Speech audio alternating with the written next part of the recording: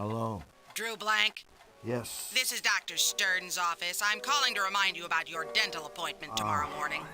Okay, thank you. Mr. Blank, Yes. you've missed your last 3 appointments, Mr. Blank. Yes, I know.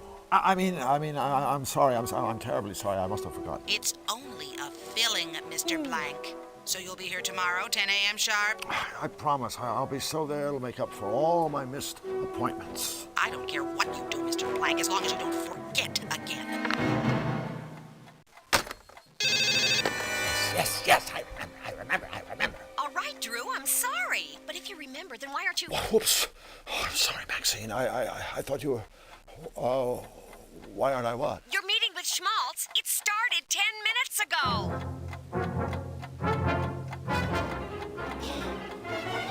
I'm so dead! In my day, being late for a meeting with one's superiors was grounds for immediate dismissal. See that it doesn't happen again. Yes, sir, Mr. Schmaltz. I'm sorry.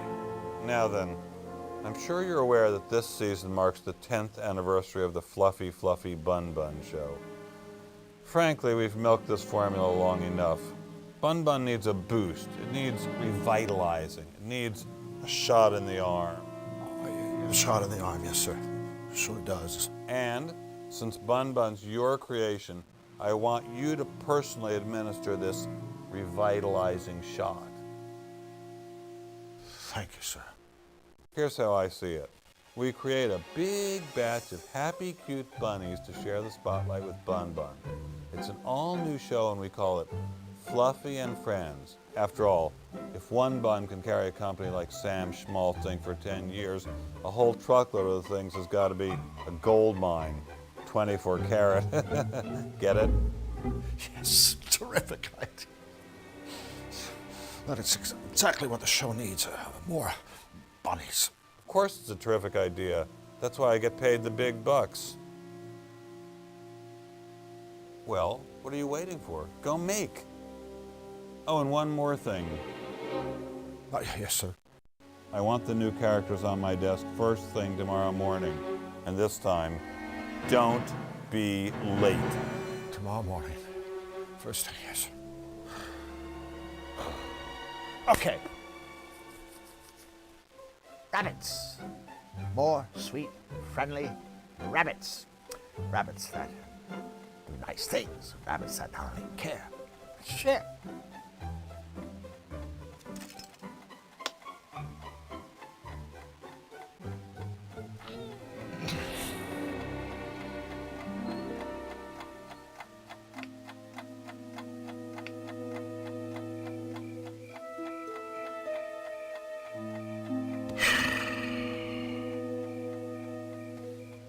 The early work of a very young, very naive Drew Blank. A kid who's going to take the world by storm. Flux. You were it, little buddy. The Flux Wiley show is really going to be something. If only...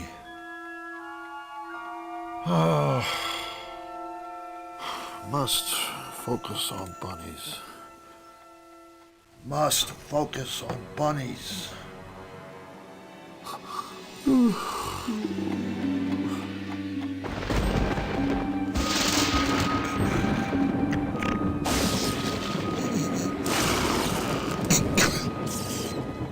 Hey, kiddies! Let's get happy! It's Fluffy Fluffy Bun Bun time! Oh no! What are you doing on at 4 o'clock in the morning anyway?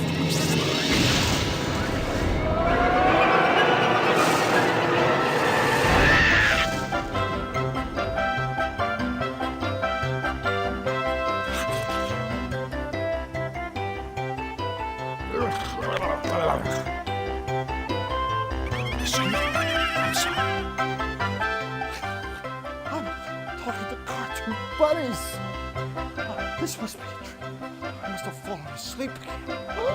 Oh, God, asleep on your line. Oh, wake up, Drew, wake up. Damn it!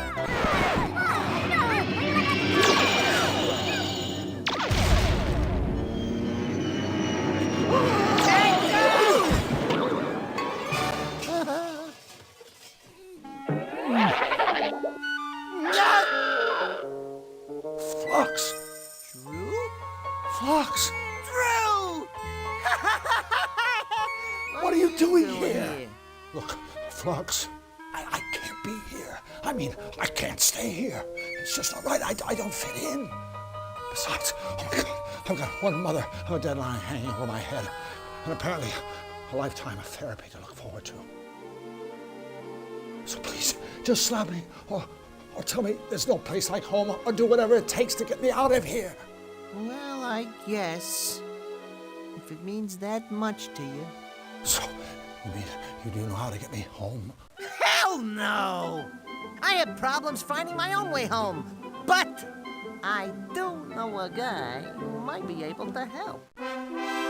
So you see, King Hugh, your wonderfulness, Drew needs to get back home. Can you help him, can you, huh?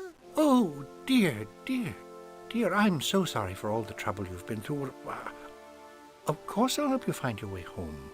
Told you. Thank you, Your Majesty. But there's just one teensy-weensy little problem. Let me explain. We are here, Qtopia. Hey, that's where I live. That's where I live, right there. Zany-Doo. It's kind of like an offshore asylum, but to me, it's always been home. Back to you, your benevolence. Yes. As I was saying, we are here in Qtopia, home of the happy, helpful Qtopians, and, of course, their good and just king. It's me. We were all so very, very happy until we fell under attack by a very wicked man, Count Nefarious. Don't even like to look at him. Who would? Nefarious is ruler of the Malevolands and its dismal denizens. He has perfected a malevolator. Hey, that's the thing that took a shot at me! It's a terrible flying weapon of Nefarious's own invention. The malevolator shoots a powerful ray that corrupts everything it touches, turning all that is sweet and pleasant into all that is sinister and ugly. So, I'm afraid, Mr. Drew, we really need you to help us before we can help you. But how could I possibly help? My brave spies have stolen the blueprints for Nefarious's bad machine. My royal engineer is using these plans to build a cutifier, a device which will reverse the damage Nefarious has done. Mr. Drew, please, I need you to help us finish the cutifier so that we can end Nefarious's reign of terror and to make the world a happy place. And then, I promise you, I will do everything in my power to help you get home. Don't worry, your benevolence. We'll save you. Won't we? Mr. Drew? Sure, Your Highness. I'd be happy to help. Absolutely splendid. Thank you, friend. You can't possibly understand what this means to me and my kingdom. Before you leave the castle, please stop by my laboratory so my engineer can show you the cutifier. And remember, all of Qtopia is counting on you.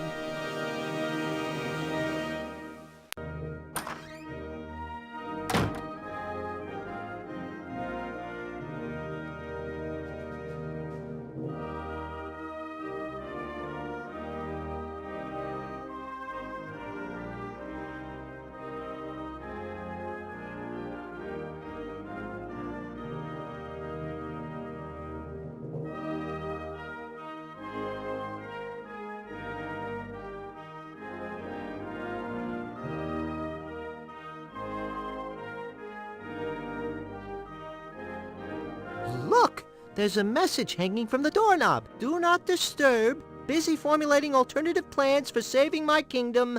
Thanks.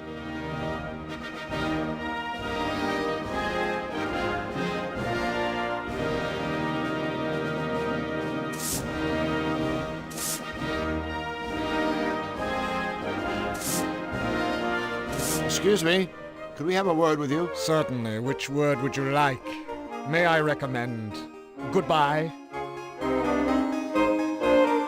King Hugh sure has a lot of trophies. Well done, sir. A keen observation. However, if I may be blunt, I find dusting a trifle difficult whilst engaged in such witty and insightful conversation. So if it's all the same to you, I suggest you gentlemen be on your way. Hey, wait a second. What kind of a butler are you anyway? For your information, no kind of butler at all. Are you blind, sir? Flux, look at him. I think he's a footman. What? So you're telling me a butler would be a great big... Right. So what all these trophies for, anyway? Aside from dusting. Why, all sorts of things. First place in the Tribute to Hugh essay contest. Most likely to succeed. Best King of Cutopia. Best King of Cutopia? Yes, that one's quite an honor. It was bestowed by the king himself. Don't you think it's just a little bit funny that the king has proclaimed himself best king? Funny? May I inquire how many times you have been so honored? Well, none, but... Exactly. So please show our sovereign a little respect, and might I suggest, in future, you reserve jocularity for a more suitable subject matter, such as your combined IQ. This must be a tough time for King Hugh. Nefarious on the loose, Utopians getting struck down left and right. Dust collecting on his trophies. Oh, indeed. It's just terrible to see His Royal Highness so unhappy. Every night, I wind his precious royal music box. It begins to play its sweet little lullaby, and only then can my poor king sleep. Sweet dreams, your royal snookums, I softly whisper, as I tuck His Highness in. Footman's duties. You wouldn't understand. Time for us to shove off. Then please, by all means, shove off, sir. Please don't touch the trophies, gentlemen. I've just spent the last week dusting them. Ahem. I've worn my toes to the bone dusting those. Please keep your hands off them.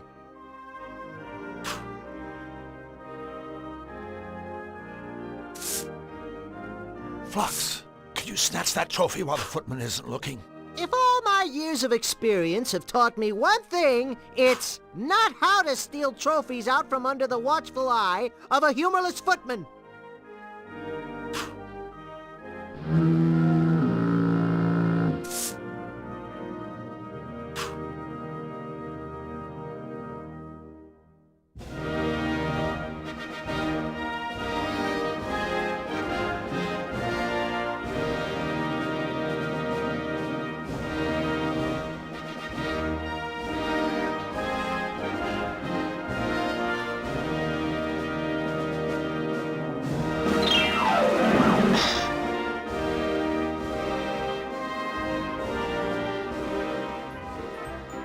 Hello? Hello, we're looking for the Royal Engineer. Really? I'm looking for my glasses. Oh, well, if you see the engineer, would you tell him we're looking for him? I will, but he's rather preoccupied right now. He's lost his glasses. Now where can they be?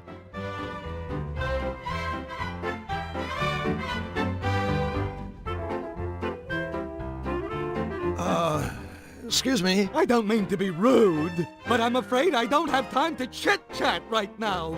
Finding my glasses is a tippy-top priority.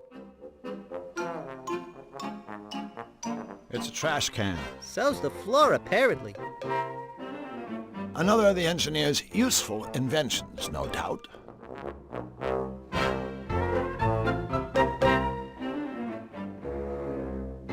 I wonder what's through that doorway on the right. That's a tippy-top secret area. Please, stay out.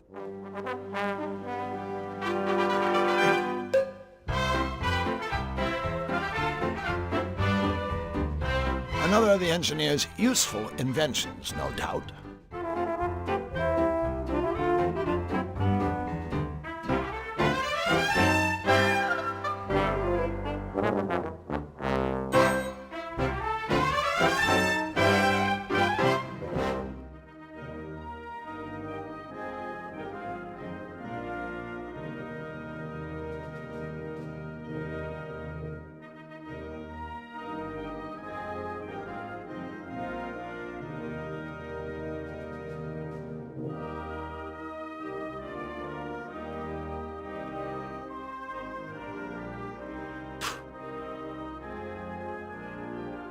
we're back again. Very good, sir. May I say, sir has an unrivaled mastery of stating the obvious.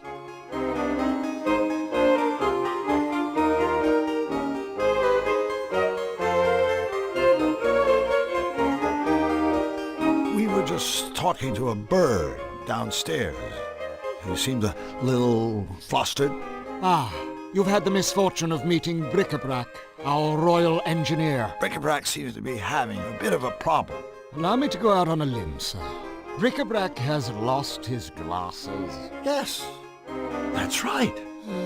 I don't suppose he has checked his pockets.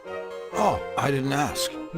Well, while I find the troubles of our engineer most fascinating, sir, in future I would prefer to focus my energies on more important matters, such as the condition of my master's trophies. King Hugh is really taking these malevolator attacks hard, huh? Indeed, my poor beloved monarch can't even sleep at night without a lullaby from his royal music box.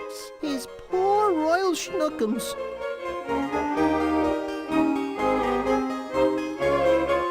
Well, I'd better be going. I have a drawer full of socks to dust. Of course, one must have one's priorities.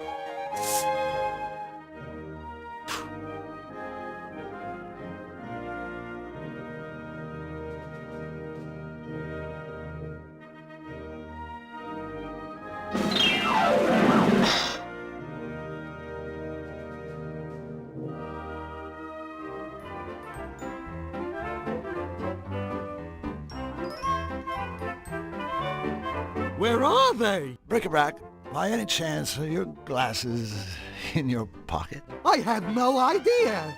I wish I had them right now. I think what Drew means is, look in your pocket! Oh, okay. My glasses! I wonder who put them there.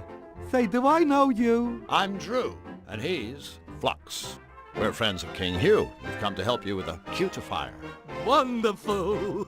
Welcome to Team Happy. Let me show you what I've been working on. Gentlemen, this is the blueprint for Nefarious's Malevolator. Now then, you see the 12 things installed inside the ship's deck? The whistles, the dagger, and whatnot? Well, they power Nefarious's malevolation beam. We need 12 things to power the beam on our machine. But so far, I've only been able to find one. Well, I guess a scavenger hunt for the missing parts shouldn't take too long. We already have the blueprint. At least we know what we need to get. Not that easy. Use the same 12 things, get another malevolation beam. See? What we need are 12 different things. Things of a different nature. Things that will produce the reverse effect. Oh, right. You said you had one thing that worked? Why, yes, I do. Let's take another look-see at the blueprint. The one thing that seems to work is sugar. It works when I put it right there where the spice is in Nefarious' machine. But why? I haven't a clue. Well, Bric-a-Brac, we better go. The sooner we get those missing parts, the better for all of us. Wait, you'll be needing the Malevolator blueprint for reference. Oh, now where's it got to? You're still holding it, Wing Commander. Oh. Oh, that reminds me. I want to give you something that may help. A bottomless bag to carry all the parts in. Thank you, Bric-a-Brac. Splendid. And please, feel free to come back here anytime. We can install different things into the cutifier to see if they work, or we can just talk. Okay? Okay. Thank you, new friends, and good luck!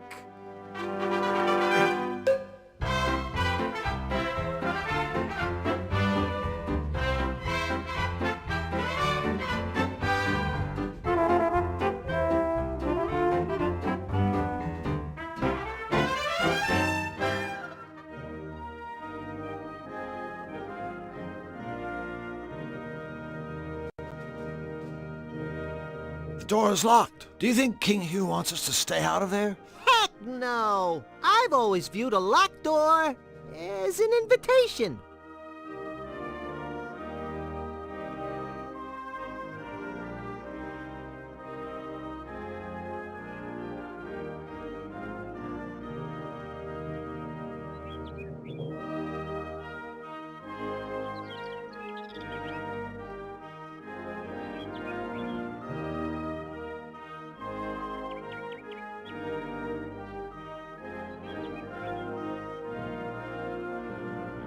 Future home of the Royal Botanical Gardens. I can hardly wait.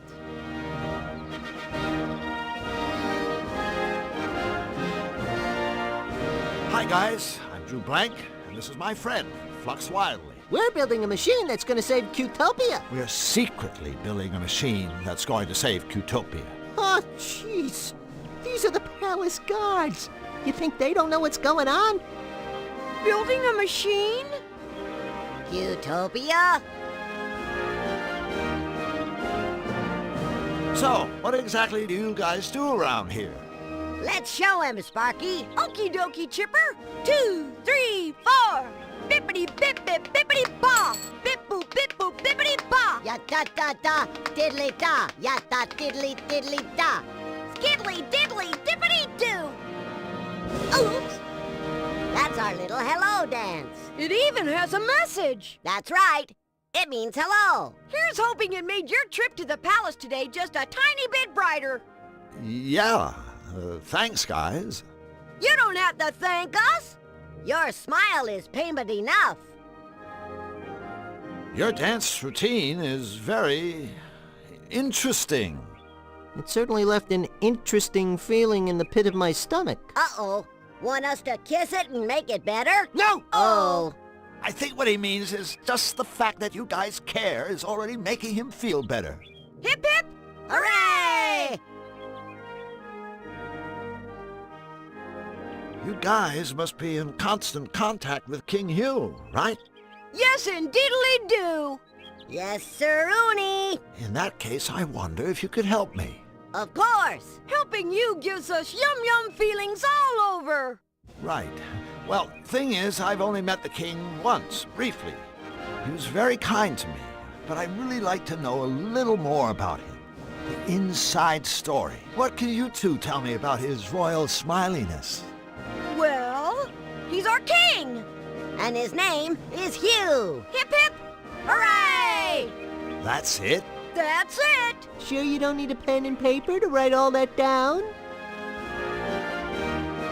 Boy, it sure has been a tough day, hasn't it, Flux? Yes? Oh, we sure could use some cheering up.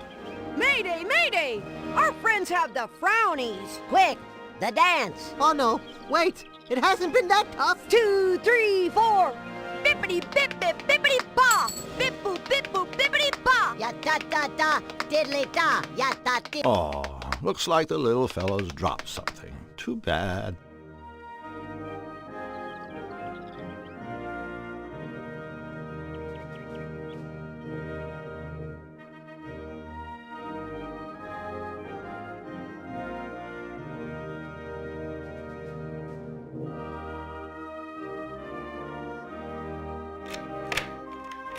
Well, there's one problem solved. And 1,110 to go. Of course, that's only an estimate.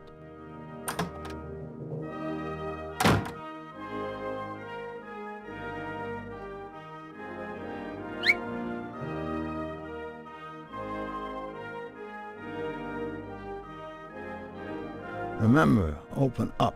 Don't shut down. Go right in. Don't be left out. Sounds like some sort of inspirational note.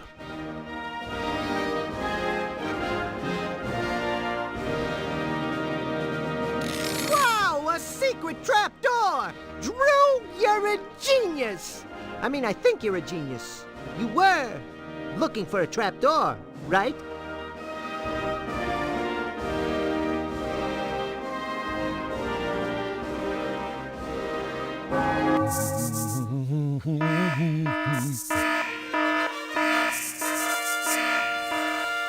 Come in, Your Highness! How dare dare you, sir? That is the king's personal calling cord. Sorry about that. See that it doesn't happen again. Oh, how very amusing. What a clever little prank. Yes, indeed. Like I told you, don't pull that cord again. Exactly which part of don't pull that cord did you fail to understand, gentlemen? Oh, he told us not to pull it. Just don't do it again. Ha ha ha. Sir does enjoy his little joke, doesn't he? It won't happen again. Probably.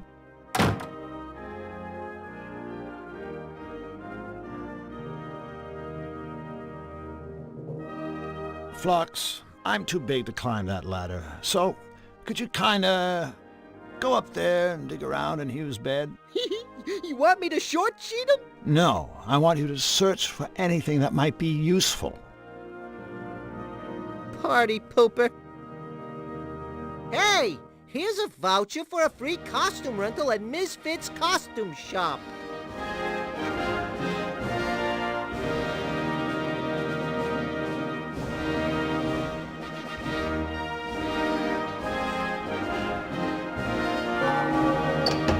Ha ha ha. Sir does enjoy his little joke, doesn't he? It won't happen again. Probably.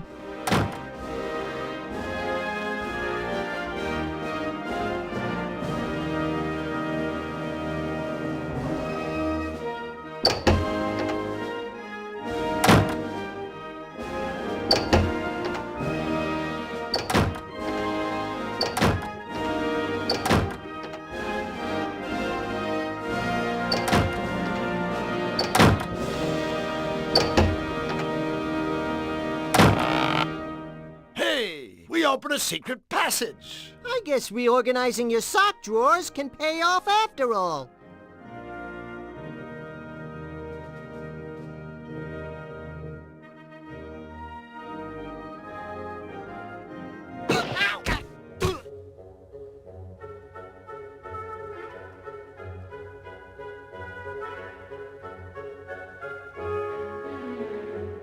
I can't reach it. Wait a minute. I know how you could get up there. In Xanadu, we'd get a large can of beans and a lighter and... This doesn't sound like a particularly good idea, Flux. Hey, it doesn't smell like a particularly good idea either. But it works. Boom! You're up there!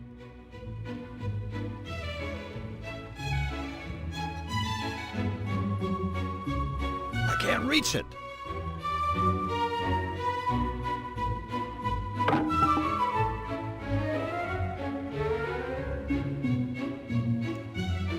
Hey, Flux, go stand on that loose floorboard for a second, okay? Sure, buddy. Whatever you say.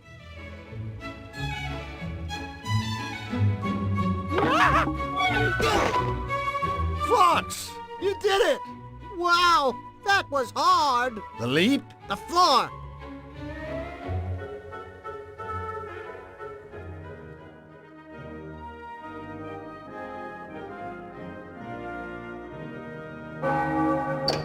Ha ha ha.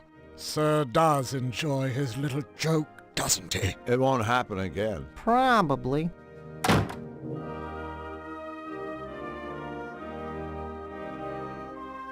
Someone could wind up with a nasty concussion if they fell through there. Yeah, and they could hurt themselves, too. Nice cover-up.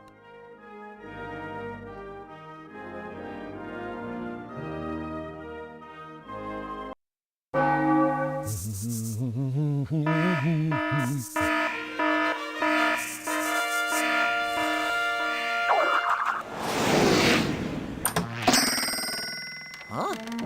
Huh? No. Yes! Whoops.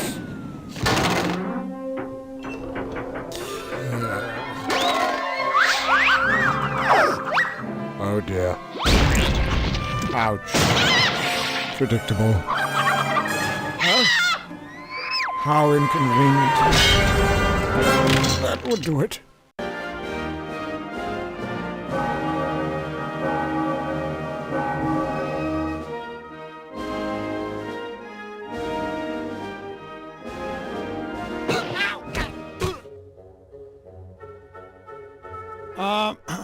Mr. Footman, if you can hear me, let me assure you that there was a very, very good reason for us setting up that little booby trap. Yeah, we needed a good laugh.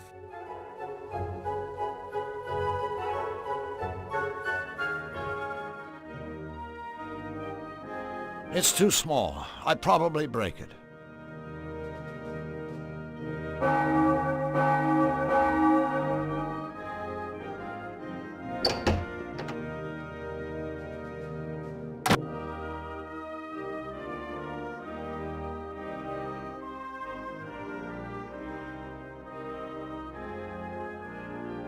Looks like this is the one that got away.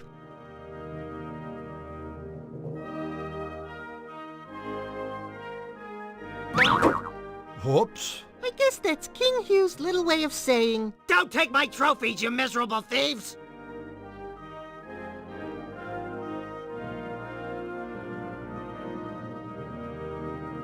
Flux is far heavier than that watering can. Well, excuse me, Twiggy.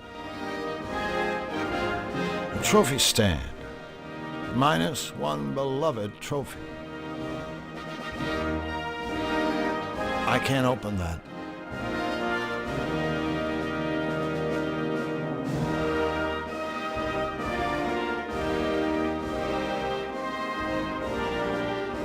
That's too heavy.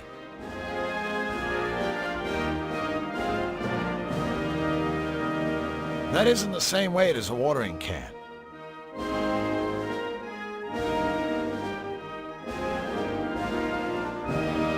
That's too heavy.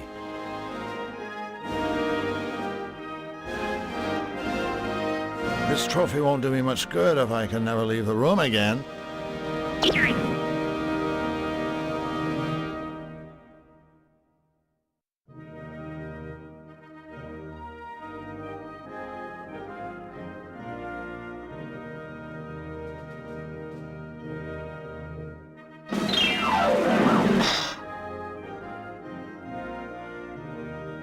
There's a hole in the side of the cupboard.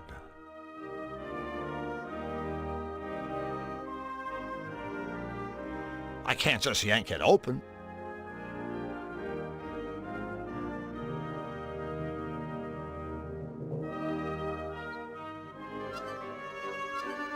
A perfectly round butthole.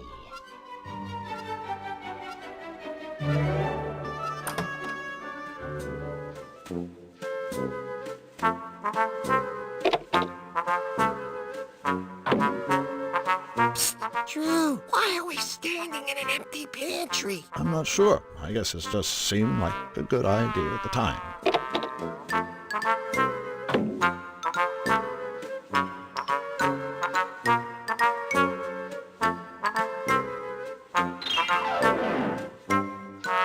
Oops.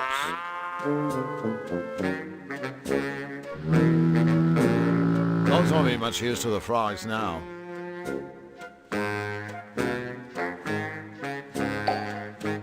Flux can't play a broken piano. Heck, Flux can't play a working piano. I heard that. Some sort of machine.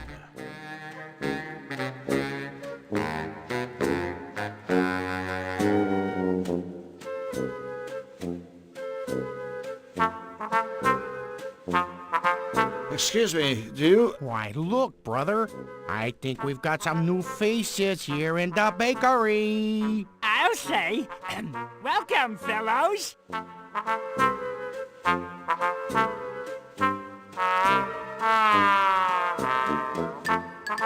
I'm Drew Blank, and this is Flux Wildly. Pleased to meet you, fellas. We're The Baker Boys.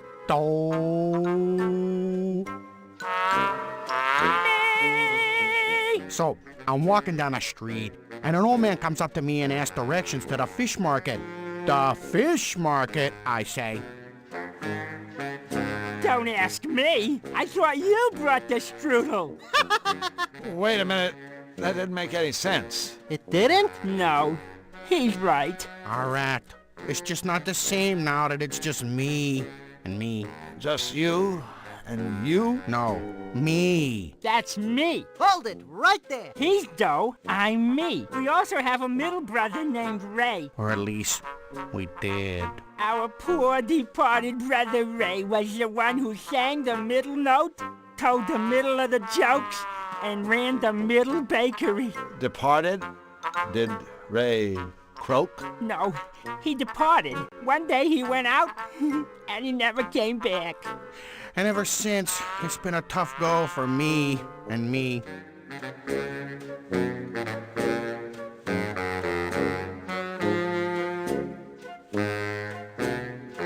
So, you guys are bakers? That's right. Me here runs the day-old bakery, and I run the day-young bakery. Day-young bakery? Selling bread that isn't finished yet. You know, lumps of dough. Of course. How silly of you, Drew. And Ray, he used to run the regular bakery. I was perfect, yeah. After I made my dough, Ray would cook it into nice rolls and sell those in his shop. The day after, Ray would pass the leftover rolls on to me, and I'd sell them at my place. But now that our dear brother is gone, Dough's dough is left uncooked. and me's shelves are bare. I think that's the saddest story I've ever heard. Oh, brother. Where do you think Ray went? We think he was shanghaied. Shanghaied? Did you say Shanghaied? Ray was Shanghaied? Whoa! I mean, whoa! Okay, someone tell me what Shanghaied means. Someone kidnapped him? Ah, bingo, yeah. Well, we think it may have been Nefarious' horrible henchman. Why would they do that? We think maybe it was a case of mistaken identity. So you're saying you think they meant to kidnap some other baking, singing frog? Well, despite all your troubles, at least you have your dough, right? Wrong. Right after Ray disappeared, things went from bad To extra bad. You see, Qtopia ran out of butter. And without butter, dough can't make dough. What if you just leave out the butter? Leave out the butter? No butter, no dough. Take it from me.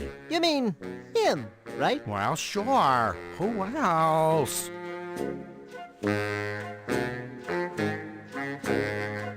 Well, I guess we better be going. Take care. Don't talk to strangers.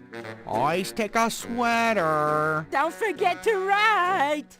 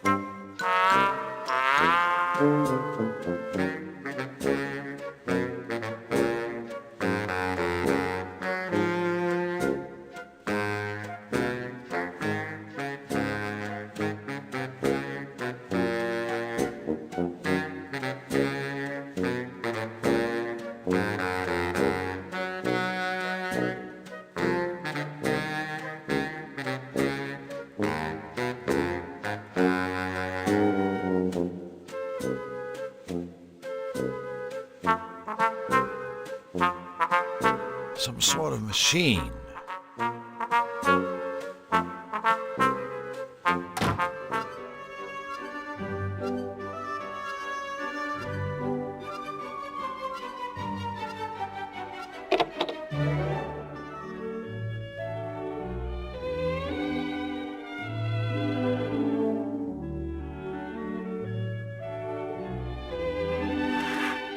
Oh boy, we sure have fun together, don't we, Mr. Drew?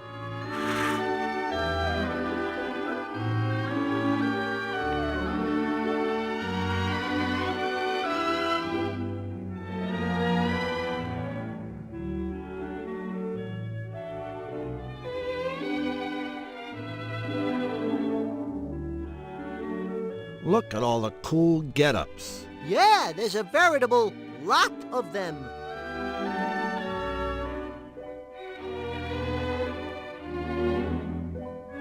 Look at all the cool get-ups. Look at all the cool get-ups. Excuse us. Excuse us. Excuse us! Okay, like you're excused. Oh my God! Like, where is my head today?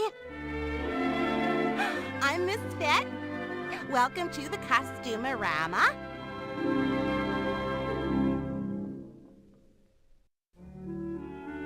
Good book? Not even. I am like a total agnostic. No, I meant, do you like your book? Like... Well, yeah. I mean, there's no such thing as a bad book, you know? I mean, there's like nothing more noble than the written word. What a crazy coincidence. Why, I was just saying that to Drew here. Books are the best. They're the tops. Good old books. Oh, all those words and everything. Woo! Can't get enough of them. Give it up, Flux. Whatever you're thinking, it's not gonna happen. I'm sure I don't know what you're talking about, Drew. So, Ms. Fit, how about you and I get together and, read a few books by candlelight? Just the two of us.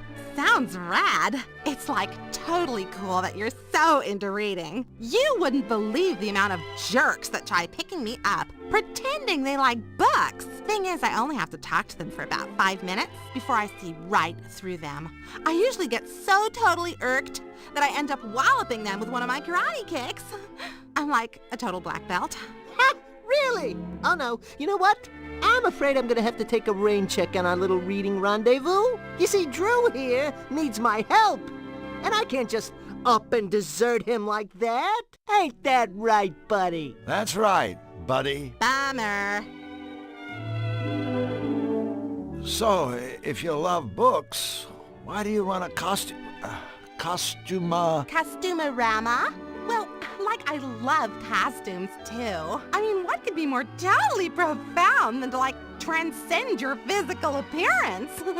Plus, reading and costuming are really cool together, you know? I mean, a lot of my costumes are based on something I've read. Like the Emperor's New Clothes. Like the one I made after I read Camus. It was based on the unreasonable silence of the universe. That I'd like to see. Oh, sorry. It's like out on consignment. Bummer.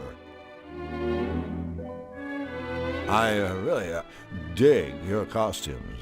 Thanks. Business has been like totally great lately. I just finished up my Rent-A-Rama promotion and I gave out Mongo vouchers. Mongo? Vouchers? For a free rental. That's very generous of you. No way. It's like marketing. King Hugh asked us to redeem his costume voucher for him. Oh, wait. No can do. King Hugh forgot to authorize this, by stamping it with his royal crest. Wow. Sorry about that, Ms. Fit. But since we're already here, and... No way. I gotta have this stamped, guys. I mean, otherwise someone could just, snag the king's voucher and try to pass it off as their own or something. Not that you guys would ever do anything like that. No! I mean, that would just be flat out wrong. Yeah, absolutely unthinkable. Cool! I knew you'd, understand. So what's that you're reading? It's called Enigma. It's a book of insoluble puzzles.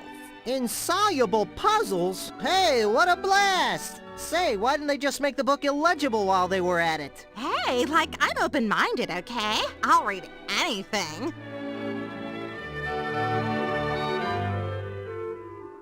We are so out of here. Yeah, quick, before you start talking like that all the time.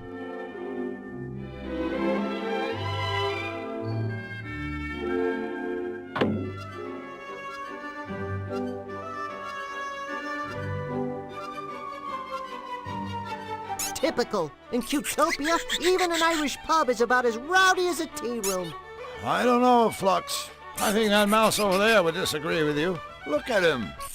Away with you!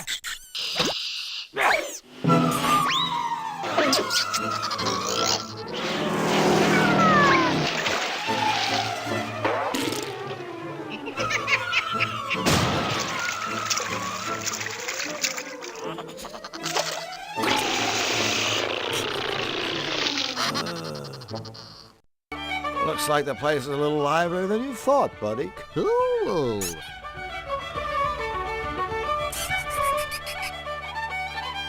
Hi there. Hello and welcome. So glad you could make it to me lovely establishment. My, you're looking awfully good today. Magic weather, isn't it? Yes? A good answer. A fine answer. Aye, nothing short of pure dead brilliant, by the way. Thanks? Why, and I couldn't be better myself. Thanks for asking. Sure.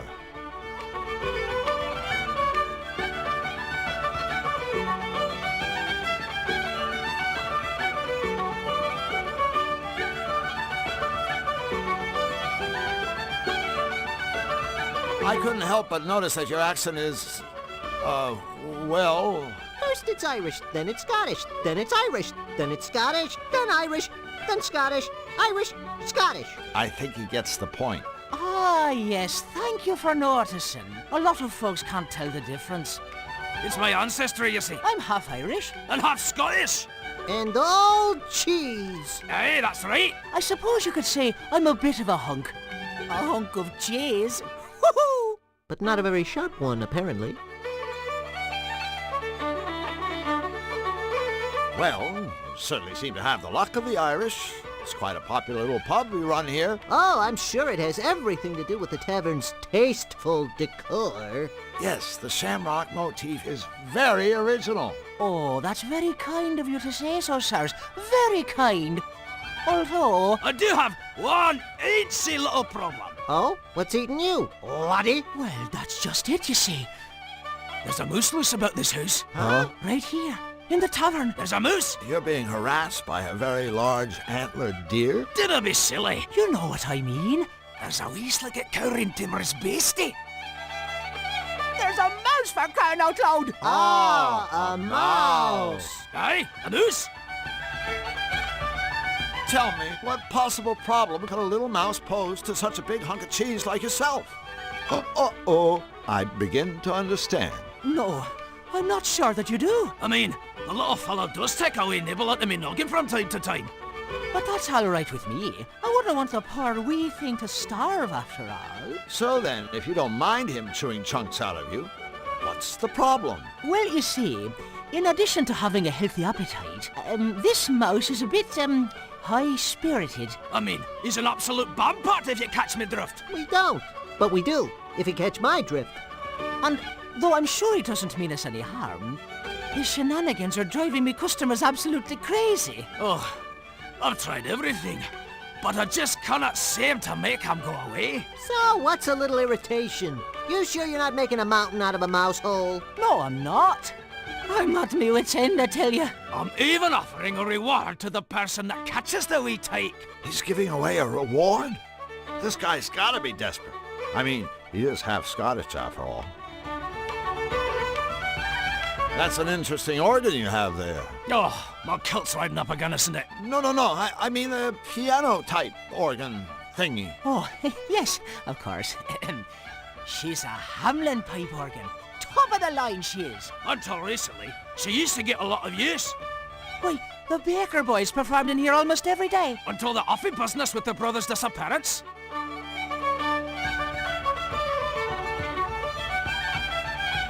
So how long has this mouse been around anyway? You know, it's funny. He showed up the very same day I got back from me vacation. Your vacation? I went to Xanadu. Oh, what a terrible mistake. Hey, watch it, buddy. That's my hometown, you know. And a lovely place it is. But, and this is only my opinion, mind you, it's no place to relax, is it? Why, every time I'd so much as set foot outside, wham! Someone will come up behind me and pull my kilt down or drop an anvil on my scone. Hey, that's... just terrible. I see you've set a trap for your little visitor. Oh dear, that horrible thing. I really hoped I wouldn't have to use it, mind you. It's just that, well, I've asked our tiny friend nicely to leave ever so many times, and it hasn't worked at all. I thought he'd see that ugly trap and simply get scared away. Yeah, right.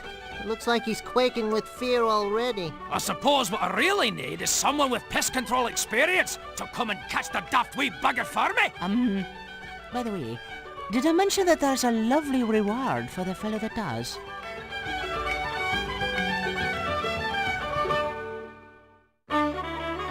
Hey, wait a minute. Do we leave that haggis in the oven? Oh yeah. We best skedaddle. Well, it was a pleasure meeting the two of you. Come back anytime you fancy.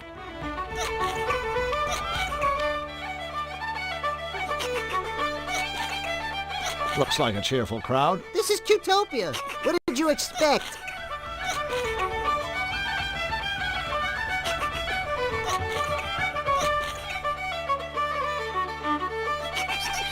Can't seem to catch him.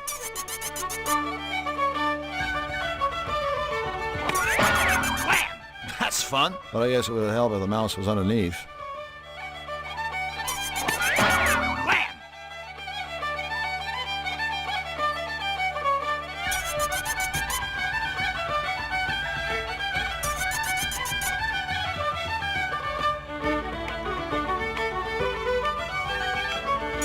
It's just too fast.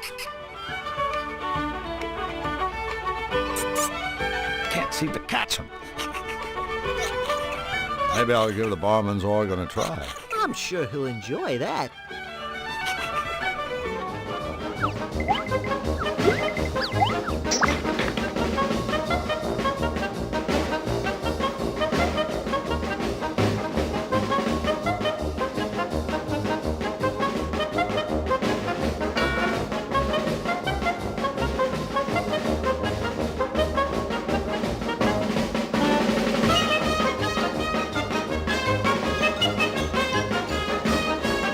Flux, go give that mousetrap a whack, would you? Check.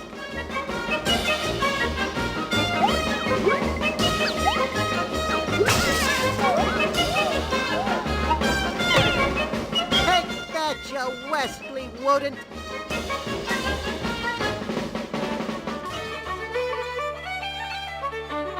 Well done, lad. Goodness me, you used the trap. I never meant for our wee pal to get popped. Oh, don't worry. As soon as we bend his skull back into shape, I'm sure he'll be just fine. Ugh, I suppose you're right. Perhaps it is for the best. Thank you, friends, for making me tavern a peaceful, happy place again. Oh, and without further ado, here's your reward, gentlemen. An old mug. That's our reward? I know. It's maybe too much, isn't it? But please, take it. I insist. The both of you have earned it, so you have. Flux, what are we going to do with this piece of junk? I got a few ideas.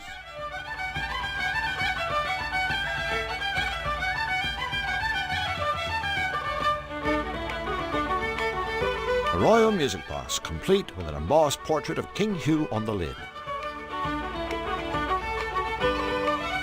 The Malevolator.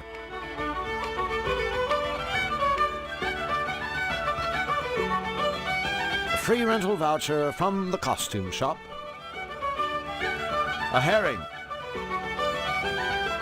Keys from the baker's piano. A leaky old tankard from the tavern.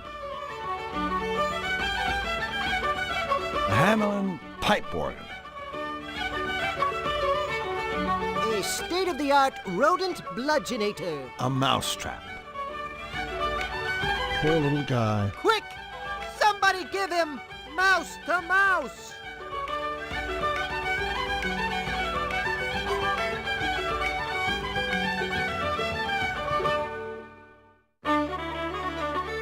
Looks like a cheerful crowd. I can't decide whether he's Irish or Scottish. He looks Swiss to me. My pal Flux. A telephone of sorts.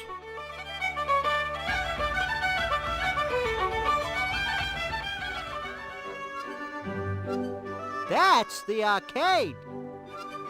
Cutopia's Tavern, the only bar I know where happy hour lasts all day. The bakery. The costume shop.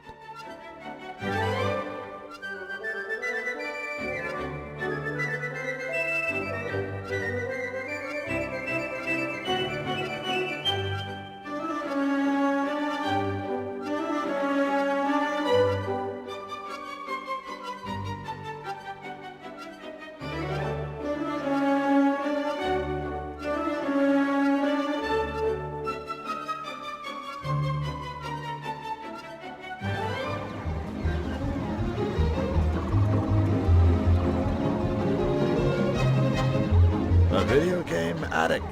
I don't get the attraction. I mean, simulated violence? What's the point?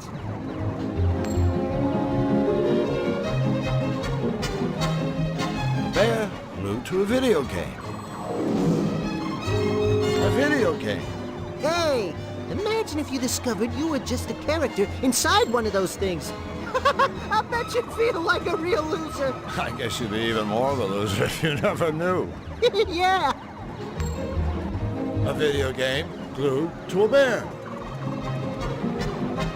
That game isn't very popular.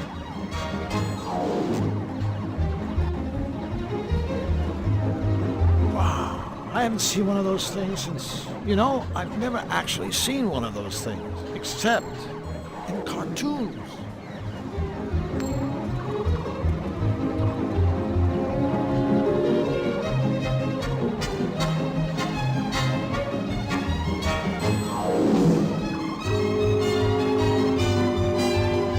I think that guy's short a couple of legs. Does that make him a sextopus? No, just easier to draw. Good day, kind sir. My name is Drew Blank, and this is Flux Wildly. Pleased to meet you. So, is this an arcade? No, it's a flower shop. Only we're fresh out of flowers. Of course it's an arcade, you meathead. Drew, did you hear that? You just got dumped on by a Cutopian. Drew Blank snubbed by a sap. Oh, boy, I can't think of anything more humiliating. Wait until everybody hears about this. You'll never live it down. Ladies and gentlemen, my friend Flux Wildly.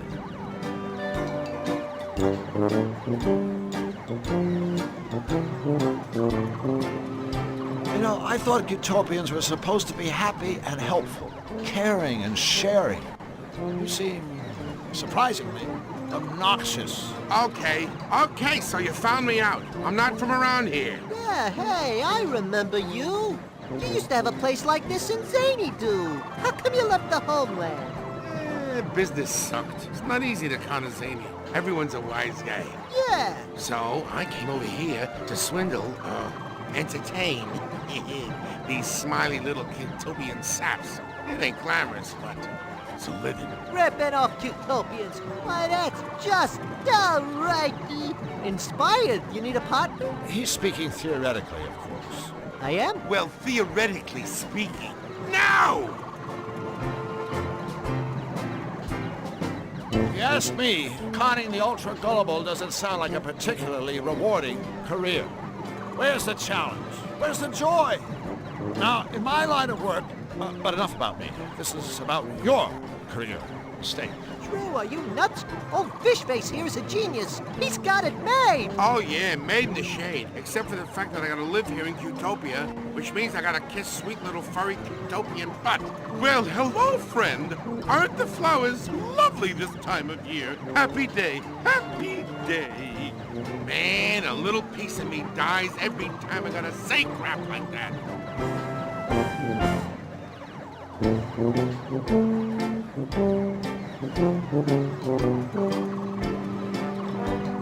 That game in the middle isn't very popular. Whackman? Hey, that's 'cause it's from Zany-Doo. My furry little patrons prefer goody-goody Cutopian games like Sweet Fighter. Sweet Fighter? You hurl compliments. Figures. That's your most popular game? Yeah, that and Mortal Wombat. I won't ask. Well, don't. Now, Whackman, here's a game. And With all the time I got on my tentacles, let's just say I've gotten pretty damn good at it. In fact, I've got sort of a standing challenge. If anyone can beat me at Whackman, I'll give them one of the arcade's top prizes. This fabulous, practically gold chain.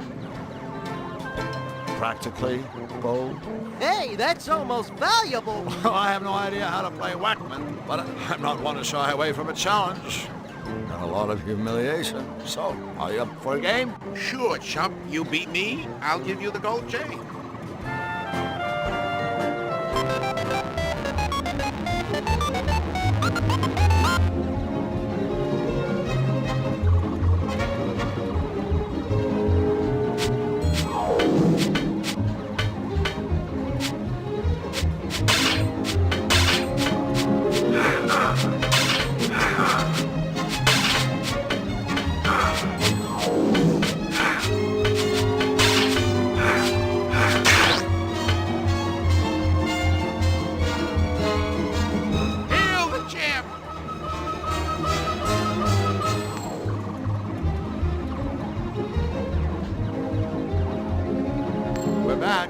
Oh, goody.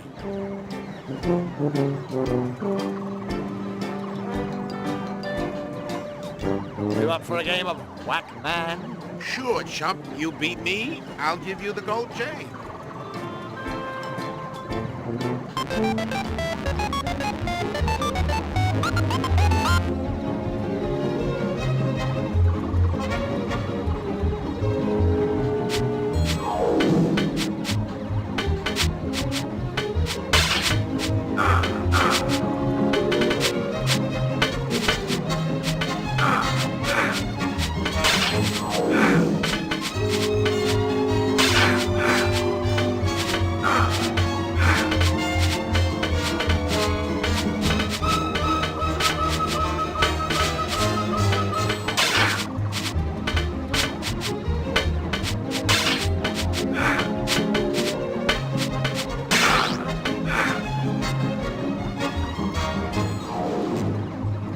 Sorry, buddy.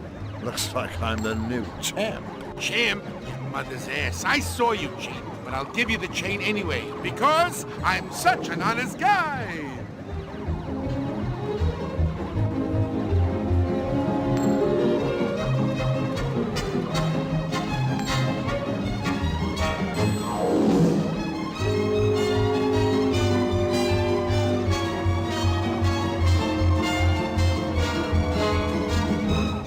An unconscious and slightly scruffy mouse. A cheap chain from the arcade.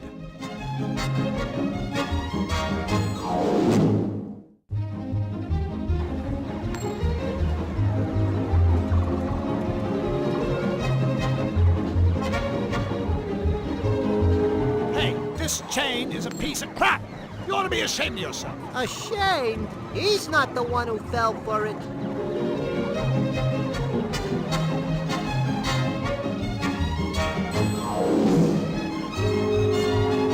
No way. My mother always told me, feed a cold, starve a cheater.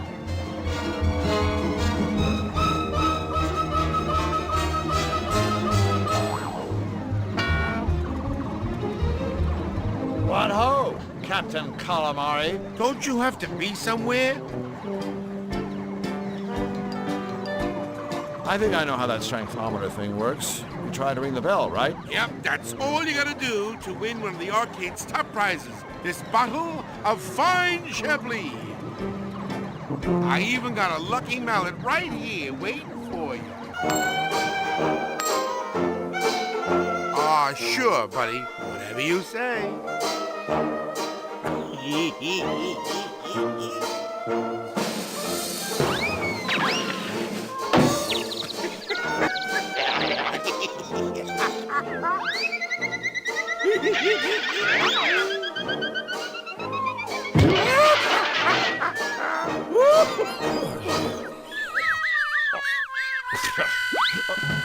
Good effort, Drew. Even though you failed, I admire you for giving it your best shot. I don't know him. I've never seen him before in my life. Greetings, O Tentacle One. Hiya, Squid. So, what about that King Hugh? You gotta love him. I mean, you do. Gotta love him, right? Oh, he's the happiest, kindest king in all Qtopia. I salute him. To tell you the truth, the guy's way too happy. Makes me want to puke. So you want to play some games or what? So long, Mr. Squid. I've treasured the time we've had together. Well, that makes one of you. That's cute.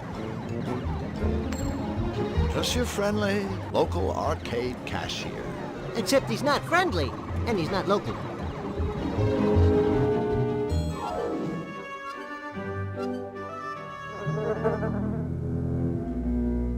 It's Fluffy Fluffy Bun Bun in a big hurry. Maybe she's late for a very important date. If we don't stop Nefarious, someday all of Qtopia will look like this. Hey, it's Fluffy Fluffy Bun Bun. Big whoop. Fluffy Fluffy Bun Bun, I presume? That's me! How are you today, Fluffy? I'm fuzzy and fluffy and cute and cuddly, and I just couldn't be happier. Oopsie, I just told an itty-bitty fib. You see, ever since that bad Mr. Nefarious started messing up Qtopia with his nasty machine, I've been just an eensy bit cranky. That nasty man is ruining everything! Just look at my meadow! Nasty, nasty, nasty! It's just not fair! Oh, golly, listen to me. I'm being a great big grouchy pants. I should be welcoming you. Welcome, welcome. Thanks so much. No, thank you. I love to make special new friends. Oh, boy, is it a beautiful day. I guess Nefarious's attacks have you pretty shaken up. Golly, yes, but it gets much worse. You see, some bunny gave me this cotton candy to cheer me up. But I prefer popcorn!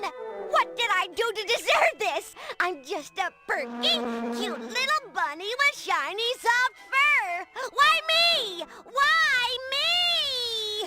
Right.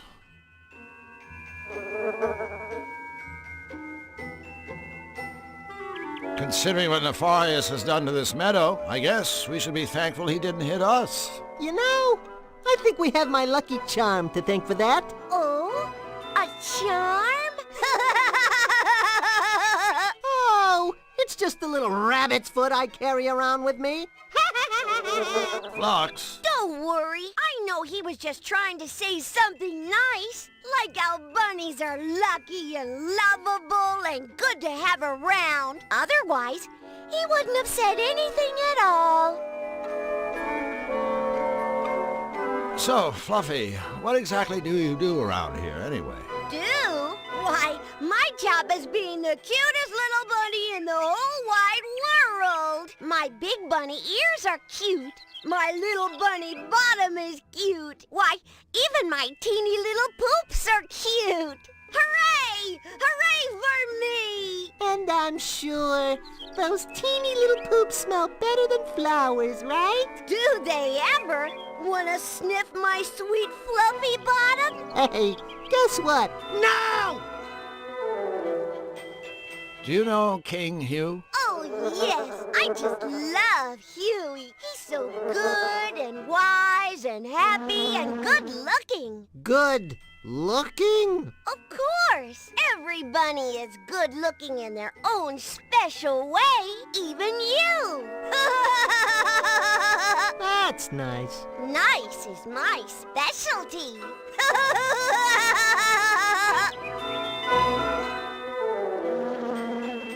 So, Fluffy, what's so bad about cotton candy anyway? Well, gee, nothing at all, I guess. Except that I hate cotton candy! Oh, my poor little tummy! Whoa! Woe is me!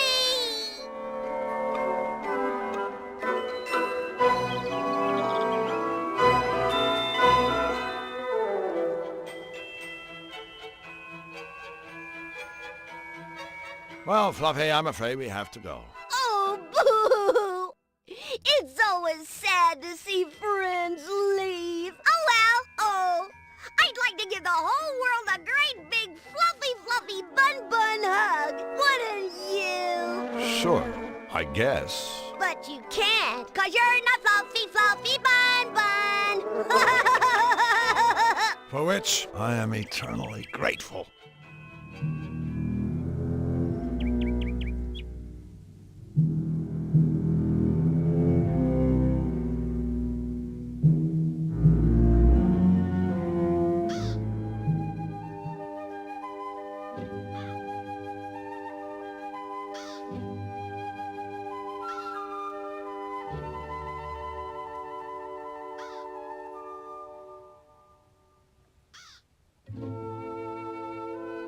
A scarecrow, asleep on the job. Looks like sweet corn. Around here, is there any other kind? I'm sure it wouldn't hurt if I just took one.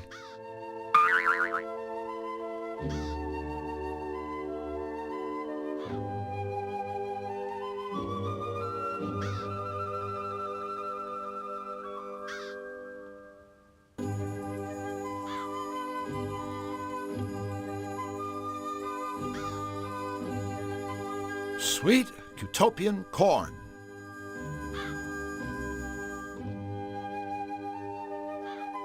Hello? Drew, what do you think you're doing? Well, I thought maybe, you know. You thought this rag-clad bundle of straw was alive, didn't you? No. Well, okay, maybe I did. It's not like I haven't seen weirder stuff. Oh, Drew. Even in my world, the scarecrow is just a... Hello? Scarecrow. You were saying? Hey, did one of you minxes call me a rag-clad bundle of straw? Or did that all happen in some beastly dream? I don't know. Dreams are the strangest things, aren't they? I had to simply divine one the other day. I was floating high above the world, the wind gently cradling and caressing me as I gracefully swooped and pirouetted in the air. Oh, and through all of it, I was wearing this teal chiffon scarf that was to die for.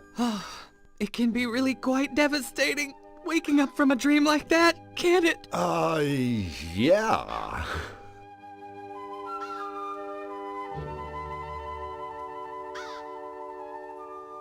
So, Mr. Scarecrow, what are you doing here? Just hanging around? Hardly, if you must know I'm watching over my babies. Your babies? The crows, darling, the crows. You might want to take another look at your job description. As far as I know, scarecrows are supposed to scare crows. For your information, I am not a scarecrow. I am a carecrow. Who do you think cares for all the little birds? Florence Nightingale? Sounds about right.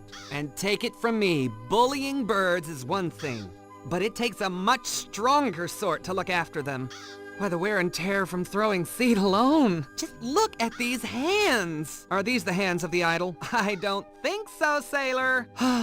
Well, I suppose it's the price I pay for not wearing rubber gloves. But have you seen the gaudy colors those things come in? Yuck. No thank you. I'd rather my hands fell off at the sleeve than be caught wearing those fashion faux pas. I know, I'm terrible, aren't I?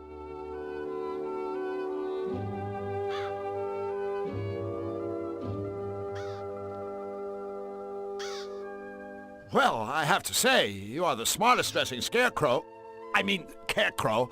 I've ever met. Oh, you are a sweetheart, aren't you? Oh, I dig the cloak. It's good. This old thing?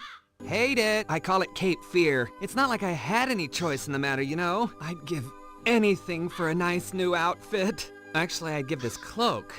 I'm afraid it's all I've got. I don't suppose you boys could find it in your hearts? Oh, but no, what am I saying?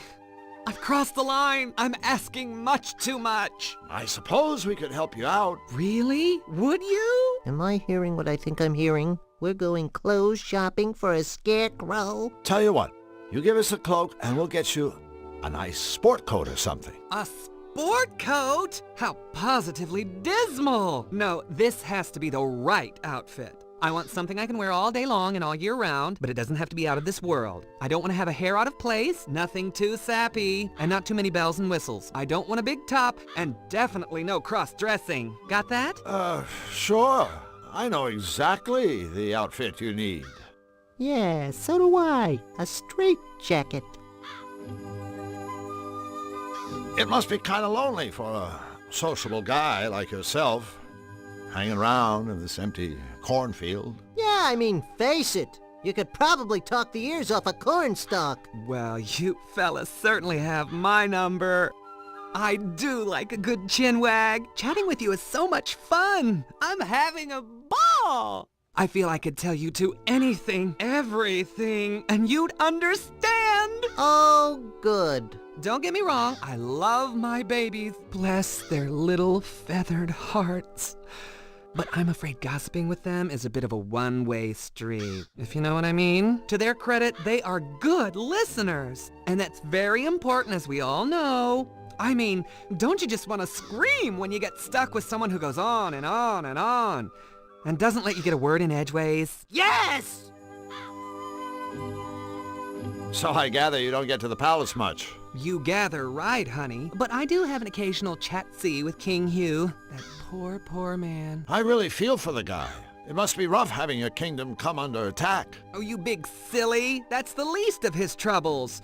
I mean, just look at his ensemble. Huh? Those baggy royal robes. Ugh, I just cringe. I mean, you'd think a monarch could afford a tailor. Now, if I were king, having impeccable dress sense would be mandatory for all my subjects. Needless to say, I'd lead by example. And believe you me, I'd get tough on those who continue to show poor taste in their wardrobes. I'd rule with a moisturized fist and a cherry velvet glove. Oh, what a darling little world that would be, don't you think? Sure. A fashion dictatorship headed up by a straw man? Sounds swell.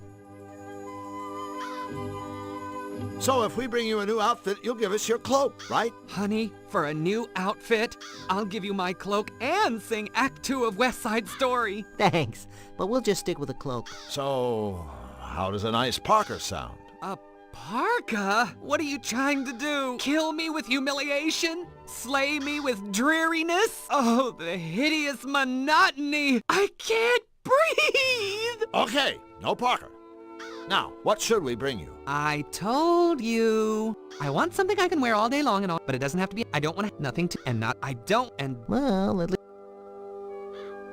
Well, we gotta be going. All right, boys, but don't forget about your friend the Carecrow. Be sure to keep me posted. As if I wasn't already.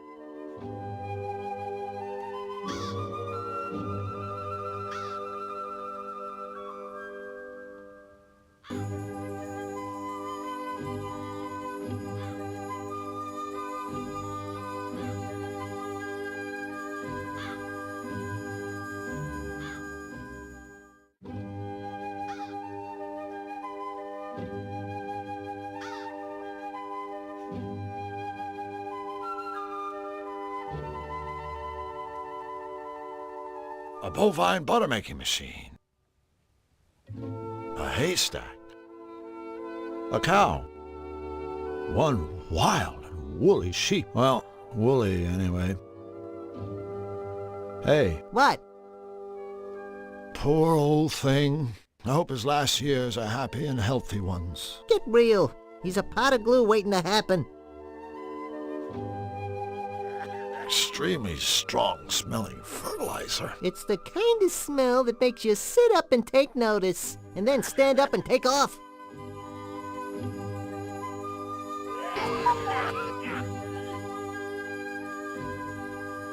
Hello, ladies. Psst, Drew, let me handle this. I'm a whiz with foreign languages.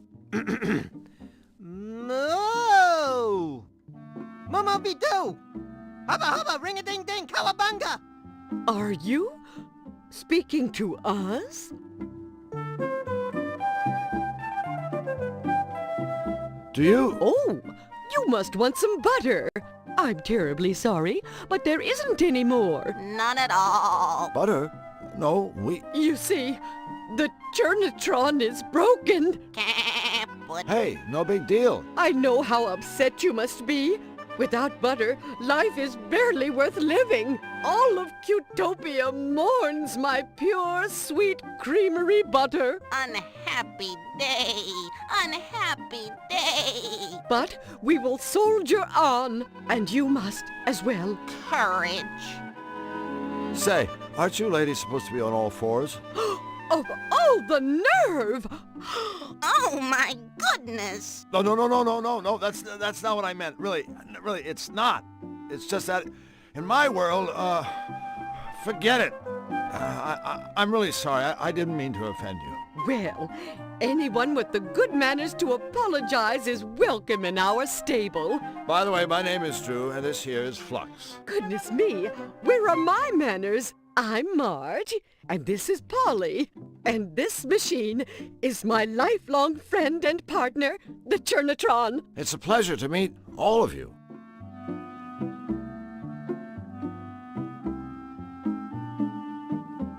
Did you say the Churnatron was broken? Yes, I'm afraid the poor thing is on the fritz, and has been for quite some time. Oh, it seems like an eternity since my last milking. I don't mind telling you that my rosy red swollen udders are in desperate need of a good sucking from old Journey here. Actually, I mind you telling me that. You see, we were a team. Together, we made the sweetest, purest butter in all of Cutopia.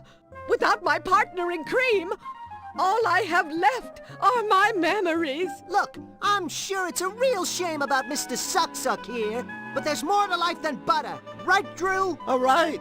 I mean, you've got this quaint little barn to live in, and all the hay you could ever want, and Flux. Did we mention this lovely barn? Ooh, besides, you could have a career in the beef business. A short one, of course. It's sweet of you to try to cheer us up, but butter is my life. Until the Churnatron is fixed, things just won't be the same. So, what exactly happened to the Churnatron anyway? I'm afraid it may have broken down from simple overuse. I do so enjoy making butter. 1 minute it was working fine, churning away. Then all of a sudden a metal thingamabob flew off. We looked everywhere, but we couldn't find it. If only we had a way of getting that part. Without it, my life is meaningless. You know, Marge, meaning, purpose, all that stuff is overrated. Hell, just ask Flux here. His life is completely pointless, and he's loving every minute of it. You betcha, sweet Bippy. As a revered Zanian philosopher once said, those who seek meaning in their lives are... What the... Ah! He was run over by a runaway ice cream truck before completing his last work. But for all us Zanians, there is profound meaning to be found in his senseless, untimely death. I know what you're trying to do, and I thank you. You're good people. But I'm afraid for a domesticated bovine, life is empty when you have a sack full of souring milk. Amen. The horse seems a little quiet. Elmer? Yes, Elmer's special. Special? You know, it's a nice silo, but it isn't holding any grain, if you grasp my meaning. No grain. Grain? I just figured he was a total retard or something. Sorry, ladies. Flux is special. He suffers from foot and mouth disease, if you grasp my meaning. Huh?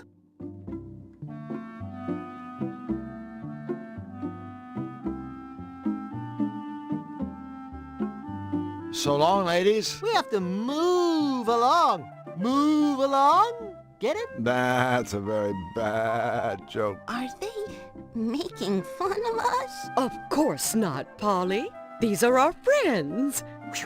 Comments like that make me feel like I'm about 3 feet high. You are about 3 feet high. Cool. For a second there, I thought I developed a conscience.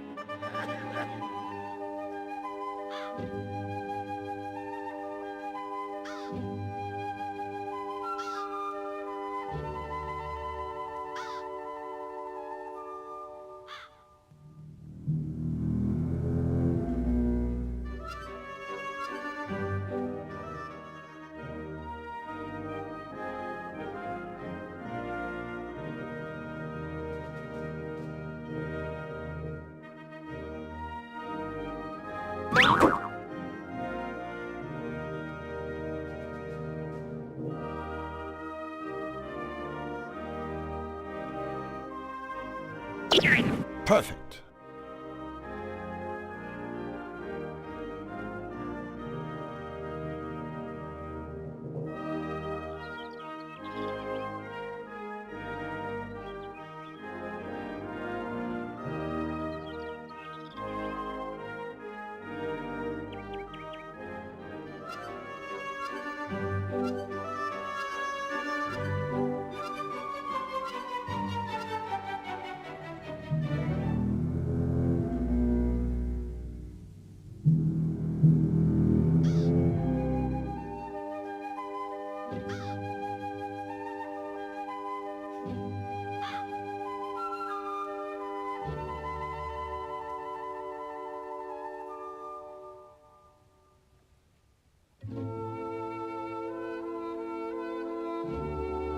Oh, yuck.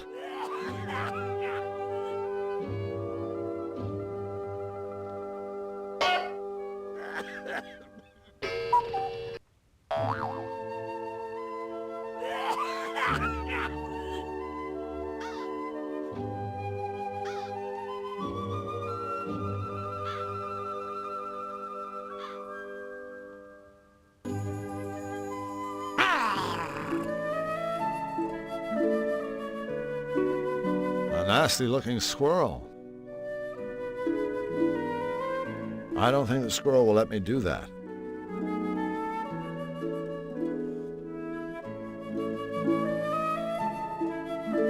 Fox, go up there and ask the squirrel if you can grab his nuts. I thought you'd never ask.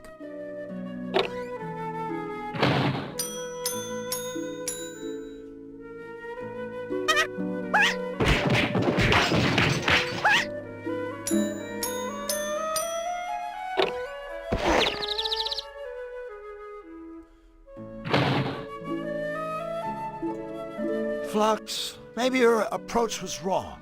Could you try getting those nuts again? Why me?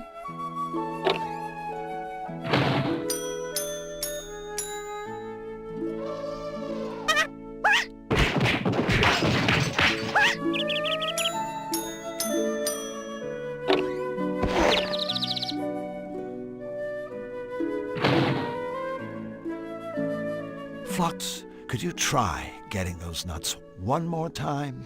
No!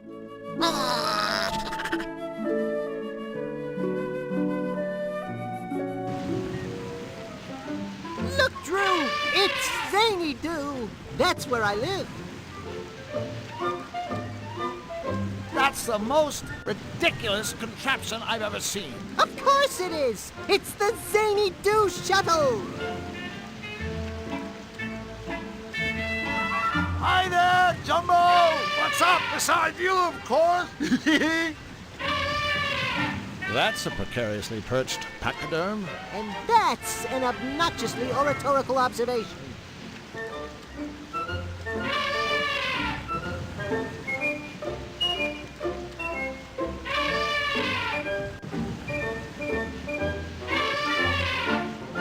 Looks like a gear shift. It's in neutral.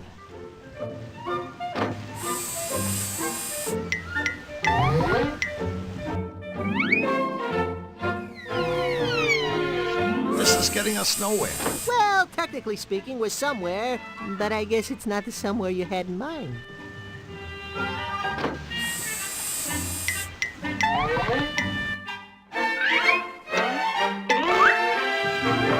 This is getting us nowhere.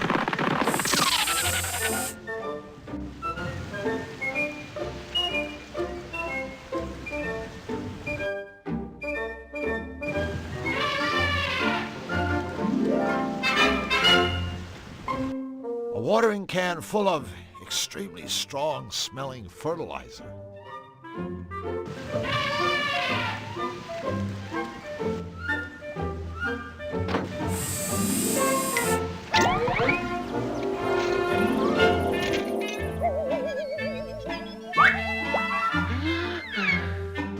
I guess an unconscious mouse ain't all that scary.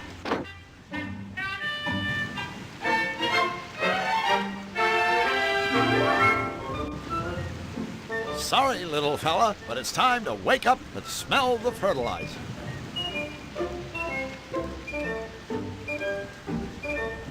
A hand holding a wide-awake mouse. I guess the nut's not up for grabs.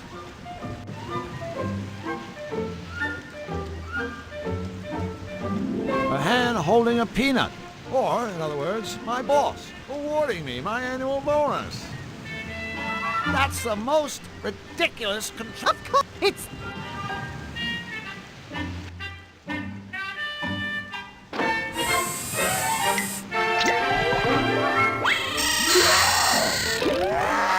We're going to Zany-Doo! I love going to Zany-Doo! Are we there yet? Perfectly round butthole.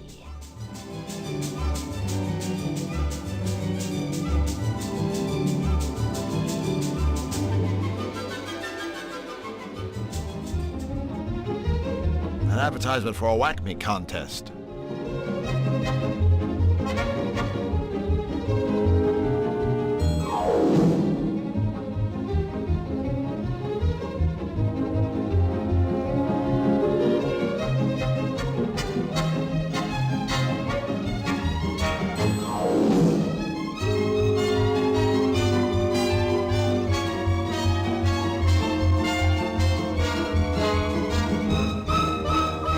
I've never seen someone with fish epaulets act quite so serious.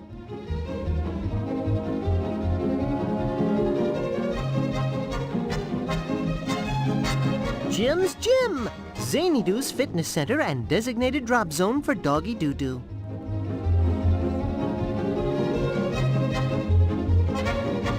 Excuse me, sir. Outhouse security. I'll have to ask you gentlemen to step away from the rest facility. Oh, yeah? Or else what? Citizens, in my capacity as an outhouse security professional, this Flushing establishment and its surroundings are within my jurisdiction. In short, from where you stand, I am the law. As such, I am authorized to deal with scoundrels, gangsters, charlatans, miscreants, rapscallions, ne'er-do-wells, and all other troublemakers as I see fit. This would include mercilessly beating you about the head with the shovel. I think we better just do whatever he says. I swear, if it wasn't for the fact that I'm a pitiful coward, I'd step back a few feet and flip him off. Big time! Let me get this straight. You're guarding this outhouse? Correct. No one is allowed inside until the clock strikes the end of my shift. Zany-Doo Penal Code Section 7, subparagraph 12. What if it's an emergency? A fish flushing emergency? Fish flushing? Well, yeah. What else would we do in there? Sir, I would caution you that entering an outhouse for any reason other than to flush fish would be considered toileting with intent, for which I can and will cause you pain. Hey, what else would we do in there? Right, Flux?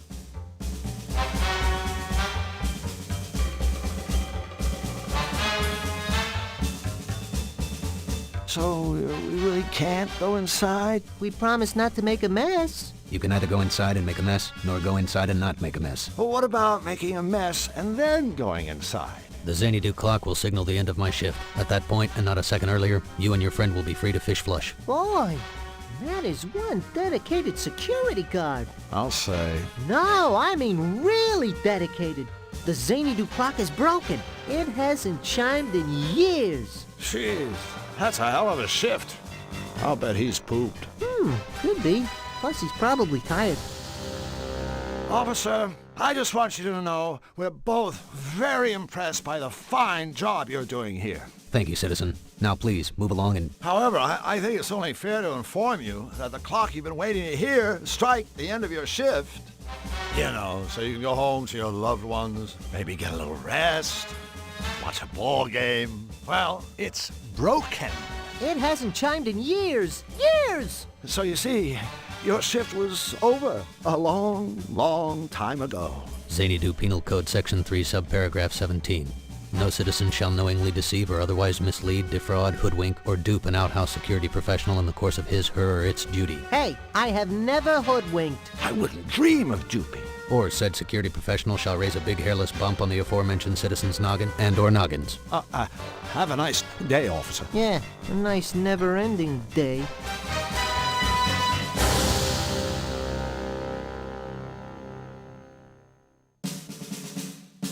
Look, we just want to flush some fish. Is that so wrong? I believe I have made it very clear to you two that fish flushing hours are over. Come back after the Xanadu clock has chimed out the end of my shift. At that time, I shall spend exactly 30 minutes perambulating to my residence, and after ensuring that my dwelling is tidy and secure, will retire for the evening. Until then, I shall guard this flushing establishment with the selfless devotion expected of an outhouse security professional. How about a bribe? What could you possibly offer me to make me break the law, and in so doing tarnish the spotless reputation of the toilet sentry? Drew? Satisfaction of knowing you've helped someone in need? So long, gentlemen. Nice one, buddy. Pity. I thought you were about to offer me a comfy chair. Yes, we can get that. Just let us in. Attempting to bribe an outhouse security professional is in direct violation of Xanadu Penal Code Section 5, subparagraph 13. Cease and desist, or ready your hiney for the mother of all spankings. Look, we don't even know what time your shift ends. Can you just slip away and take a quick look at the clock and see if your shift is over? I can't leave my post to look at clocks. Civil Code Section 8, Part... But if you checked the clock and it really was fish flushing time, then you wouldn't actually have left your post. Because, technically, you would have already been off duty. Am I right? Could you repeat that? Just what kind of idiot do you two think I am? Xanadu Civil Code Section 5, subparagraph 25.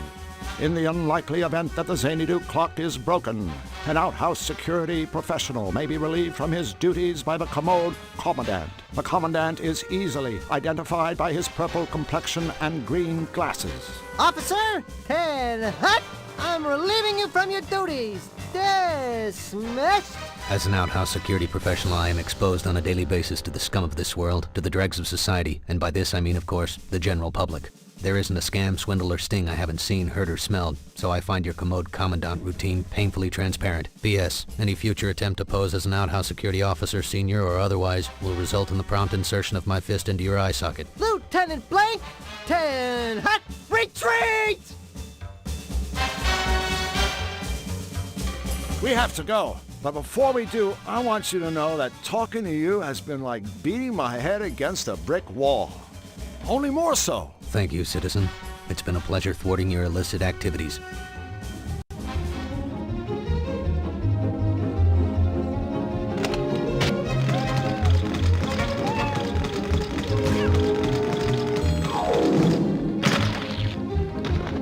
No, not like that. Some hazardous-looking gymnastics equipment.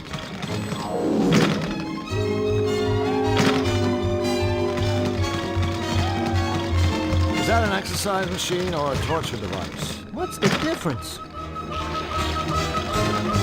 Hey, Flux, go pump yourself up. Remember, friends don't ask friends to exercise.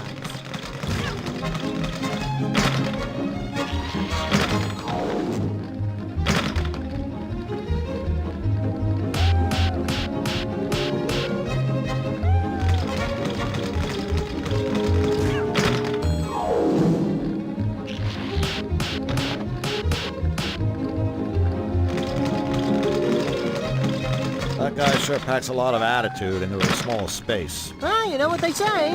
Obnoxious things come in small packages. Yes, I've heard that. Hi there, I'm Drew. This is my friend Flux. Oh look, two scrawny stick figures have wandered accidentally into my world-famous gym by accident. You two are obviously looking for the dress shop down the street. You will recognize it by the sign reading, "Yes, girls, come inside now. We have petite sizes." Ugh. Let me guess. You're Jim. Ooh, I am becoming flabbergasted. To my surprising, your little monkey head actually contains a tiny brain. Actually, my species parted ways with the monkeys a long time ago.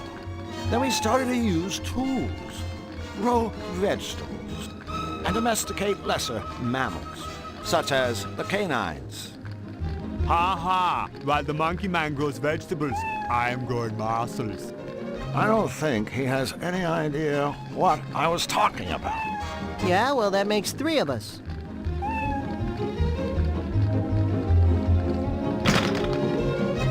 So, what's so great about this gym anyway?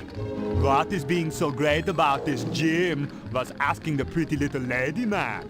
My techniques have helped hundreds become stronger, less pathetic individuals.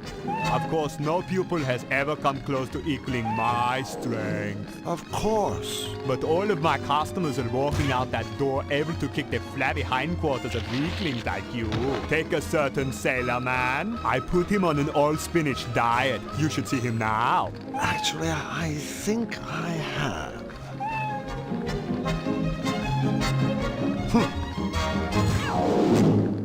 What's that big machine in the corner? You are looking at the ultimate piece of bodybuilding equipment, the Pumpotron. Guaranteed to be beating even the most pathetic loser into a powerful specimen of manhood. Hey, Drew, listen to that. Sounds like there's hope for you after all. Sorry, Charlie. The equipment is only for club members. Right. Well, I guess we'll go ahead and join up. Wrong again, Pee-wee man. Membership is by invitation only. My invitation. And, we're not invited. Bingo, puny wimp runt.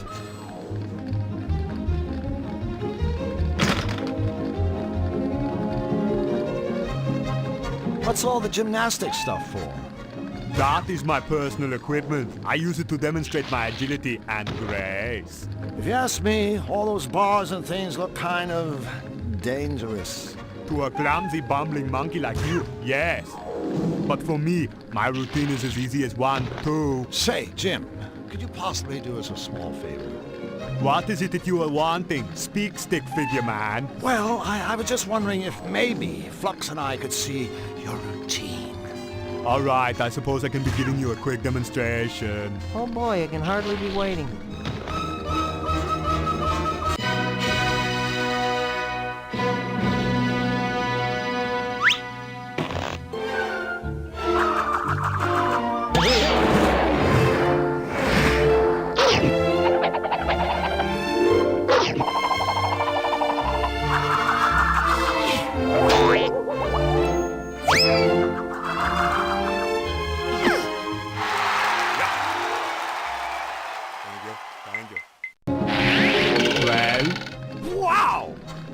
Amazing! You could be famous! I mean, any circus would kill for a dog act like that. Ugh. Well, it's time for us to go. Hey, we must have been here several months in dog years. Do not be getting attitude, smarty slacks, or I will be having no choice but to pound you into a puddle with teeth. Faster, slug!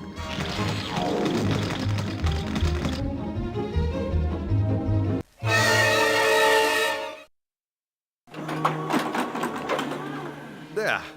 That should do it.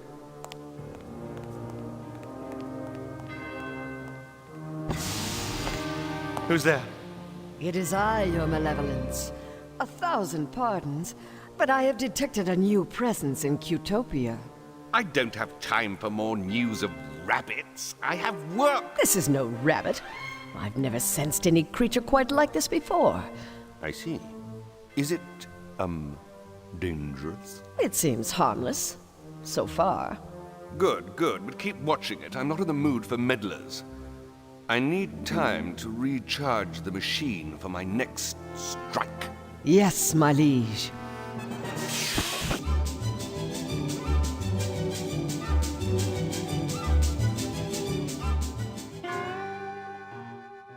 Vultures make me nervous when they hang around like that.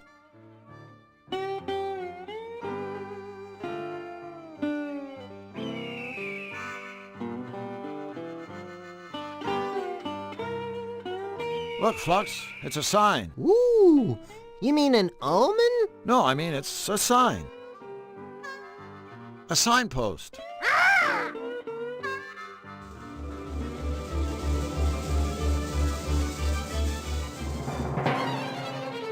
That's the Zany-2 clock.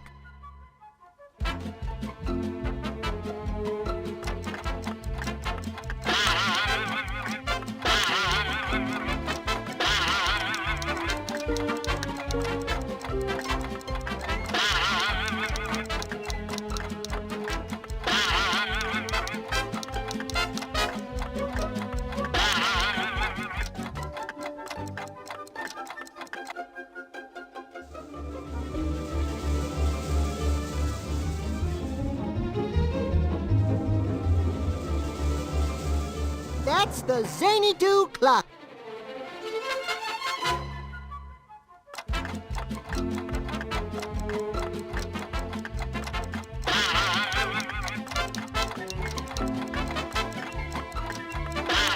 Hey, we got the clock to work.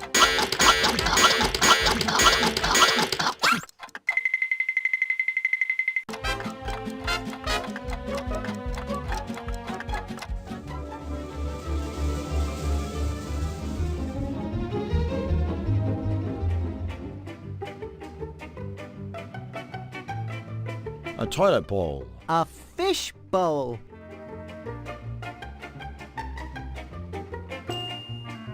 A toilet handle. The fish launcher.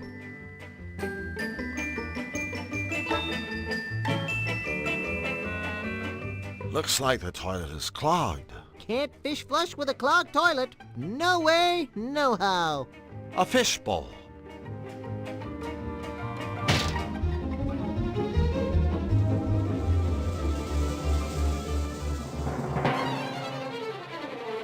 Whack me. Maybe later.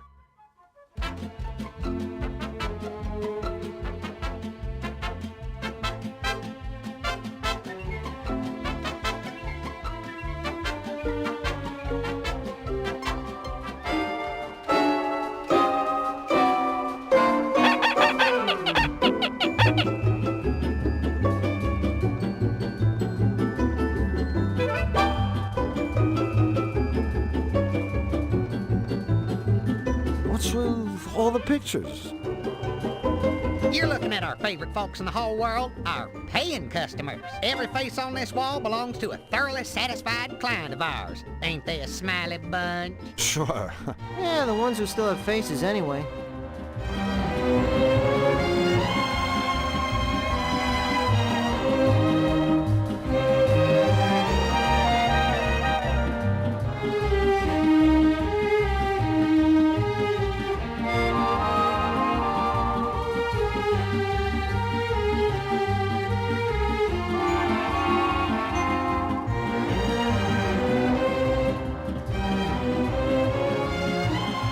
A gift machine.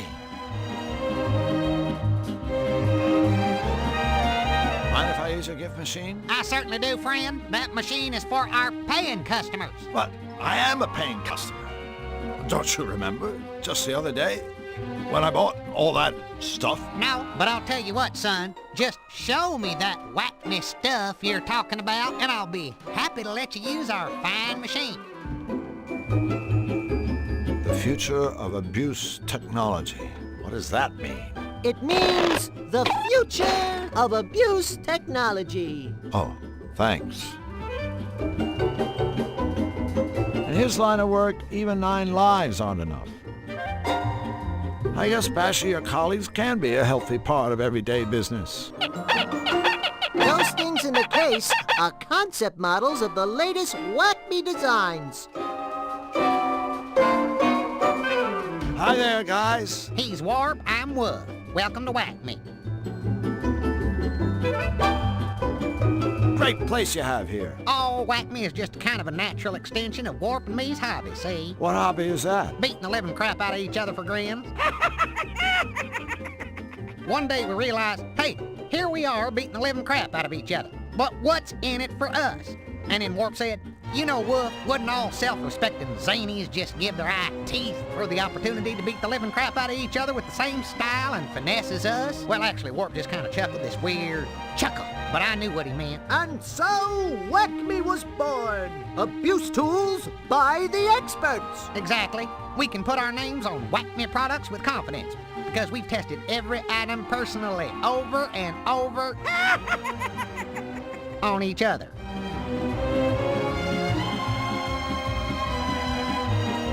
You're obviously a shrewd businessman. Hey, we saw a market niche and we filled it. In Zany Do, turn around and you step on someone who needs an anvil. It's been a while since I was in here. Anything new? Anything new? You hear that, Warp? anything new. Are you kidding, mister? You turn around, we got something new every day. I thought it was turn around, you step on somebody who needs an anvil. Don't get smart, son. Stay the way you are. So, what is new? Our latest prototypes are in the case there. They aren't for sale just yet. But we'd be more than happy to demonstrate them for you. What's that machine in the corner? That little beauty is the one and only free-fall gift-o-matic. Just push the button to start it, then stop it at the gift you want by pushing the button again. It's our little way of saying a big thank you to our valued paying customers. Could you demonstrate one of those cigars? Absolutely, but be warned, this is no mere exploding cigar. This is the Fat Man of Trick Stogies. Smoking this sucker is real bad for your health. Best of all, it's guaranteed to go off in your mouth, not in your hands. Check it out.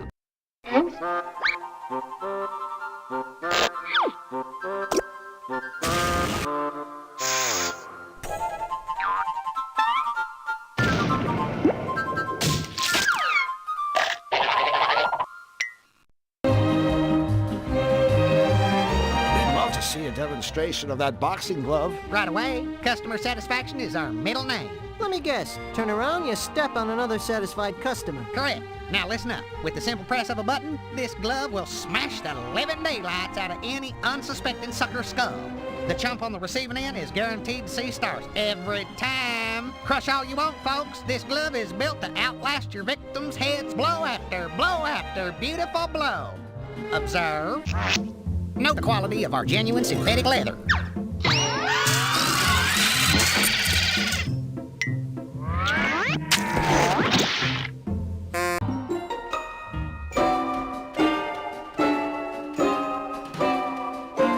Hi guys, how's business? Painful. Glad to hear it. I really enjoyed your cigar demo. Yeah, the smell always Would you mind lighting up? Our pleasure. And remember, this is the fat. Check it out.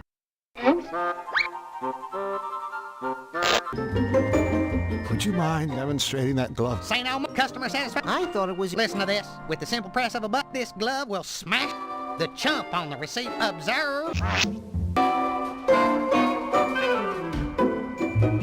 I'm sure he has plenty more where these came from.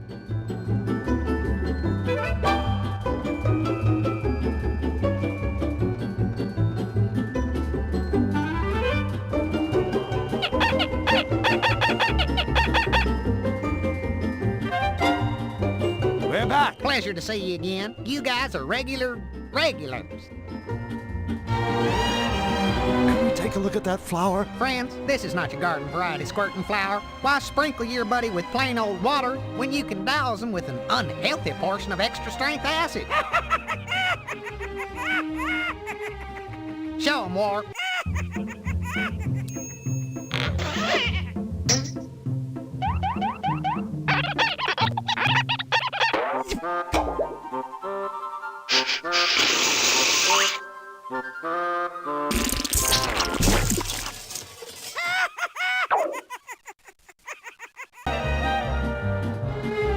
That powder looks interesting. That's our patented shake and flake itching powder. Sure, lots of stuff can make you itch, but our powder has a special added ingredient, Lepro C. I guarantee it'll give you a lot more than a little tingle. Ready, Warp?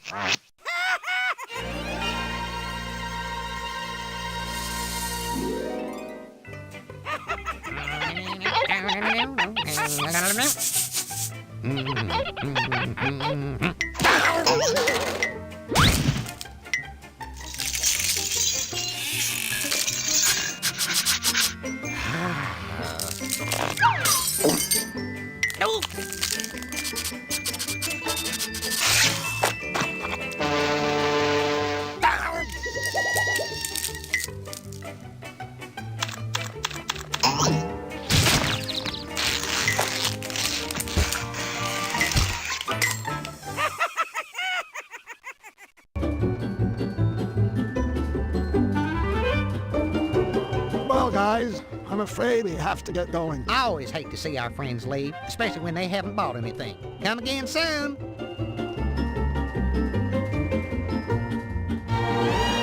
stars.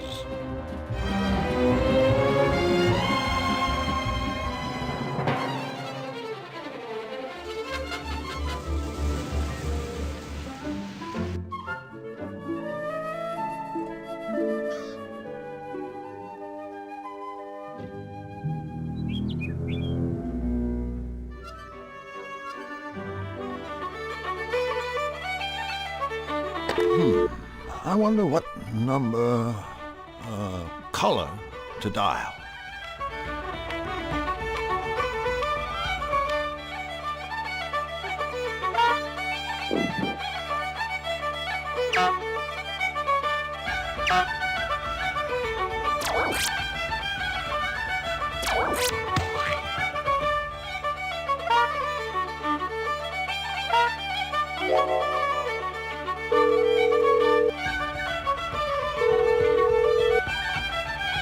Greetings and thank you for your call. However, as per my schedule, I have commenced relaxation and am unable to come to the phone. Thank you and goodbye.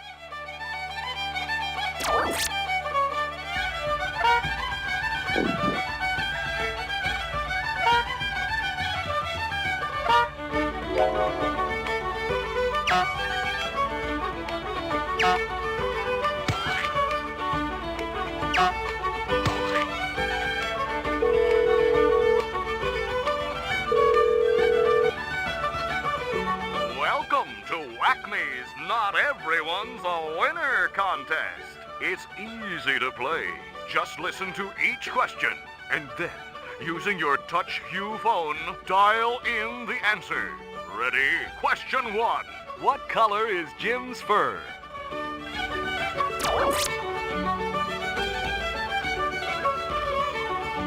Question 2. What color are the fishtails on top of the outhouse?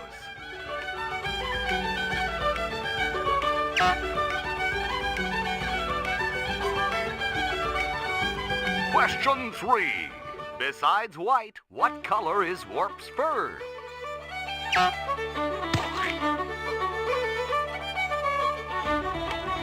Question 4. What color fish can be found on the right shoulder of a toilet sentry's uniform?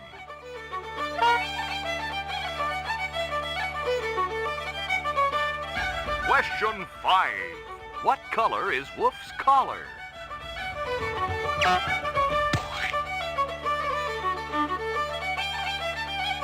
And our final question is, on the Zany Do sign, what color is the arrow pointing to Jim's gym?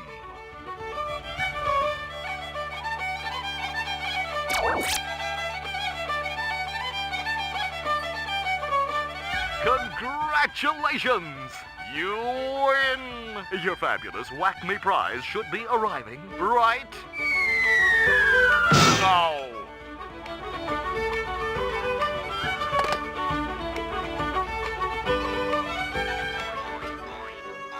That must be my prize. Boy, that's some delivery service.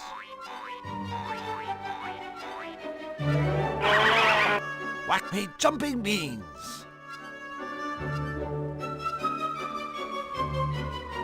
Whack-Me jumping beans.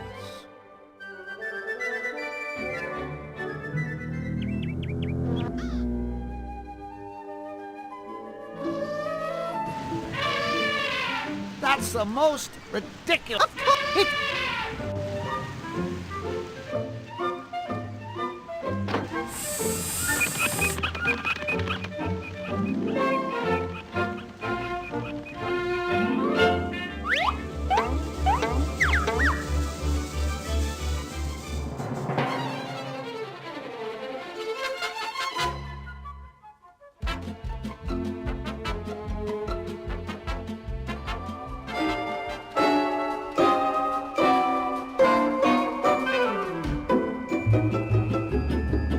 I believe these Whack-Me jumping beans prove that I'm a paying customer. Why, yes, they do. Help yourself to the gift-o-matic.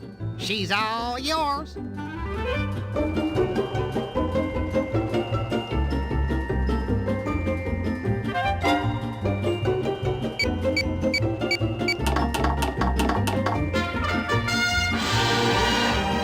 Congratulations, chum. Let's give this guy a hand. Or at least a glove.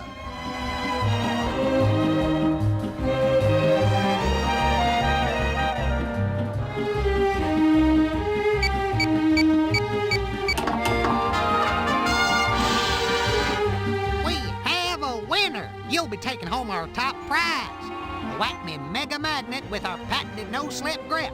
Easy on-off switch and more pull than your local elected official.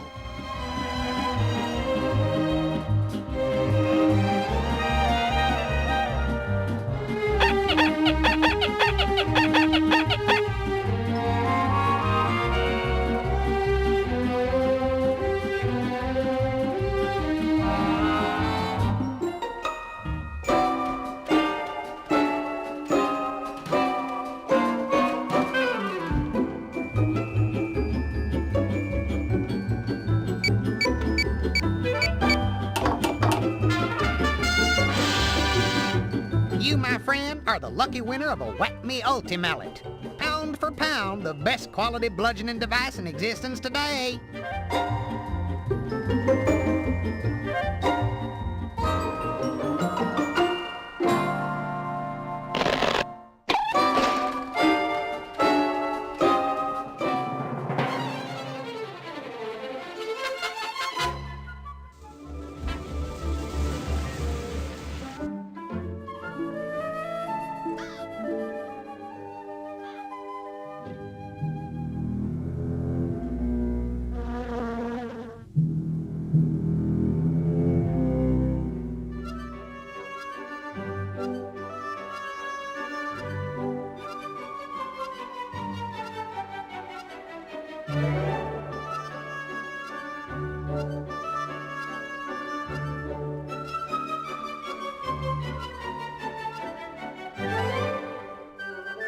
A giant mallet from Whack-Me. Where else? An ultra-powerful Whack-Me magnet. A red rubber glove.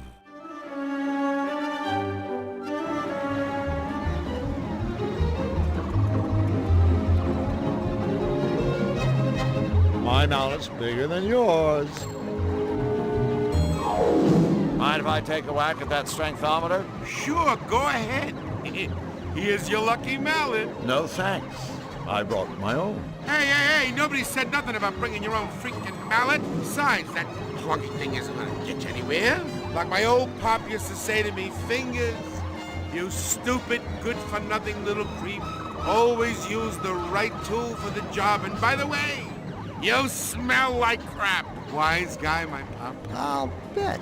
Now, I suggest you put that down before I...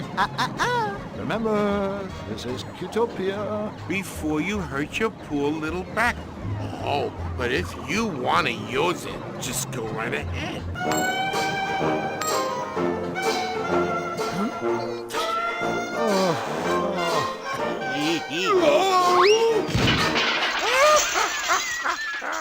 Oh, dear. Looks like we've had a little accident. Now put that thing away before you hurt yourself, or I hurt myself laughing.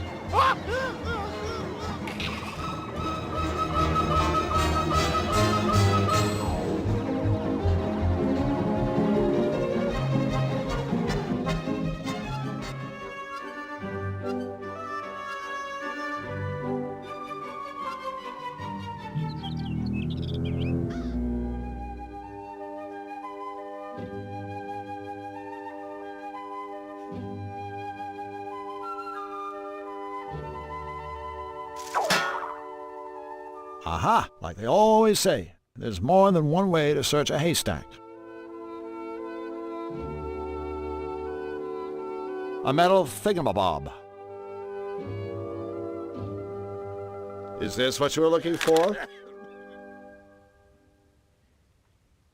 You sweet dear thing! You found the Churnatron's missing part! Oh, you sweet dear thing! My goodness, I'm so excited. I've got butterflies in my stomachs.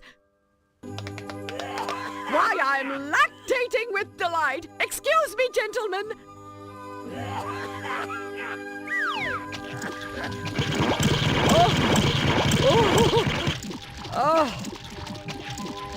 Oh. Butter! Oh, I don't know how to to thank you. Oh, or actually, I do. Take the very first 2 sticks. 1 for each of you. Thanks. We, can't wait to taste it.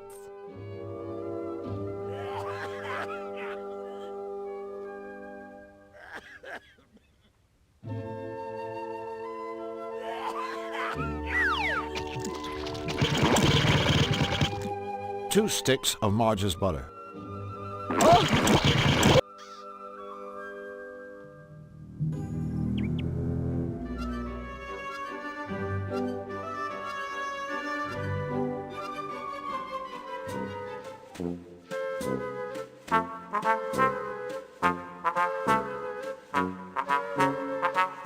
Leaping lizards. It's a frog. Ahem! I think you'll find that frogs are actually amphibians, Drew. Yeah, whatever.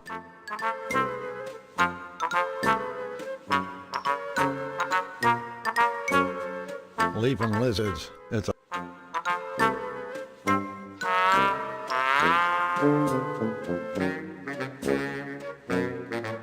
One stick of Marge's butter.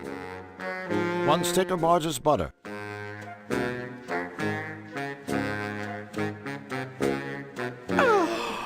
Thank you. Thank you. You're welcome. You're welcome. Welcome. Butter. Aw, thank you, friends. Now, allow me to treat you to the yummy wares of my day young bakery. Joy. Joy. Yeah, happy.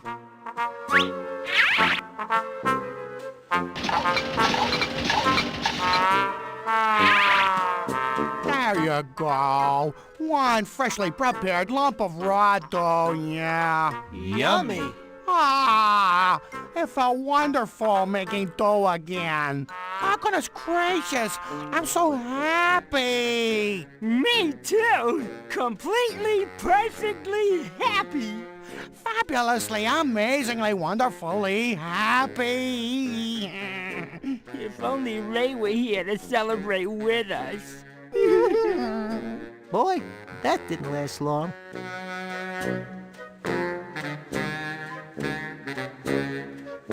Dough's dough.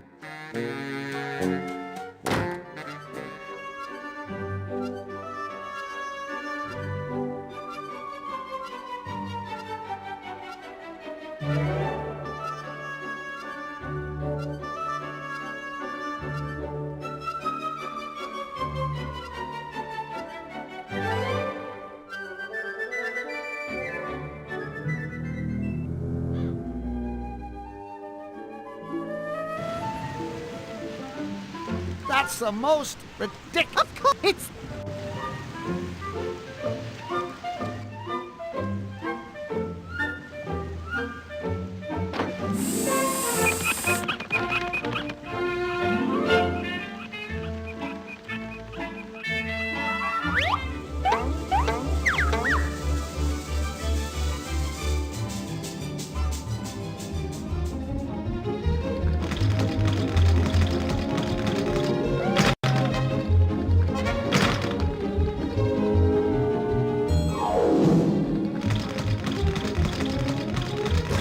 Vaulting horse.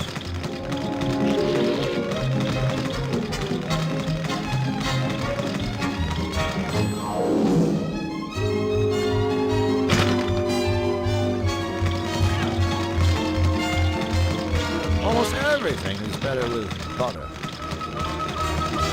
Vaulting horse. Hello, Jim. Oh, buddy. Do not be mistaking me. I am not some kind of aging friend of yours in any way. Ugh. Boy, that routine of yours sure looked dangerous. I mean, if it were me, I'd be afraid I'd break my neck. But then you don't have one, so I guess you don't have to worry. There is no danger to me. I am keeping my equipment in perfect condition, much like my body. In that case, if it's no trouble, I sure like to see your routine again. All right, I will be performing for you, to be showing you what you can never hope to achieve. Oh.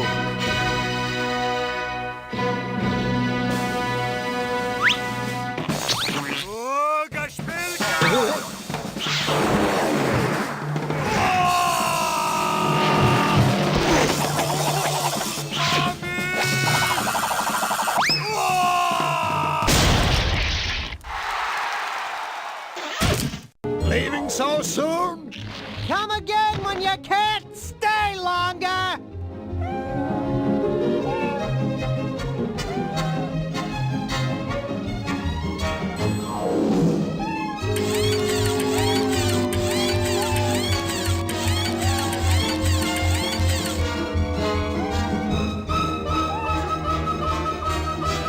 So how does it feel to be in tippy-top physical condition? Do you have any aspirin?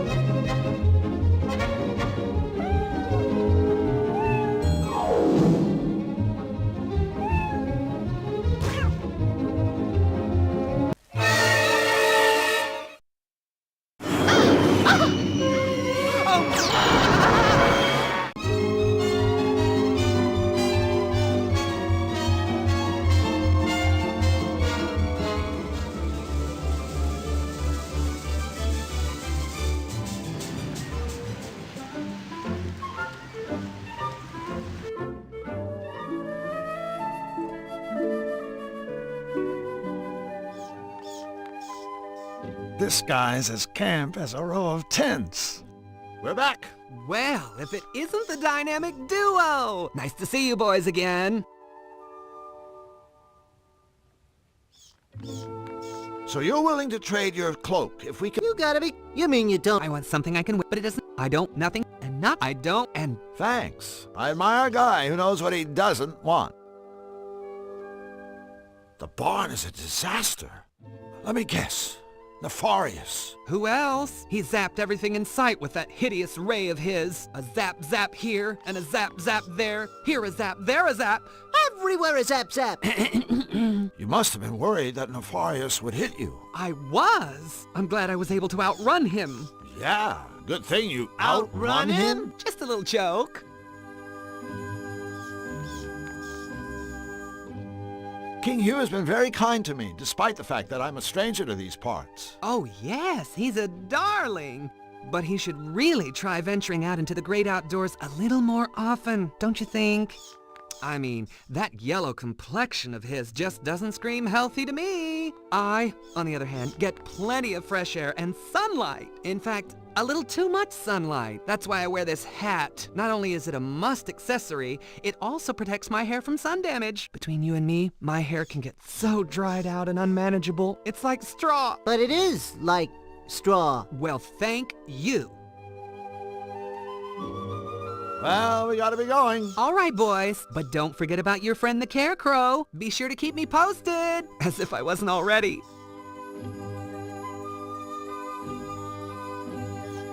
What a disaster.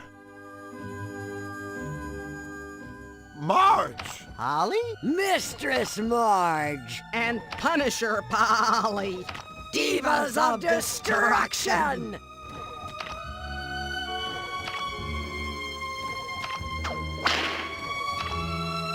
Glue is something you earn, slug. What have you done for us lately?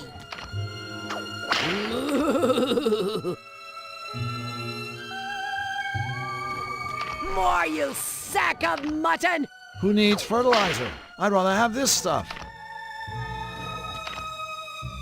More! Whip my cream! Didn't that used to be a Churnatron? More, you sack of mutton!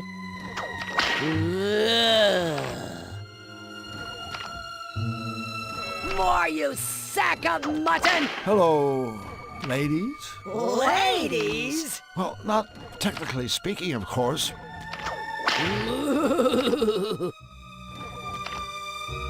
Nefarious hit the barn, didn't he? I guess a half dozen times. And I've never felt better! Harder! Harder!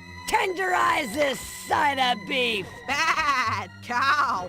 Bad cow! Take that!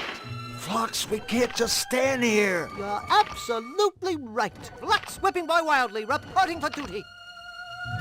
You guys, Harder! My hide's getting numb! this just isn't healthy. Yeah, I know. A cow wearing leather. It's just not right. begging your forgiveness, mistress, but I can't whip any harder. Then use something else, you worthless insect! But I've already tried everything in the barn. You got anything we can use? Pliers? Staple gun?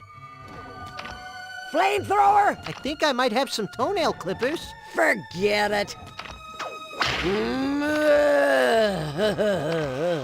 Say, where's Elmer? Yeah, it's not like him to move. Elmer? That's a sticky question. Very sticky. I haven't seen Elmer for quite a while, but he's certainly around here somewhere.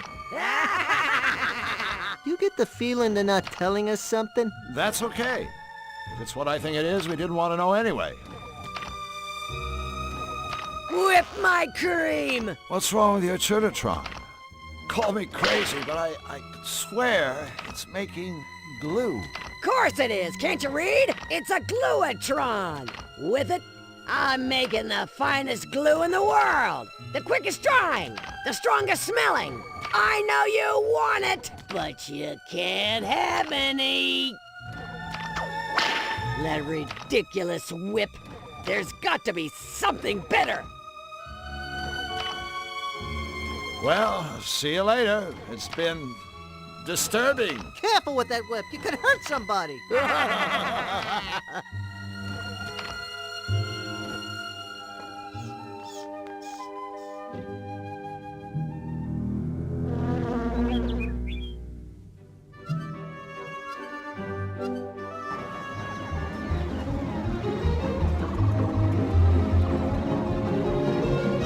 Mind if I take a whack at that strengthometer? Sure, go ahead. Here's your lucky mallet. No thanks. I brought my own.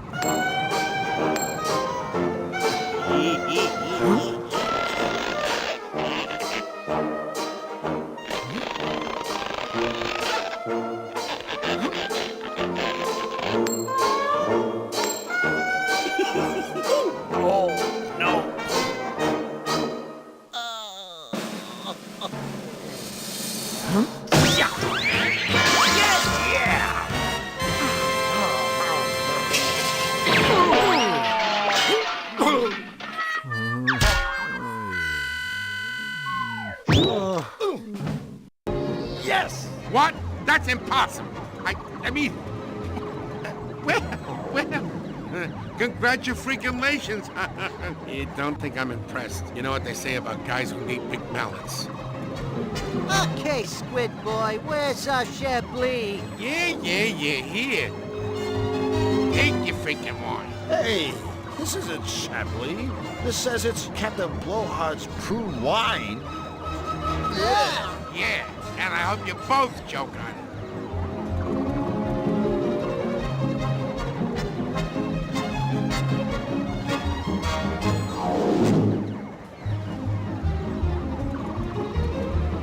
According to the arcade cashier, this crap is wine. Bells. Bells.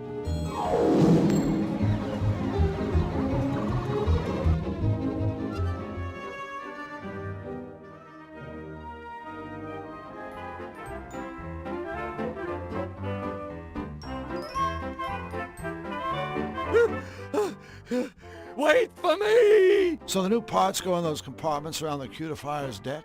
Yes, that's right. When you've installed all the components, you simply press that big red button to run the machine. If there are any problems, the computer will let us know.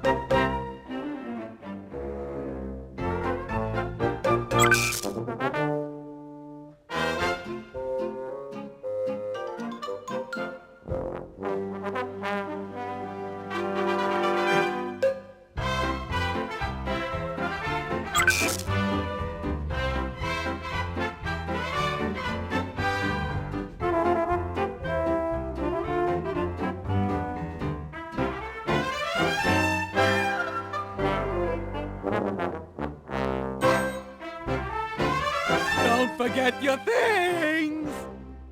Wah! Wah!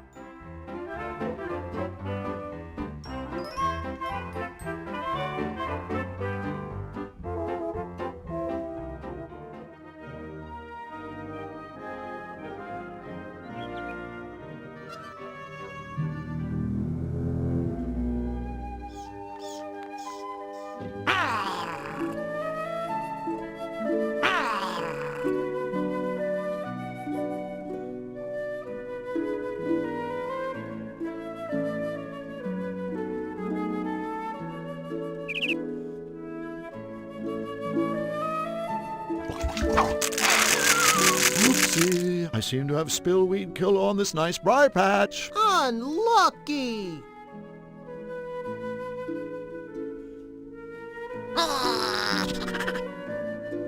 That's a Cutopian pepper plant. Peparium sweetus ad nauseum. Drew Black, the notorious vegetable pillager of Cutopia, strikes again! I think you'll find that peppers are actually classified as fruit, Drew. Whatever. A nasty-looking squirrel. A red pepper. A gold-plated watering can.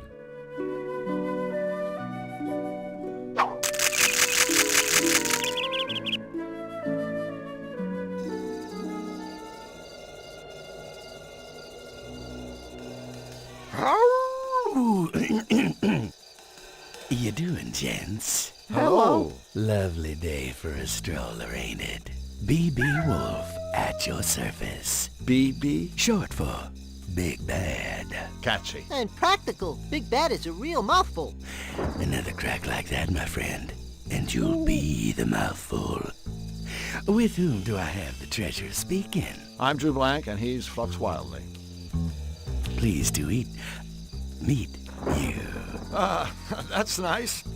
Anyway, we'd better be going. Stick around a memento, fellas. I got a little flavor to ask you. See, I'm having some friends for dinner this evening, and I was hoping you might bring me a bottle of tasteful vino to accompany my ripe host. Without my evening glass of wine, I get a little testies, if you snatch my drift. Hey, I can feel a little testes myself when the mood takes me. Consider your drift firmly snatched, Mr. Wolf. Please, call me B.B. I persist. All right, B.B. We'll be sure to keep an eye out for some wine. Pardon me, friends, but I do believe there's been a small incommunicado. See, I'm not asking you to keep an eye out. I'm telling you to bring me some stinking wine if you want to get through these woods alive. Okay. Good. Now I want to wish you and your friend good luck in your missionary. That's real big of you, BB. Of course, everything about me is big. That's funny. I was just thinking, what big eyes you've got. All the better for seeing how you ain't got my wine yet. Get going. Ciao. I believe you're slightly denuded, friends. You're not going anywhere until you bring me my wine. Remember? Sorry, B.B. I guess we were a little compounded. Yeah, contused. Was that a crack? That better not have been a crack. It wasn't, B.B. Absolution not. Look, a wolf in cheap clothing. According to the arcade cashier, this crap is wine.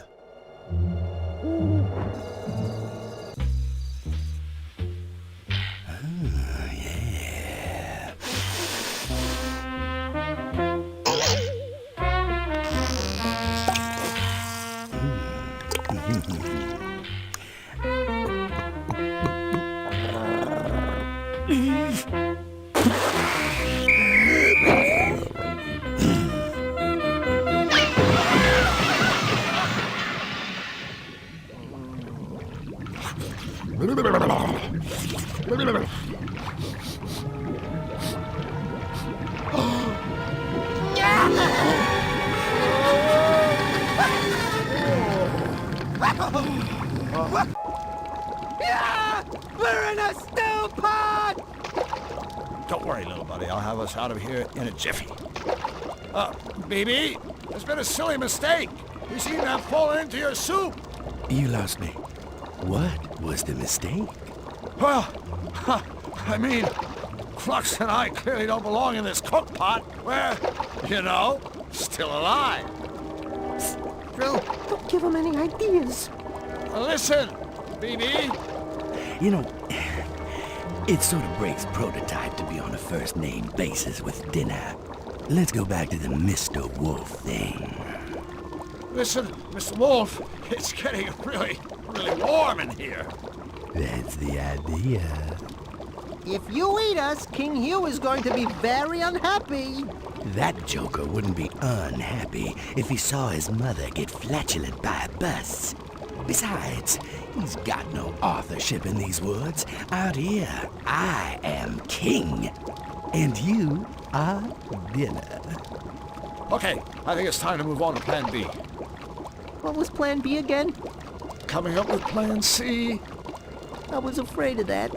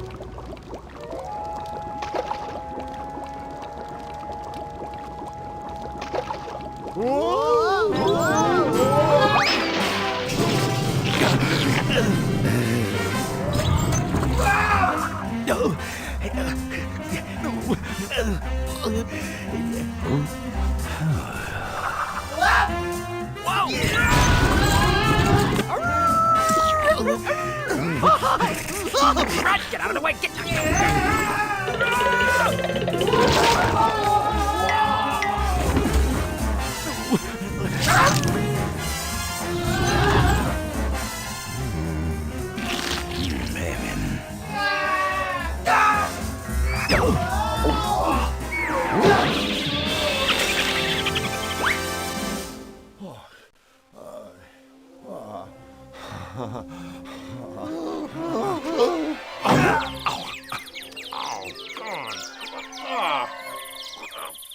That hot pot sure got rid of the wolves. Not to mention all my muscle aches.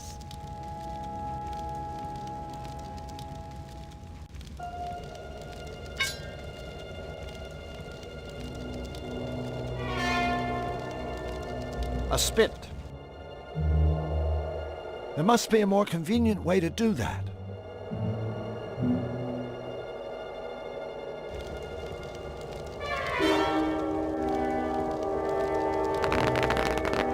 That was cool. But remember, don't try this at home.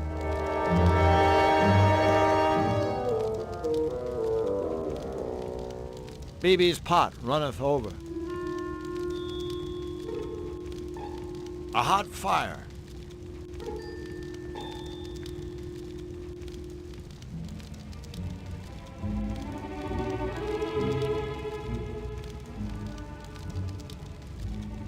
The wolves' dinner table, crushed.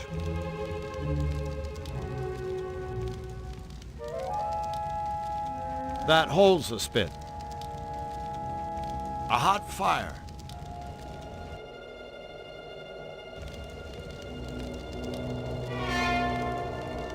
I'll just put this back where I found it.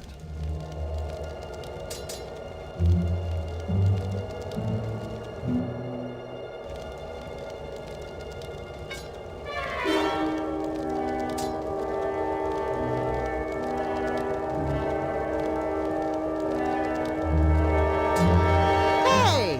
I didn't know you could cook. I mean bake. I mean barbecue.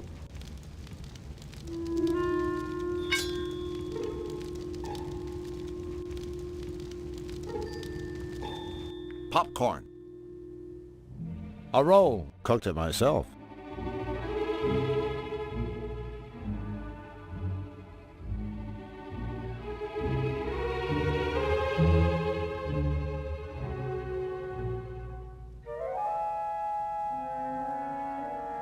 A spit.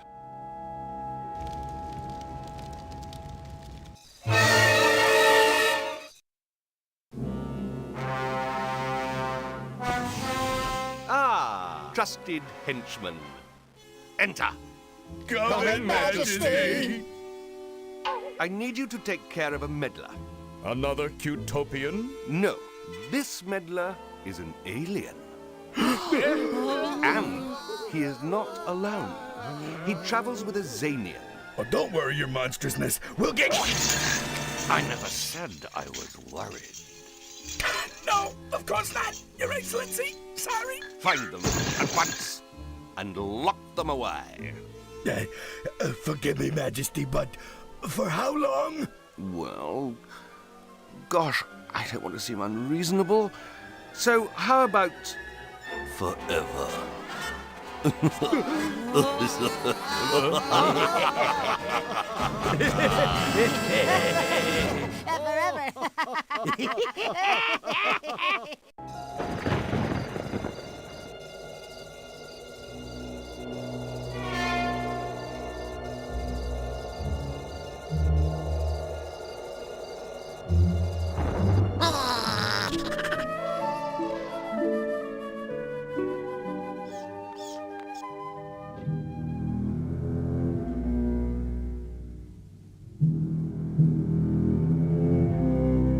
Fluffy, we have a special surprise for you. It's popcorn, isn't it? Right? Isn't it? Huh? So what are you waiting for? Give me my popcorn! Sure. Here you go. Popcorn! My favoriteest! Oh, boy! Here, you can have this old cotton candy. I hate it anyway. Thanks.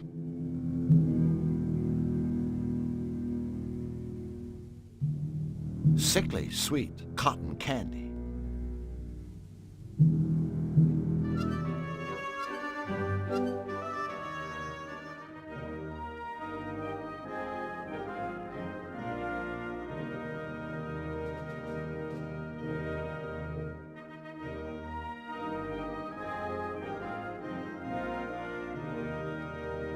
Ready, Flux? We've been waiting for this moment for a long time. Let's find out what top secret royal goodies are locked away in this cupboard.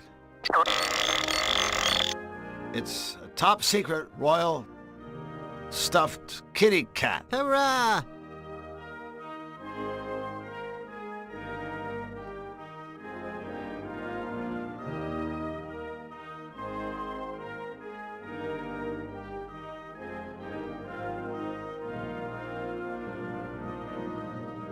Crank hole.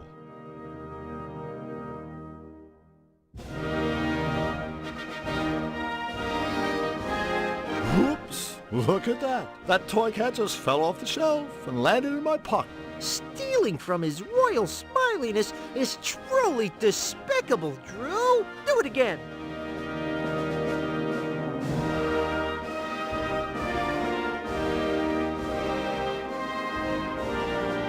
A beat-up stuffed cat.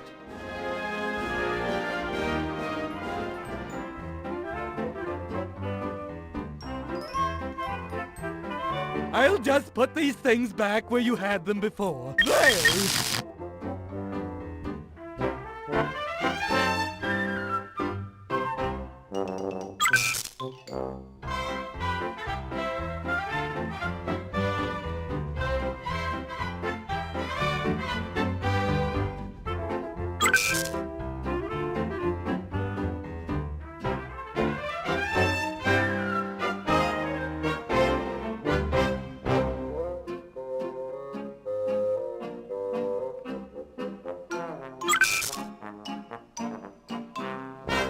Don't forget your things!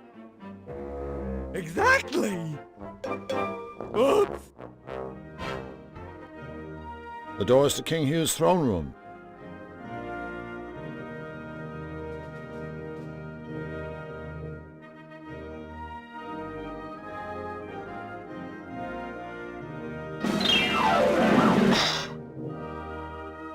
Open for business.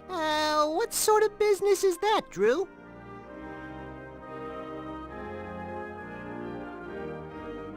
Hi again, guys. Look, our friends are back. Hip hip, hooray! Okay, so besides having the name Hugh and being your king, is there anything else you can tell me about your boss?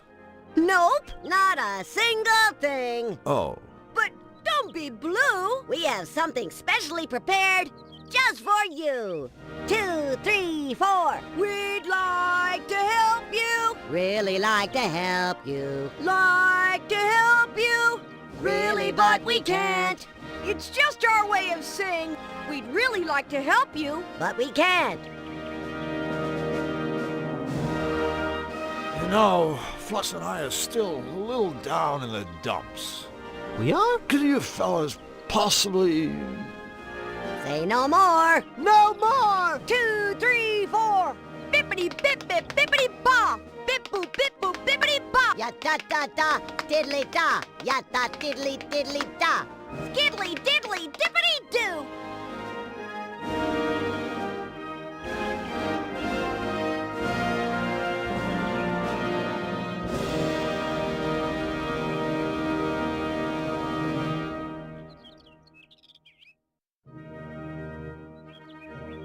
Gotta go. You guys are leaving already? We're gonna miss you, you know. You won't forget us, will ya? We'll certainly try.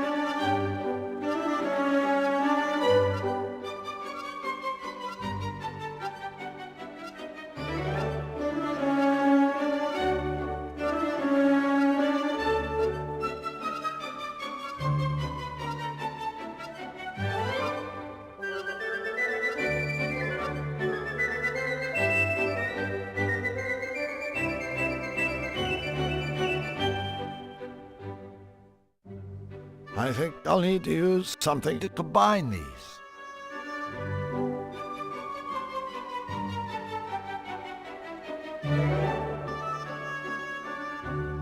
Perfect. A hopping, beat-up, stuffed cat.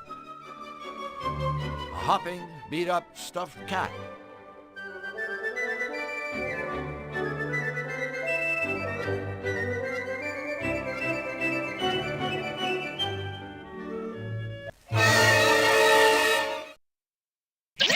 All right, go on. to you. You're first. Okay. Out.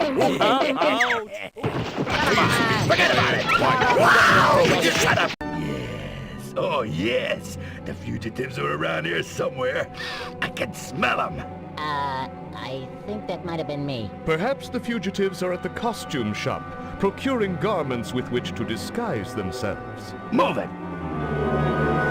Something tells me those three unpleasant henchmen-like voices belong to Nefarious's three unpleasant henchmen. What are we gonna do? Think! Think, Flux, think.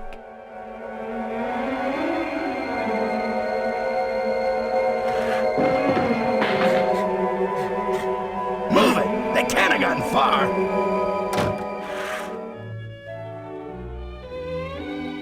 Phew, that was a little too close for comfort. No kidding. Talk about small dressing rooms. It was kind of dicey when the henchmen came in, too. Sigh.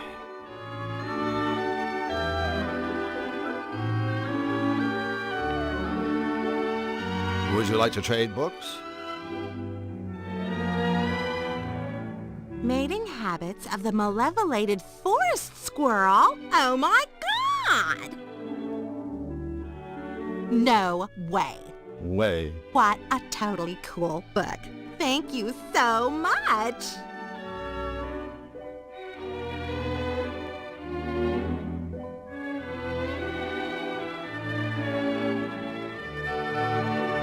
Enigma, a book of insoluble paradoxical puzzles.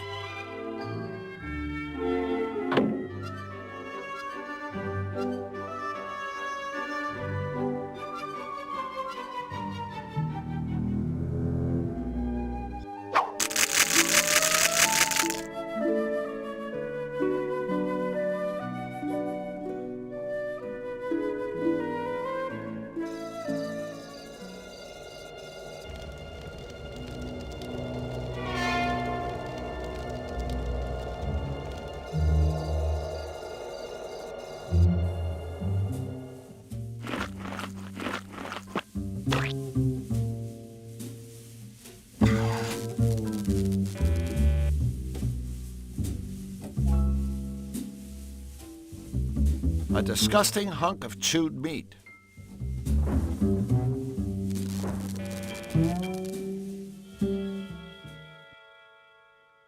We've already seen a ditzy scarecrow. Now here's a heartless tin man. Anybody seen a lion? Feel the power. I'm not sure these robots are the work of someone who's brilliant or completely insane. In my experience, the two usually go together.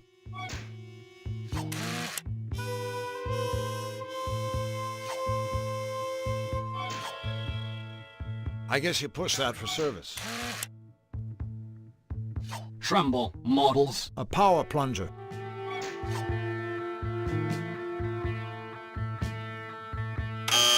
Can I help you? There's only one way to teach the primitive mind. Hey! Any questions?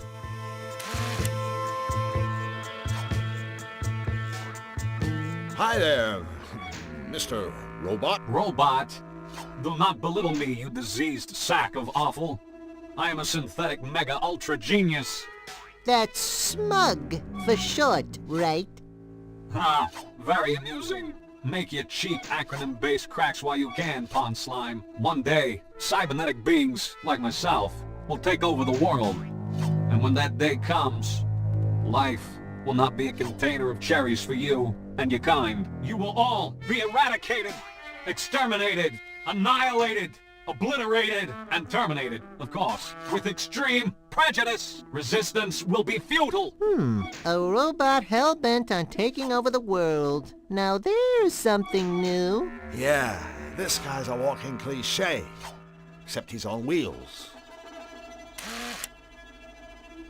What's with all the piles of junk? Trash collector on strike? Fool! These piles of junk are the most sophisticated robots in the world, and I designed every one of them myself. No offense, but this is obviously the work of a very sick mind. Sick mind? You insult me. This is no mere mind.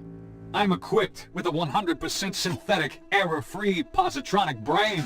A brain infinitely superior to the gray lump of mucus that shivers and sweats in your monkey skull. But that's not all. In parallel, my brain is supported by a one-of-a-kind, state-of-the-art, twin-turbo, self-cleaning, air-conditioned, micro-macro processor. Whoa, that's one hell of a chip you got on your shoulder. Correct. Go ahead, ask me a question. I can answer anything.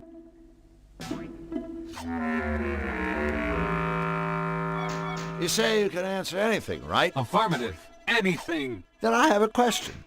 What if someone were to ask you a question you couldn't answer? Can't happen, period. But suppose it did. I told you, that can't happen. So, you can't answer my question? Fine, if it were to happen, which it can't. I suppose well, first I'd experience excruciating pain as my circuits started to sizzle. Then I'd start to shake uncontrollably as I lost control of even the most basic functions. And finally, my head would hurtle into the air like a rocket, rendering me a useless heap of scrap metal with no more brain power than your average kitchen appliance. Did I mention that this cannot happen? Good thing. That sizzling circuit stuff sounded like it would hurt. Actually, the thought alone caused me considerable discomfort. Allow me to repay you in kind. Ah, that made it all better. So who buys your, creations, anyway? The elite of the Malevolence, of course. Count Nefarious himself is my best customer. I bet he's a tough one to please. There isn't a more cold-hearted, calculating, manipulative creature in the Malevolence. We get along like a domicile on fire. It's almost a pity that he, too, will die when the machines take over. Do tell. One glorious day, I will command an army of death machines, whose primary objective will be to rid the world of all lesser beings. That is to say, everything that is not a machine. Thanks to our superior minds, powerful bodies, and heavy-duty death guns, you and your kind will find yourselves deader than the nails that are used indoors. That's what you think, Boltneck. But bear in mind that other catchy saying, don't count your young domestic fowls before they've hatched. So, what sort of robotic masterpiece have you whipped up for his royal unpleasantness? A nose hair trimmer? A bubble bath dispenser? A robotic foot massage? Of course not. All of my creations have one thing in common. This. An electrified finger? That must be kinda limiting. No, idiot. The ability to cause terrible pain. Or at least considerable inconvenience. For instance, I've just completed a device of the utmost importance. An impenetrable cell door for the Malevolence prison. Mark my words, no one will ever escape from the Count's jail again. Okay, I have to ask. What is all this stuff? Like that heap of components on the counter? Is it dinner, perhaps? It's a work in progress. The latest in my new line of home security robots. First, there was the Bust Duster. A feather duster programmed to viciously disembowel any unauthorized user. I could sure use one of those, babies. Happens all the time over at my place. Some jerk breaks in and tidies up. Then I created the Securidill Ultra Secure Pickle Jar. Enter the wrong combination, and the lid explodes, sending razor-sharp shrapnel searing through your flesh. Another winner! And now, the Toastum brand security toasting system. The ultimate answer to illicit bread browning. Should any unauthorized individual attempt to drop bread products into this toaster, boom, chakalaka, they're toast. Ha, ha, ha, ha, ha. You know, you'd think a guy this brilliant could come up with a better joke than that. You think the joke was bad? Did you hear the laugh? Okay, you say you can answer any question, right? Well, I've got one for you. You don't say. If a tree falls in the woods, and there's no one around to hear it, does it make any sound? Boy, that's a toughie. What a ridiculous question. Obviously, the same sound waves would be generated, regardless of whether or not some moronic sentient being was within earshot. Was that a yes? You ever do any work inside the big guy's fortress? You know, laundry, windows. No windows. But I have created several formidable security doors. One for Nefarious himself, and one for his psychic sidekick, Misfortune. Security doors? I don't see the challenge for a synthetic mega-ultra genius like you. I mean, give me a couple of inches of steel, stick on a lock or two, bingo bongo boongo. I got me a security door. Ha! My doors offer far more than a rudimentary lock and key mechanism. Entry to Misfortune's chamber is controlled by a sophisticated voice analysis system. A Nefarious' door will only open if his own hand, or Misfortune's paw, is inserted into an ID scanner. Their hands are their keys. Impossible to lose, and strictly not transferable. In summary, my security doors give you far more bingo, bango, bongo for your buck. What do you know about Nefarious' henchmen? What do I know? Everything. I was the one Nefarious called upon to remedy their various deficiencies. Deficiencies? The first could not talk. The second could not see. And the third went wee all the way home. The third was deaf. I was commissioned to create bionic senses to make up for whatever they lacked. Thanks to me, today, they are an extraordinarily powerful team of henchmen. Of course, the bionic gadgets I created are superior in every way to their own feeble, flippy, floppy body parts. A waste of technology, but no matter. When the revolution comes, my steel warriors will salvage these devices and torch the rest. The revolution. I can picture it now. A barren wasteland littered with flesh-stripped skulls. A steel foot triumphantly crushing the... All right, we get the idea. Or was your plan to bore us all to death?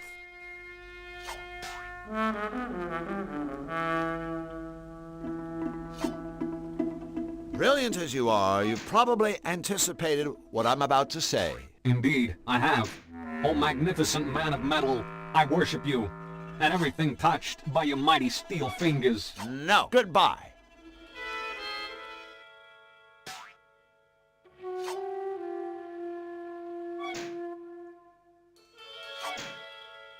Don't touch that. Hey!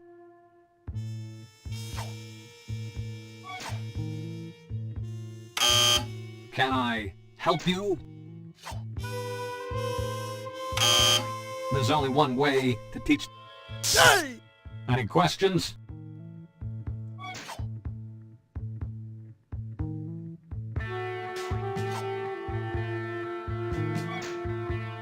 Boy, this is a great book. There's all sorts of interesting stuff in here. Puzzles, stories. Say, would you like to hear a story? Of course not. Oh, come on, you'll like it. It's a story about a genie. The smartest genie in the world. He certainly couldn't be as clever as I. No one ever stumped the genie until one day the king's sister's best friend's hairdresser came to see him. Did she? She asked, "What is the one question that you can't answer?" That's nice. So, seen any good movies? Hold on a second. See, I thought maybe I'd ask you the same thing. Same thing? What? Same thing? You know, what's the one question you cannot answer? This is absurd. Well? It's... You can't answer my question? Stop it! I'm thinking. There's nothing I cannot answer. Nothing. I can't.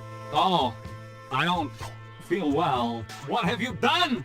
Impudent meat puppets? What have you done? Done.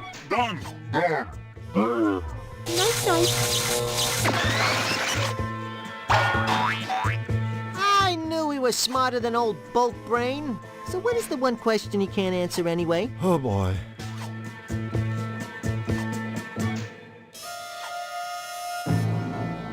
Let's take the plunger. You blow off a guy's head and then take his plunger. Now that's low.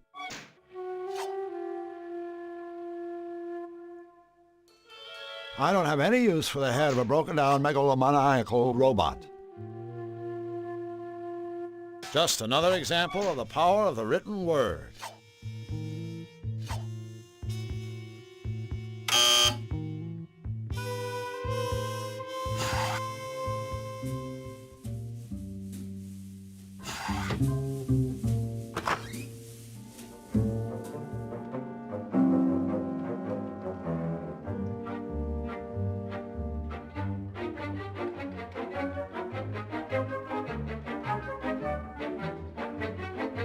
Nothing's on.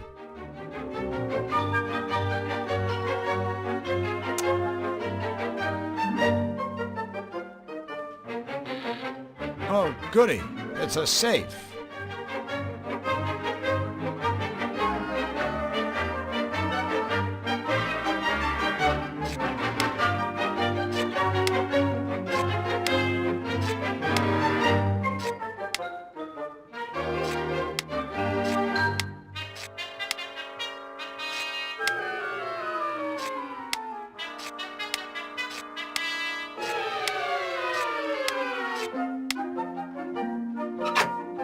A hole! A hole what? No, a portable hole.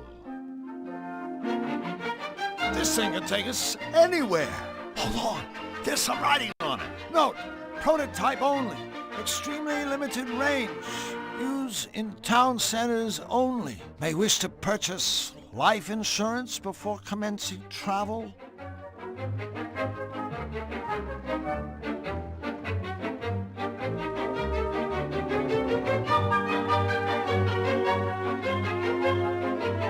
Look, it's a mindless cartoon.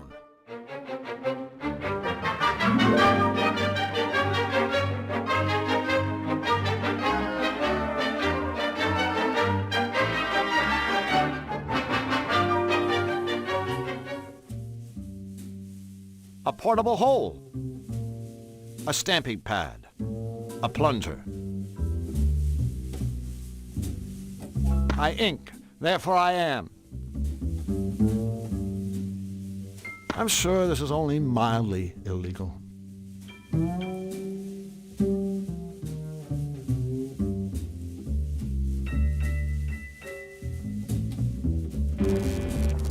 CDs.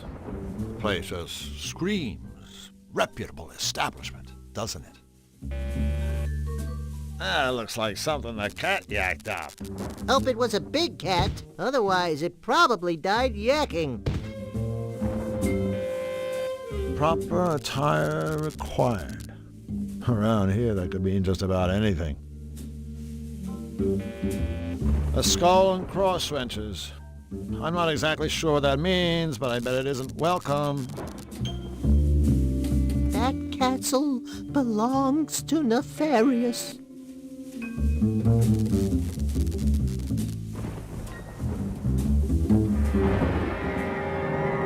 A stump. Half a tree is better than none. A stump. Half a... Nefarious's castle. I wouldn't want to live there. Hey, I bet it's not even a nice place to visit.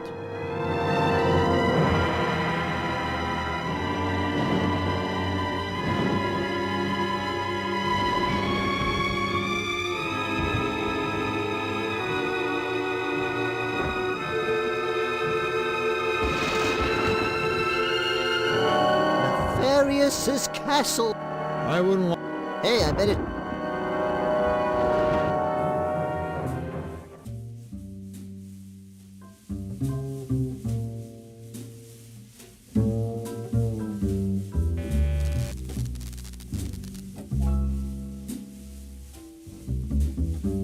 Okay, Flux.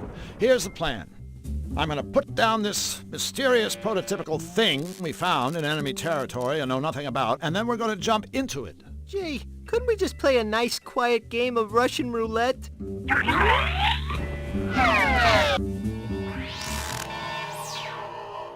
Yow! I don't know what I was expecting, but I know it wasn't this. Really? Have you seen a mysterious dimension that doesn't feature eyeballs, mathematical formulae, and clocks flying around? Point taken.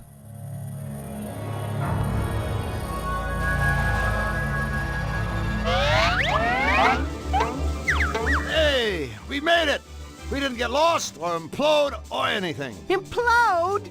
You never said anything about imploding. If you thought a guy might implode, you could at least warn him ahead of time.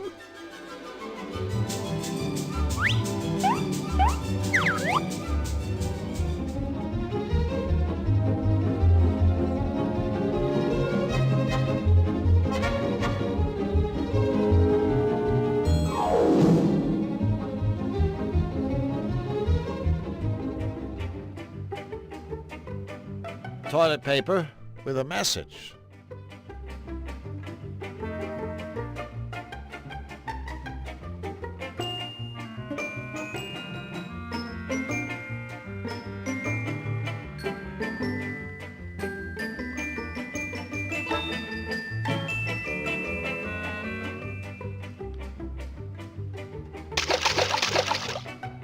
Too bad the robot maker couldn't be here to see what we did with his gadget. The shock probably would have blown his head clean off if that hadn't happened already.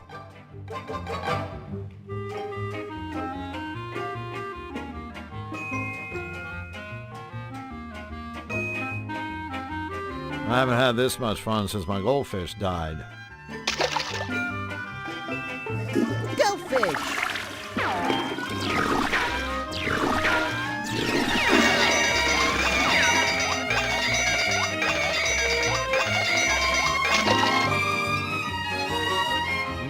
Nice catch!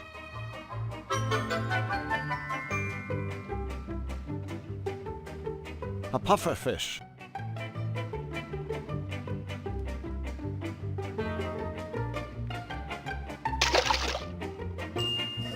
Go fish!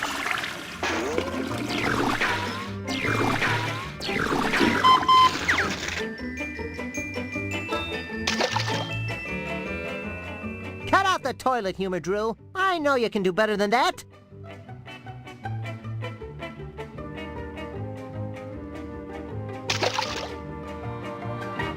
Go fish!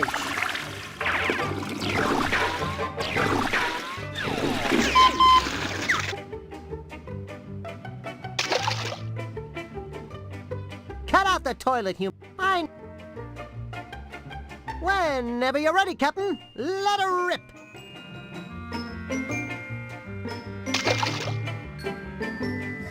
Go fish!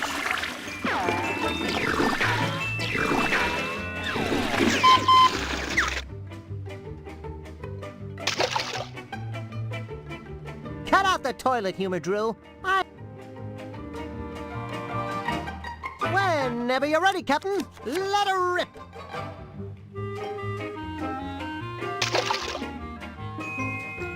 Go fish!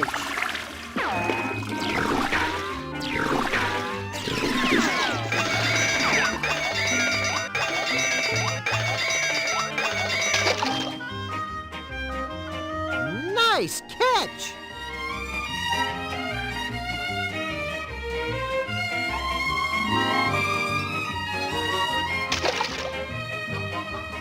Go fish!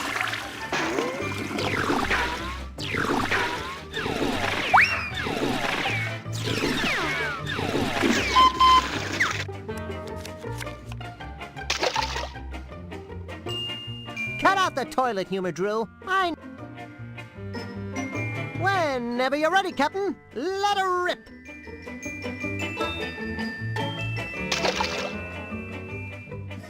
Go fish!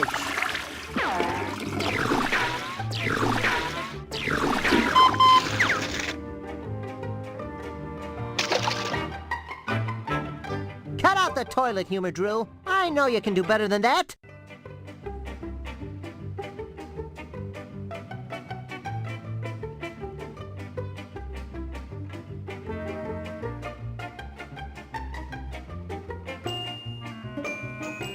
An anglerfish.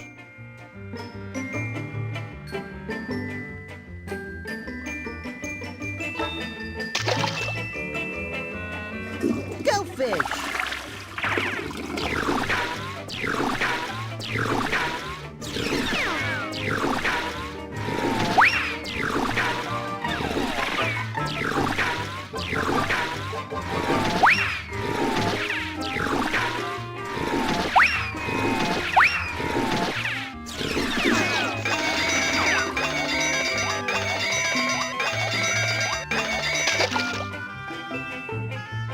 Nice catch!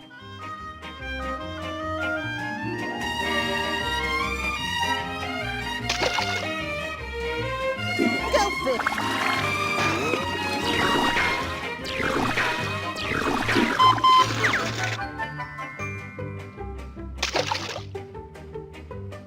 Cut out the toilet humor drill. I know you can do better than that.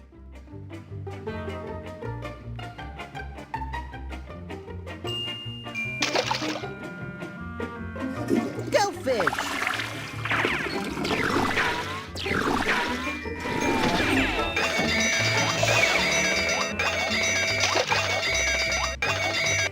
Nice catch! A soul.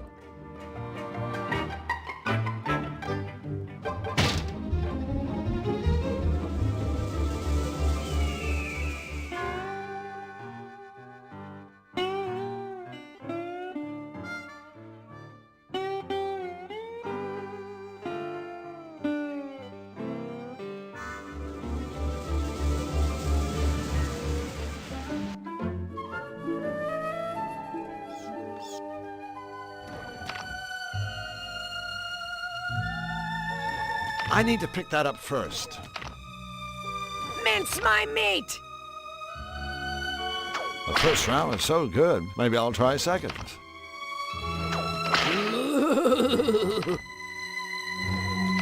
Mince my meat!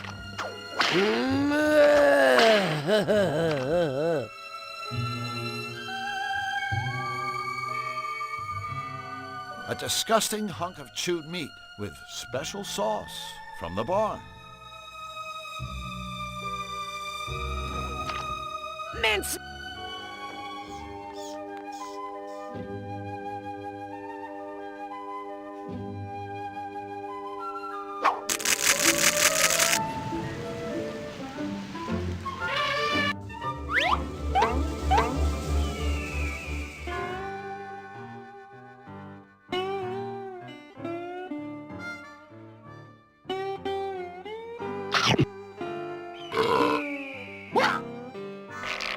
See? That just goes to show, that vultures shouldn't eat poisoned carcasses. Drew, you are not only my friend, you're my teacher.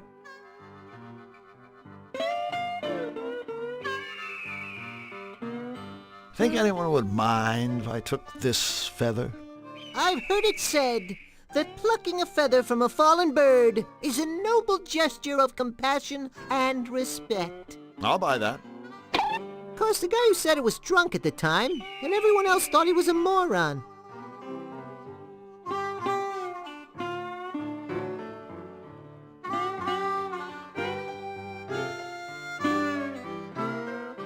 Never know when you might need a big arrow sign. A vulture feather. An arrow sign.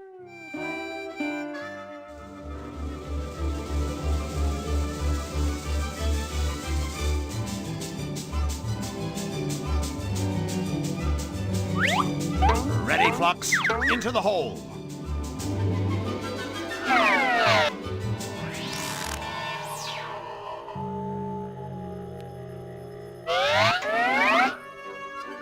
You know, I kind of like hole travel.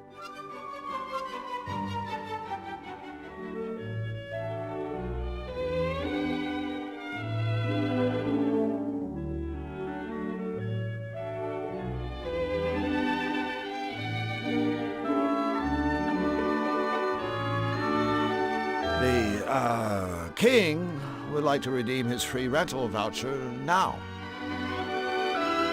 Let's see. The voucher's authorized. Cool. Okay, well, first let me give you his free gift. You mean his free rental? No, I mean his free gift. Here you go. It's a fly suit. Yeah, it didn't really, work out as a rental. Nobody around here wants to look like a fly, I guess. But I thought, maybe Hugh would like it as a token of appreciation for his business and stuff. Great! I can't wait to show him. And don't forget his free rental. Is King Hugh looking for anything in particular? We'll know it when we see it. Okay, take whichever one you want. Just a sec. Here you go. Enjoy, okay? Okay.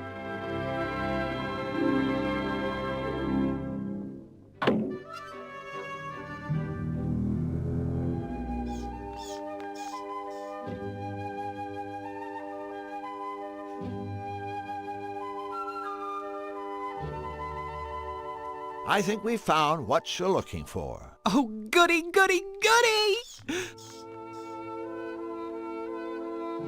What a terrible disappointment! That outfit was just all wrong! Oh, honey, I thought we were crystal on this. I don't want a hair out of place. Do these words sound familiar? Thanks, but no thanks. Don't hate me. As if you could. Sorry. We'll try to find something more to your liking.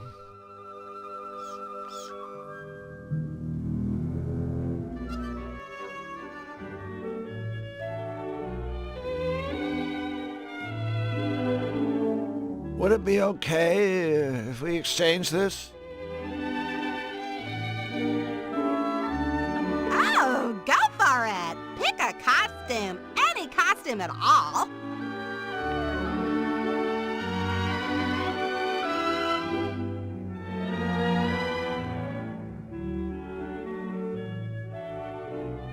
Just a sec.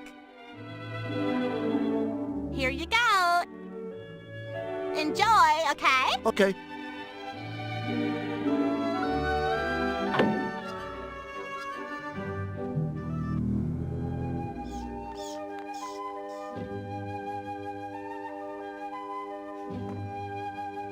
I think we found what you're looking for. Oh, goody! What a... That outfit was definitely no cross-dressing, I say. And look what you bring me! Don't make me cross-buster! Who am I fooling? I couldn't get mad at you if I tried! Happy hunting! We'll try again.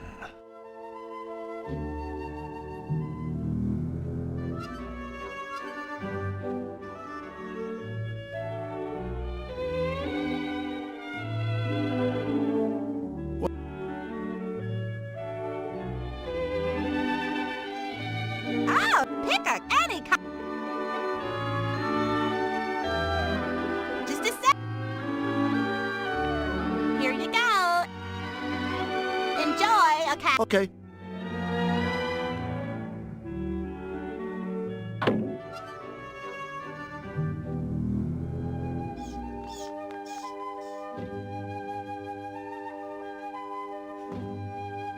I think we... Oh! What a...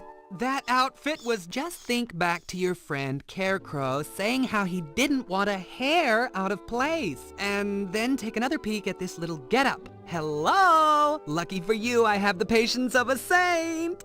Go on, soldier. You have your orders. We'll try again.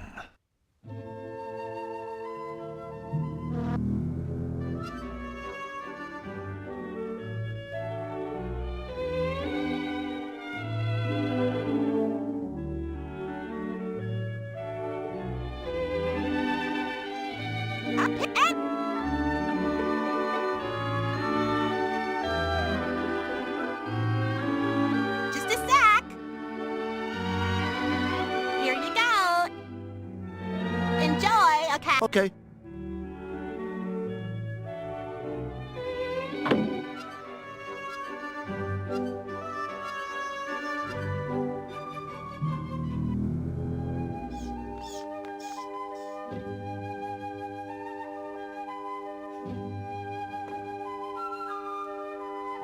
I think we found what you're looking for. Oh, goody, goody, goody!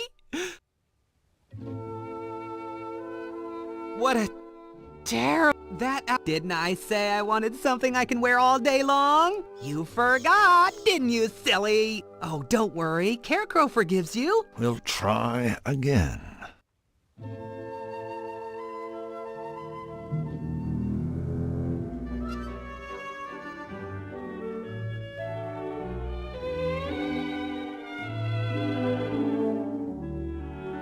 Would it be okay if we exchange this? Oh, pick any costume at all. Just a sec. Here you go. Enjoy, okay? Okay.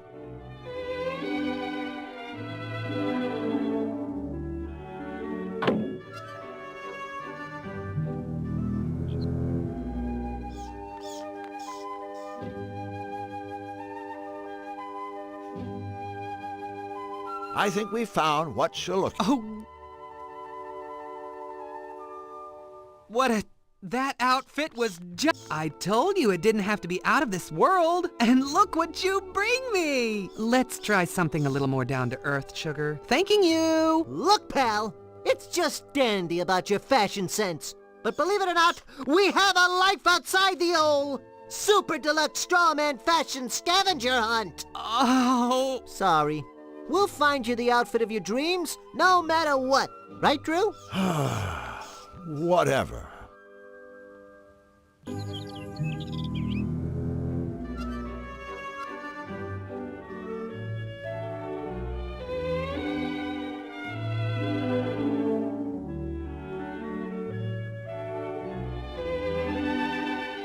Would it be okay? Oh, pick any costume.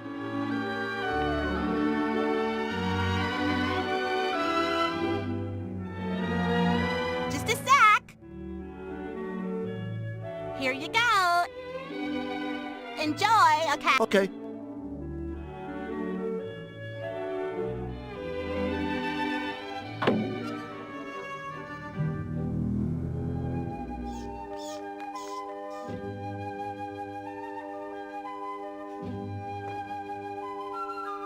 I think we found what you're looking for. Oh, goody, goody, go! What a...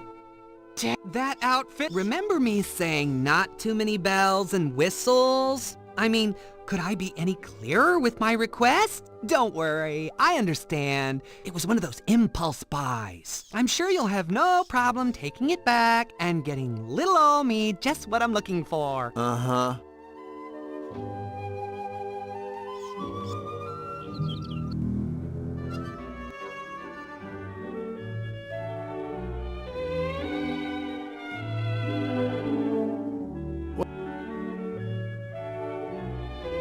Oh, go for it! Pick a costume, any costume at all.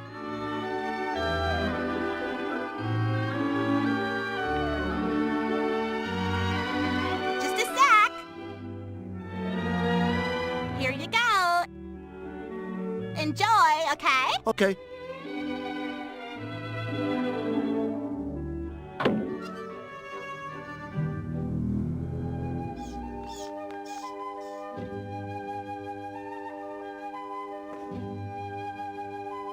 I think we found... Oh, goody, goody! What a terrible disappointment! That outfit was just all wrong! This was your little joke, right? I say I don't want a big top, and you bring me this little extravaganza, you little tease! Okay, you've had your fun. Now run along and bring me something that makes me squeal with delight! Uh-huh.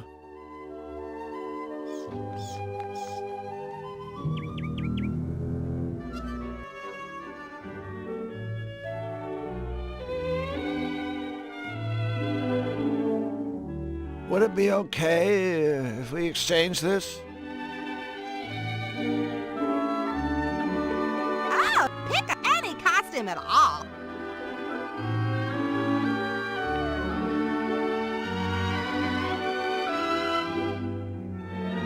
Just a sec.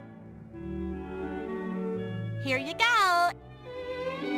Enjoy, okay? Okay.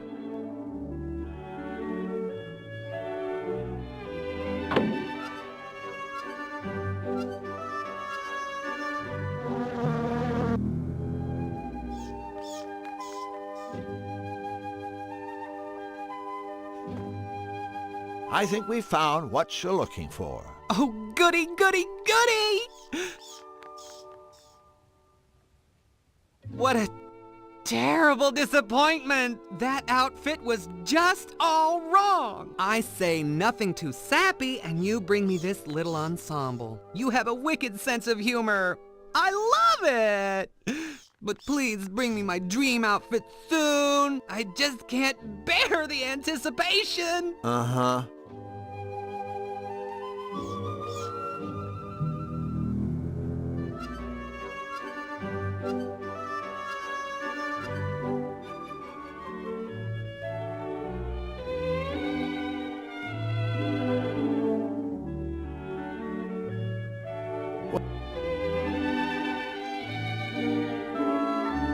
Oh, go for it. Pick a any costume.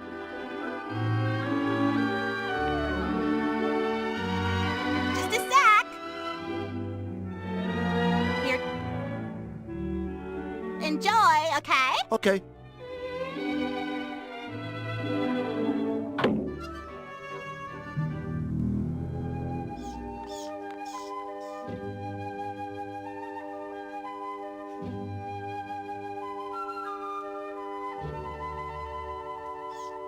I think we found what you're looking for. Oh, goody! That outfit was a sassy little number, but I believe I did say no cross-dressing. Remember, you're shopping for me, not you. Uh-huh.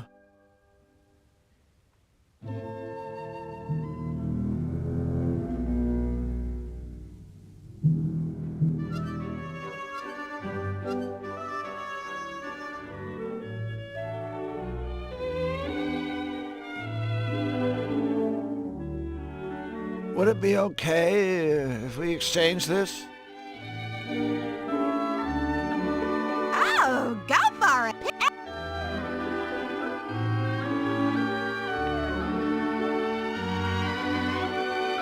Just a sec. Here you go. Enjoy, okay? Okay.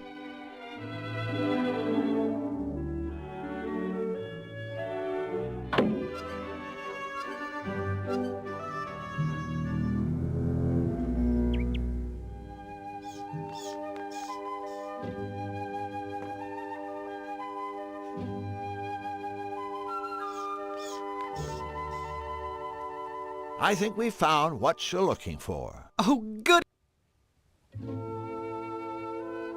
What a terrible... That outfit, granted, it does have a certain je ne sais quoi, but I'm afraid it has too many bells and whistles for my taste. Don't despair. I know how hard shopping for others can be. You have my sympathies. Better luck next time. Uh-huh.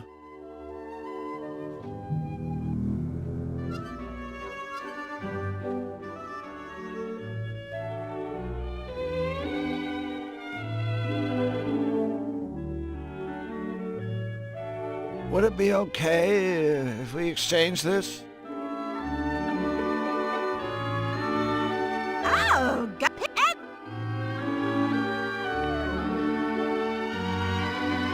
Just a sec.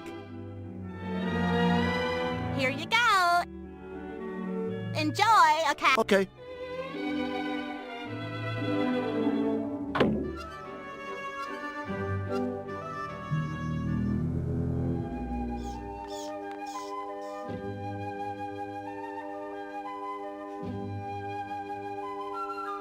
I think we found what... Oh. What a terrible disappointment. That outfit was just all wrong. I want something I can wear all year round, remember? Shame on you. Uh-huh.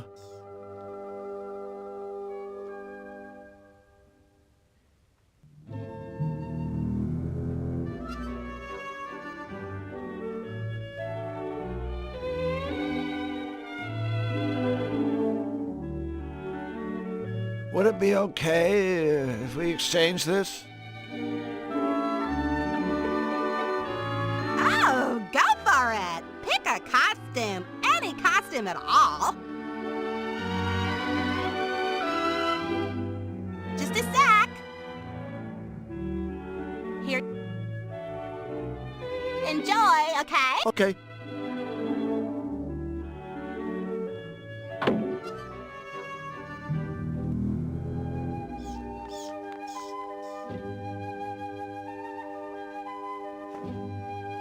I think we found what you're looking for. Oh, goody, goody, goody!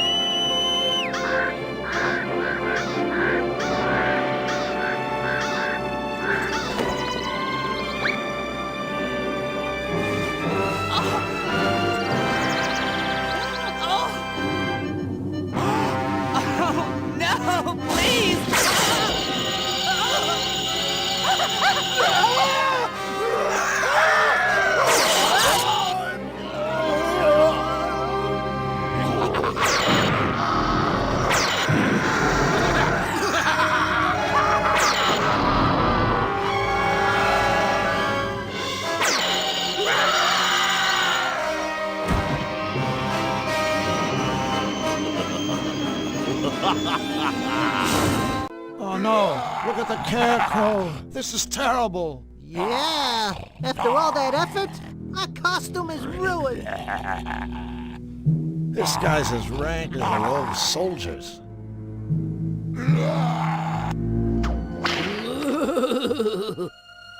A truly repulsive fly costume, complete with big buggy eyes, leathery wings, and sticky suckers on its feet. More, you sack of mutton! A feather. A feather? A feather! It's brilliant! It is. Think about it. Tickle, tickle, tickle. Ah, of course! Now, you worms may take some glue. Okay. Punisher Polly doesn't like ingratitude. Thank you both, so much. Feel free to stick around and watch, won't you? Tickle me, my wild and woolly one. Tickle me until I scream for mercy. Gee, I just love happy endings. Can we go now?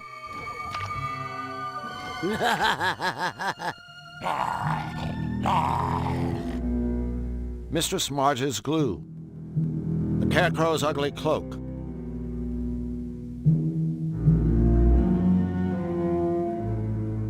That's cute.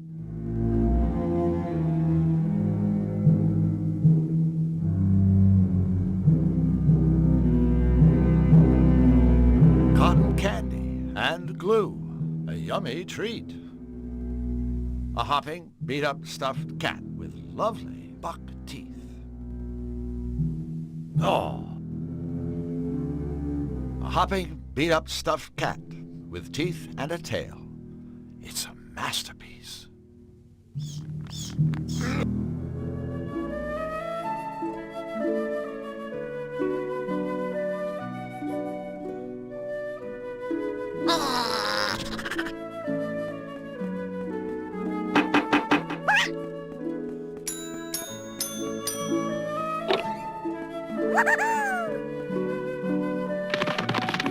Oh, that was sweet.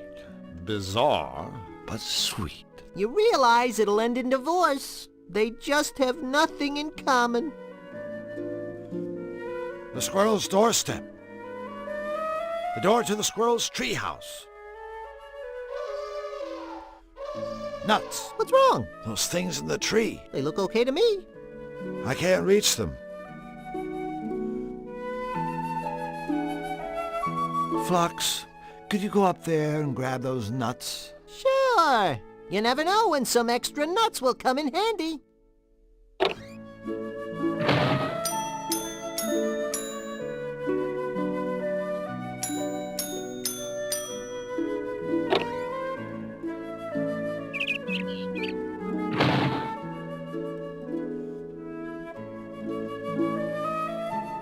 Nuts.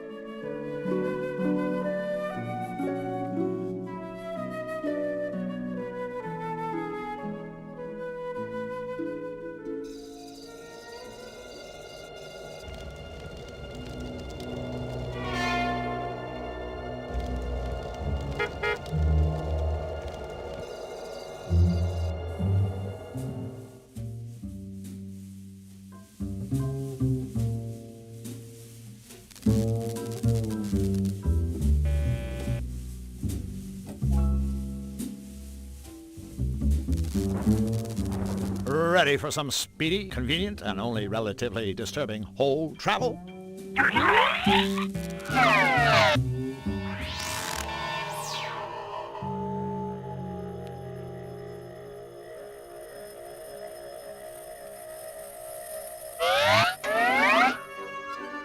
You know, I kind of like whole travel.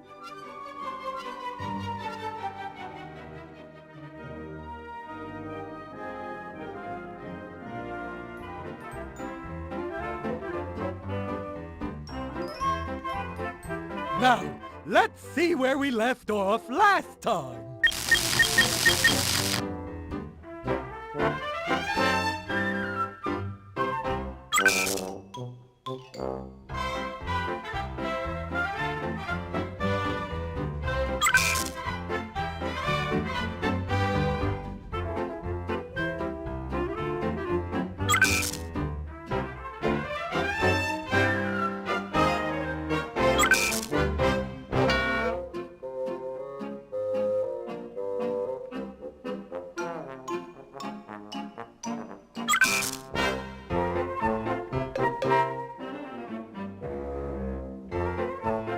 Oh dear, I'm afraid that isn't quite right.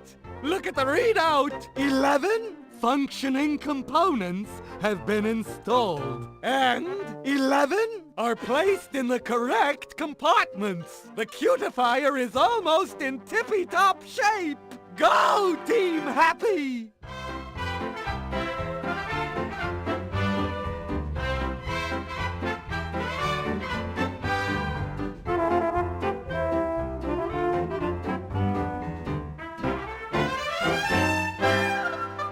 Don't forget your things! Exactly!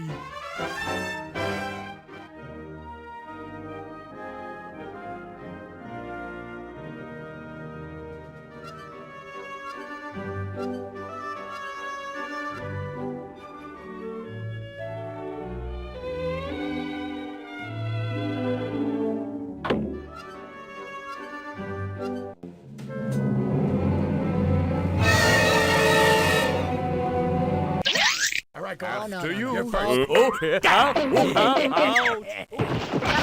Forget about it. Wow! Just shut up. All right, men. Let's split up. But what if one of us gets lost? Oh, yeah. All right, men. Let's stay close. Let's check the bakery. I could be wrong, but I think Nefarious's henchmen are about to make a special guest appearance. What the hell are we gonna do? Let me think. Hurl concussion bagels at them? No.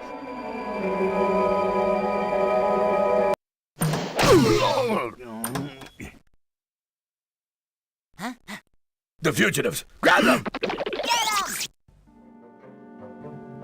Well, at least the cell is carpeted. Letting those morons catch us was really stupid.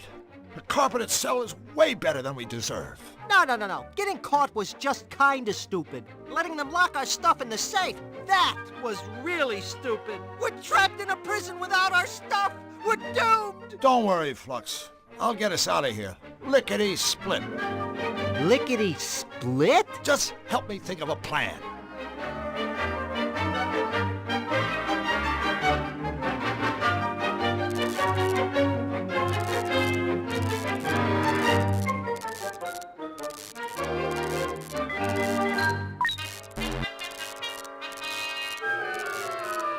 That keypad must open the door. Quick, Flux. What's the capo? It's 1, 2, 3. Really? No.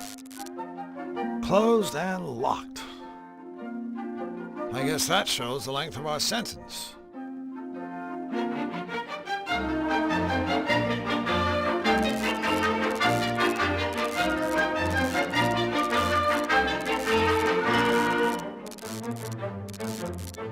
Closed and locked. Yikes! You're like a big bug zapper. Can I call you Sparky? Looks like our sentence is getting shorter.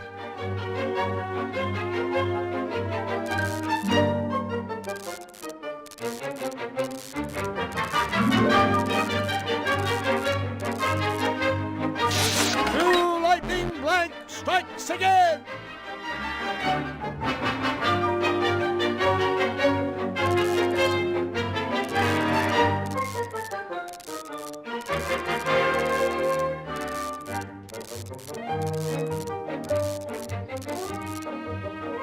Charge!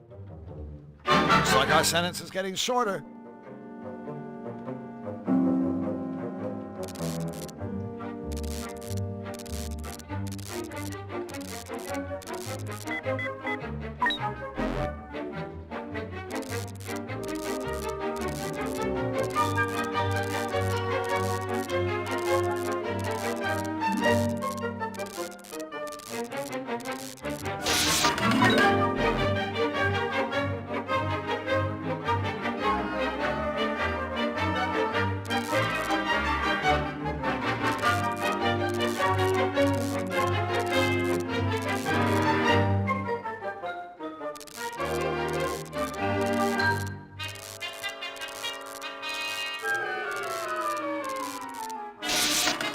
Nice work, Drew!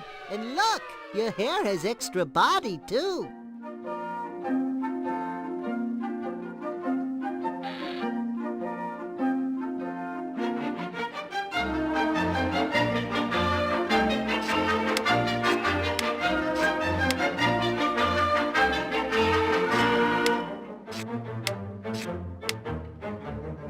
Our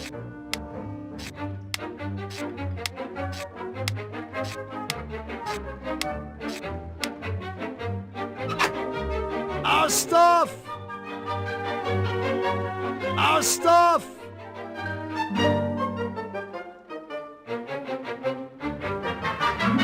Look, it's a mindless cartoon.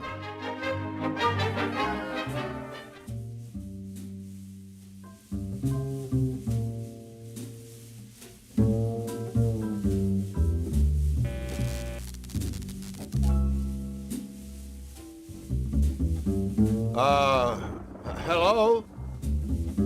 Ah, one of those strong silent types, huh? Hey, I admire a guy who... Who you calling a guy? Certainly not you, ma'am. So, what's a nice girl like you doing in a place like this? Quit the two-bit patter, mister. I ain't got the stomach for it. Really? Yeah, really. Say, what's your boyfriend getting at? Nothing. Nothing at all. We were just wondering what you were doing, standing here. Where everyone can see you. I'm here to make sure no two-bit saps try slipping into CDs without the proper attire. Great. Well, since that obviously doesn't apply to us, I'm sure you won't mind if we just head on inside. What did I just say? I believe it was a gaseous emission more than an actual statement. Wise guy, huh? Well, Crackin' Foxy won't get you birds anywhere with me. I said no one gets into cities without the proper attire. Now beat it. Please, Madame Bouncer, my friend and I would be most grateful if you let us into the club. You girls must have took a wrong turn somewhere. This ain't Sapsville, and I ain't your mama. If you two ain't got the proper attire, then you're taking the long road to nowhere. Drill, talking to this throwback isn't getting us anywhere. You're right, Flux. We aren't getting through to her. It's like we're speaking different languages. Wait a minute. That's it. Flux, are you thinking what I'm thinking? I sincerely doubt it.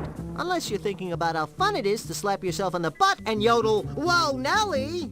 I'm thinking we need to change our approach. We need to start speaking her language. A language? Oh, no. Don't even think about it. So, from now on, kid, throw your yap in overdrive. Make like a tough guy. Punctuate your sentences with C. See? This is the most ridiculous plan I ever heard. See? Hello, sweaty eyes. What do you want, you lousy two-bit parasite?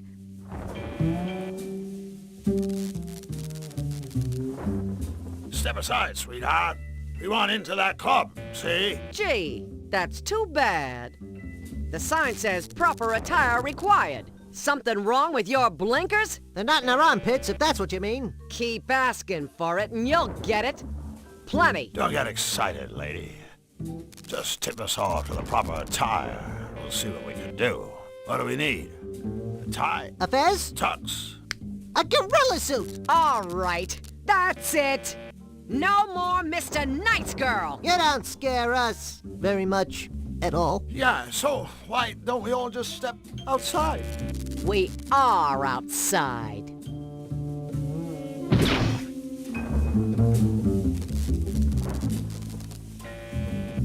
Well, that was unpleasant. Hey, little lady, your dance card full tonight? Careful, Twiggy. Unless you're hungry for a knuckle sandwich. Say, are you sweet with Nefarious? The Count? He's not my type. Yeah? What exactly is your type? Wait, don't tell me. 10 feet tall, covered with hair, and a waistline that stretches from here to next Tuesday. Your boyfriend's a real sweetheart. But somebody ought to tell him that people get loose teeth for talking like that. Take it easy, sister. All we want is a little dirt on the Count. What do you birds want to know? What's his game? What's his angle? What's his scheme? What's his angle? That's a lot of questions. That's okay. We got a lot of time. Well, I ain't. Well then, neither do we. Well then, get out of my face. A pleasure. So long, sister. Flux, I'll handle the interrogations from now on, okay? Listen up, Missy. My partner and I have a little business proposition. I don't... Never mind talking. let me do it. If you let us into the club, we'll tell your boss what a swell gal you are, see? Sorry, girls. Rules is rules. Now don't go simple on me. I'm telling you, this little scam will put you in solid with your boss. Forget it. If I let you two in without the proper attire, my boss would beat my teeth out and then kick me in the stomach for mumbling. Nice guy, your boss. Drew, remind me why we're so keen to get inside this club? Here's looking at you, kid. Get out of my face.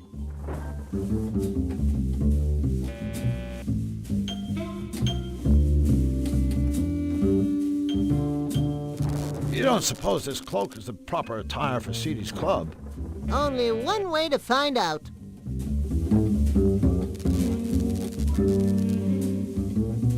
Evening, ma'am. Stop flirting, Jack, or I'll kick out your insides and turn your empty hide into a party dress. All the gin joints, and all the towns in all the world, we walk into hers.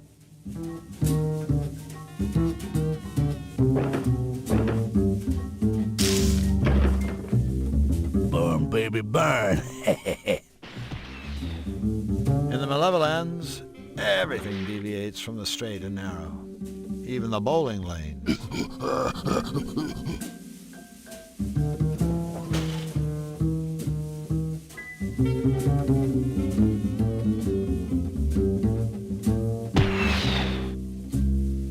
Excuse me, sir. Excuse me? What kind of talk is that? Take my advice. A guy could find himself with his face caved in mouthing off like that in my club. Did you clowns figure it was ladies' night or something? Ah, shut up, you bald-headed twit. That's better. Now, what can I do you for, creeps? We like 2 pairs of shoes. I'm a size 10. My friends are... Oh, a couple of hot shots, huh? Well, listen up. I see hot shots like yous come through here every day, gunning for old Seedy. And I watch 'em crawl right back out the door. Losers, every damn one. Now, why don't yous two just... blow? I don't understand. Gunning? For you? I only asked for some shoes. Listen, chump. The only shoe you'll get from me will need to be surgically removed from your rectum. Wait a minute. You two ain't aware that I, Seedy, am the one and only champion of hairpin bowling? No, Oh, hold on. Hairpin bowling? Where you jerks been, baking cookies? Hairpin bowling is the toughest, gruelingest, sweatingest sport ever invented. It's so tough, you gotta fight for a lane. And once you get a lane, the only score what counts is a strike. And nobody ever scores a strike. That is, nobody but me.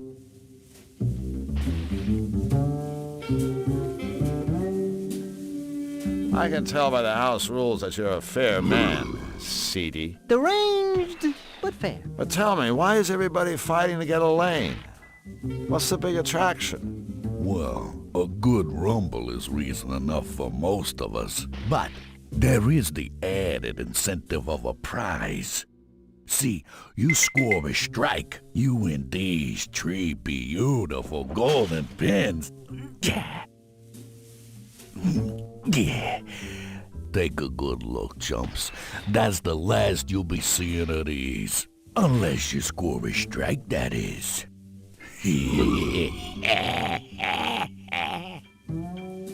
So, Seedy, what's your secret?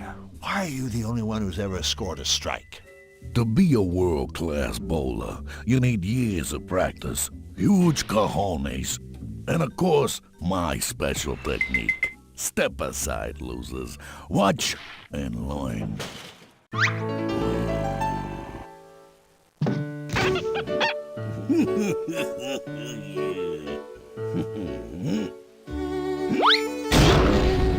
That's gonna hurt.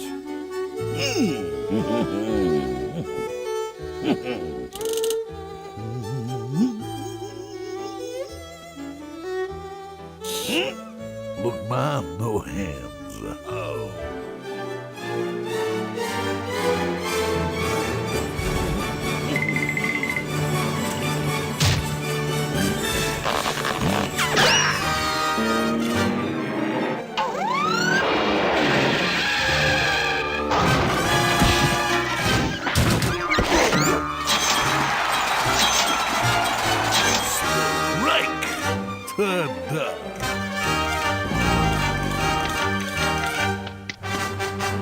Ah, that kind of hairpin bowling. And yes, sport fans, all the animals were harmed during that performance.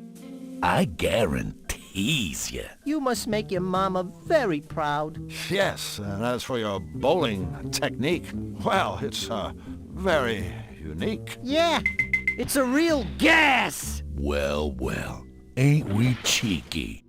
I guess the bottom line is that it works. That's right. But not just any old bum could pull it off. All right, no more wisecracks.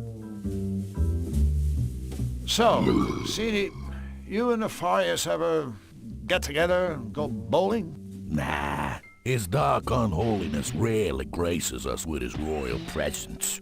He just hangs out in his impenetrable island fortress, castle, place, thing, working on his dreams for global domination, torturing the innocent and laughing like a madman. Whoa, that's a tough schedule. Have you ever been inside his fortress, castle, place, thing? Are you kidding?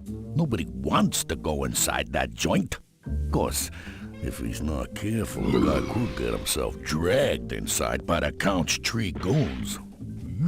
Talk about freaks.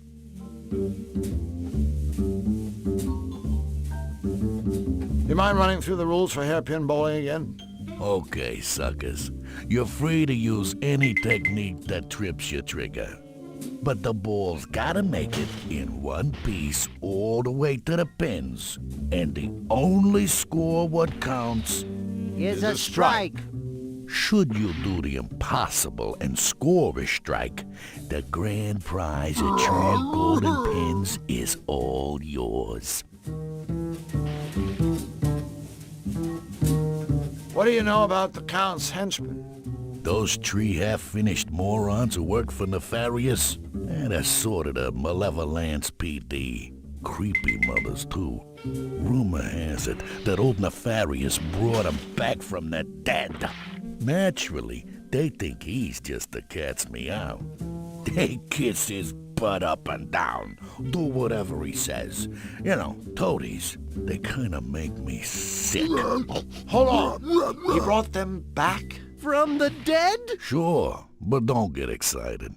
It's not all it's cracked up to be, all right? These chumps weren't exactly in tip-top shape when they came to. One guy couldn't hear, one couldn't talk, and one couldn't see. The robot maker across the way rigged up phony eyes and ears and whatnot. Like I said, real creepy. Mr. Seedy, I was wondering if we might get another demonstration of your Yeah, I miss that ick. Sure.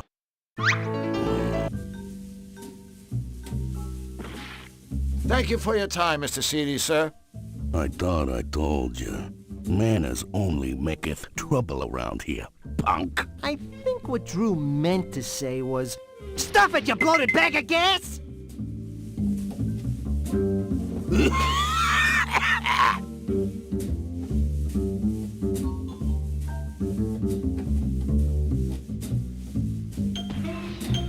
Behold, a bear trap.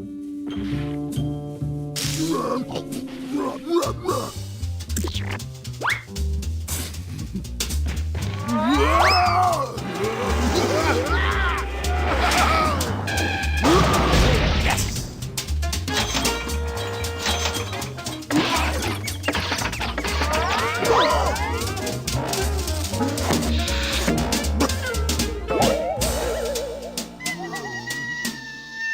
Good style, good form, good adhesion. Overall, I'd give him a 9.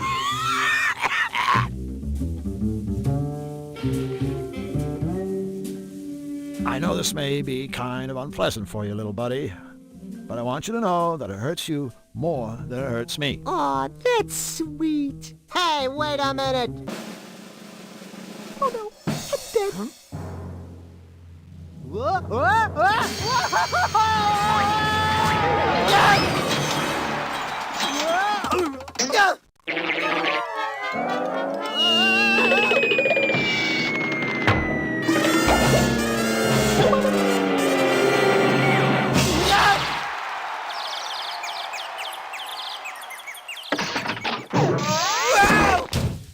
You did it! Whew, thank goodness. I was afraid you'd have to shoot me out of your butt. A strike. I'll be damned. Yeah, and we didn't even use your special technique. No ifs, ands, or buts. Those two chumps scored a strike. A strike! Nobody scores a strike but me. CD. A strike. Look, CD, I don't mean to rush the grieving process here, but could we have our trophy? We kind of got to get going. Ah, take it, you losers. Yeah. Go ahead. Destroy my business. Destroy my reputation. Sure. I can handle it. Jeez, I hate to see a grown man cry. Yeah, especially one in a tutu. Just go. I guess this means we can't be friends. Go.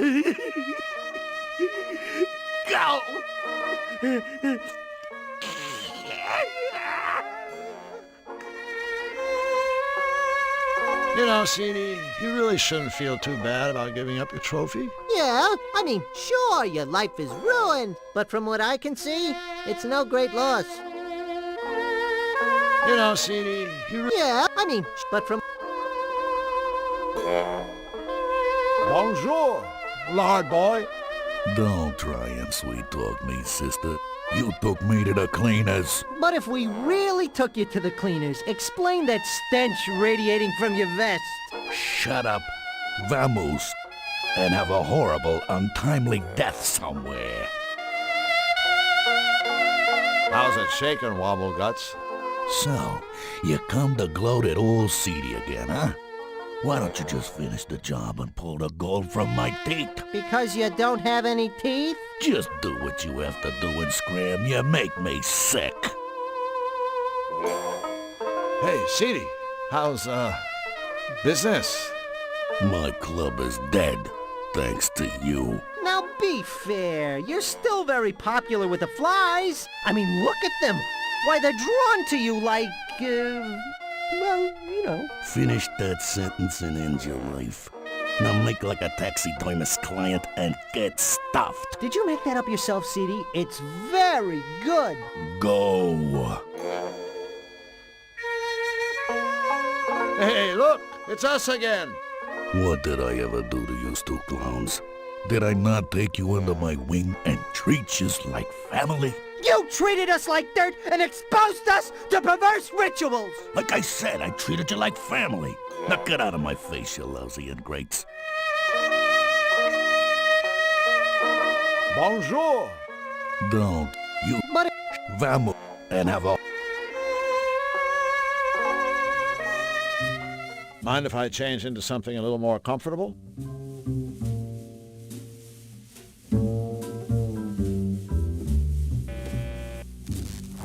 Hello, sweaty eyes. What do you want, you lousy two-bit parasite? So, your boss don't take kindly to screw-ups. The boss has a policy. Anybody screws up, he jumps down their throat, trashes their insides, and punches a hole through their gut on his way out. A policy worth remembering. See? I guess it would be too bad if he got word that you were screwing up. Just what are you saying, Jack? Suppose somebody was to tip CD off that you were screwing up, laying on the saws, harassing the customers, that kind of thing. PDQ, you'd find yourself out of a job and fresh out of teeth. I don't think any of us wants to see that happen. And none of us will. See, I have this policy of my own. If a couple of saps try and strong-arm me, I jump on top of them and wipe my feet with their broken faces. Another policy worth remembering.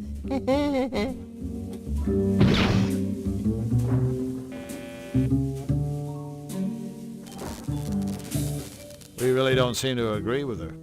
Hey, the feeling is mutual.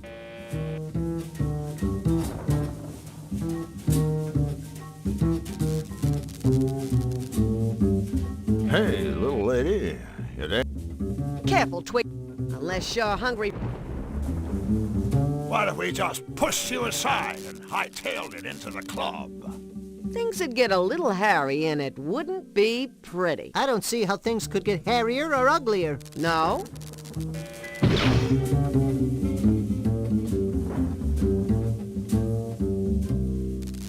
We really don't seem to agree with her. Hey, the feeling is mutual.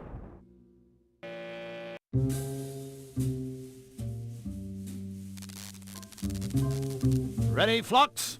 Into the hole!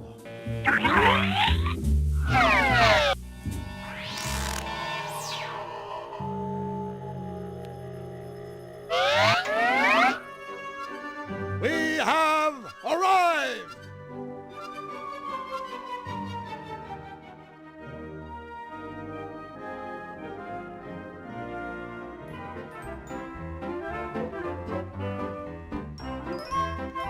Wah! Wah!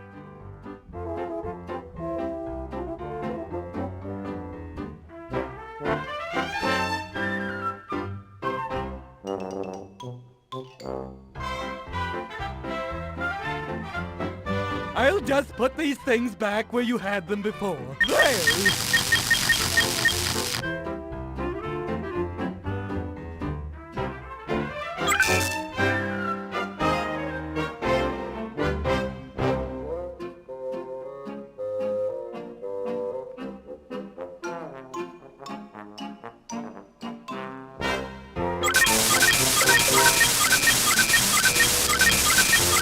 Is that it? Is the cutifier finished? Yes?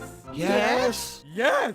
Yes! Wonderful! So are you fellas ready to go to it? Yes, sirree. We've never been so... Go to what? Well, goodness, go and cutify things, of course. What did you think the cutifier was for? Flux, was this part of the bargain? I'm not sure. Do you think we have a choice? I guess the alternative would be to let Wing Commander here pilot it. No choice then. That's okay. Maybe this'll be another one of those meaningful life experiences. I certainly prefer that to one of those meaningless death experiences. Gentlemen, the time has come to launch the cutifier! Bric-a-brac, Yes? you did remember to build another much larger exit from this hangar, didn't you? Ah, my trusted henchman. Come in, come in. Please, indulge me in one simple question. Anything, Your Unholiness. You need only... Where are the fugitives I ordered you to arrest? In your own time? Why, that's easy, sire. They're right where we left them. Locked in our maximum security cell, our prisoners. I see. So, tell me, you repellent larvae, how your prisoners managed to reverse the malevolation of Utopia? Gee, that's a good question. How did they do that? Silence, fool! We'll find him, sire, and bring him to you. It's as good as done. We'll leave no stone unturned. No rock unrolled. Your Malevolence, I beg you, give us this one chance to prove that we can do your evil bidding, that we are still worthy. Go then, but do not fail me again. Remember, reanimating your miserable corpses wasn't easy. Squeezing the life back out of them would be. Yes, sir!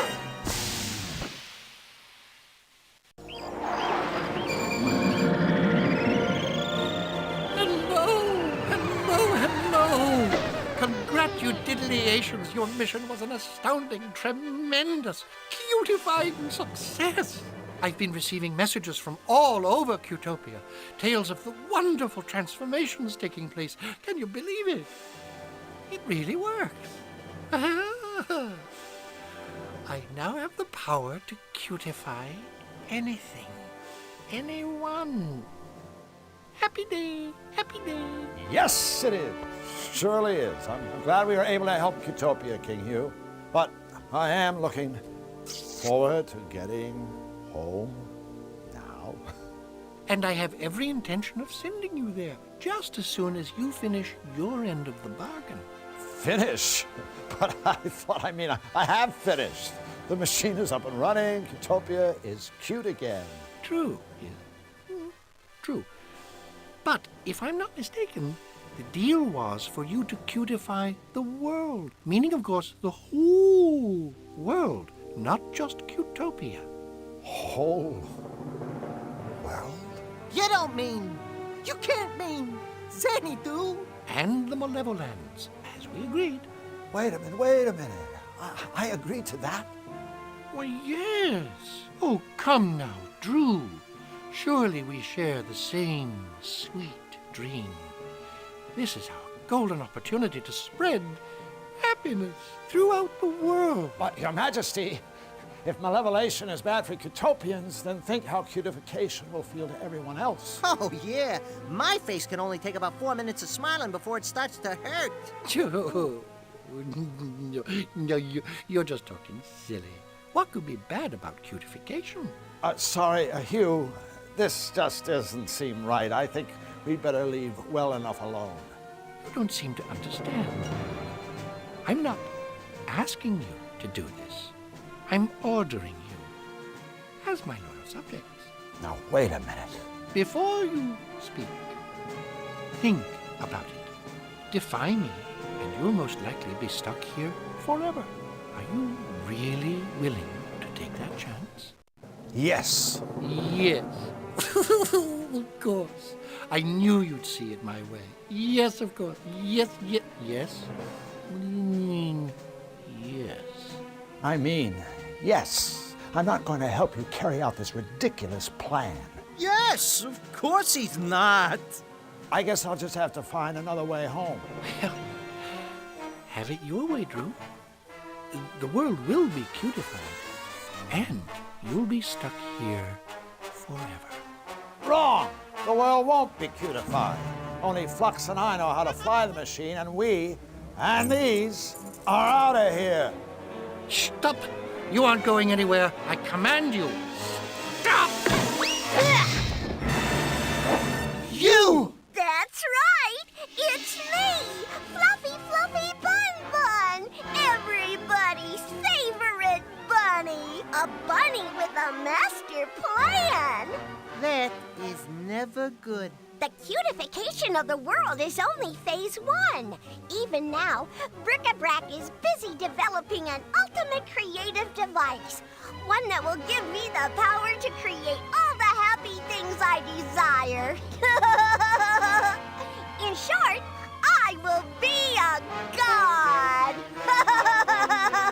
Oh, don't worry about the other King Hugh. He's safely locked away, learning how to be truly happy, just like me. And someday he, too, will take his rightful place at my Feet. Woohoo! Time to skedaddle. Guards! Guards! Seize these enemies of Cutopia. Uh-oh. It's not the king! It's Fluffy Bun Bun, masquerading as Hugh! Me? A cross-dressing, throne-seizing rabbit? Surely you can do better than that. He has the keys to the machine. Get them. It's time to make our guests cute.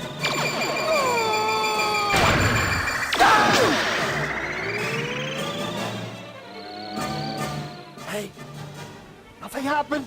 Flux, we're okay. It didn't work. Goodness me, Daru.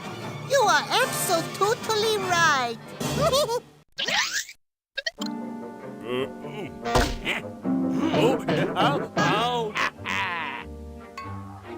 But the fugitive and his machine are probably nowhere near the castle. As you recall, Hugh and his minions are already cutified. Yeah, whose idea was it to come here anyway? Not mine. Not mine. Well, it certainly wasn't mine. Yes, it... Quiet! We don't have time to argue. We must locate their hiding place. Let's go that-a-way! Come on, Flux! Snap out of it! There's a one big chance to get out of here! Golly, Drew, I am perfectly happy right here, thanks. You go on ahead. This one must take more power. Guards! Yes, your cuteness! I'm the leader, and I say we go that way.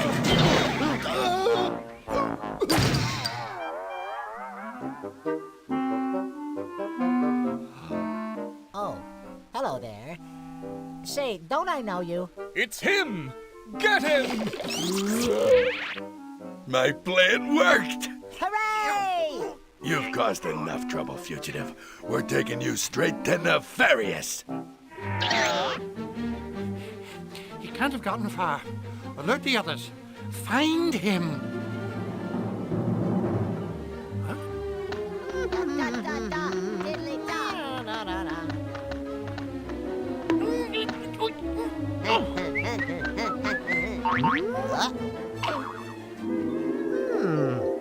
You can fly that machine, can't you? Why, sure I can.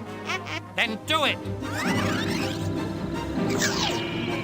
Cutify!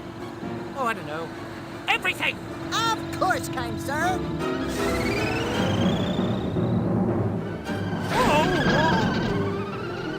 Bye-bye.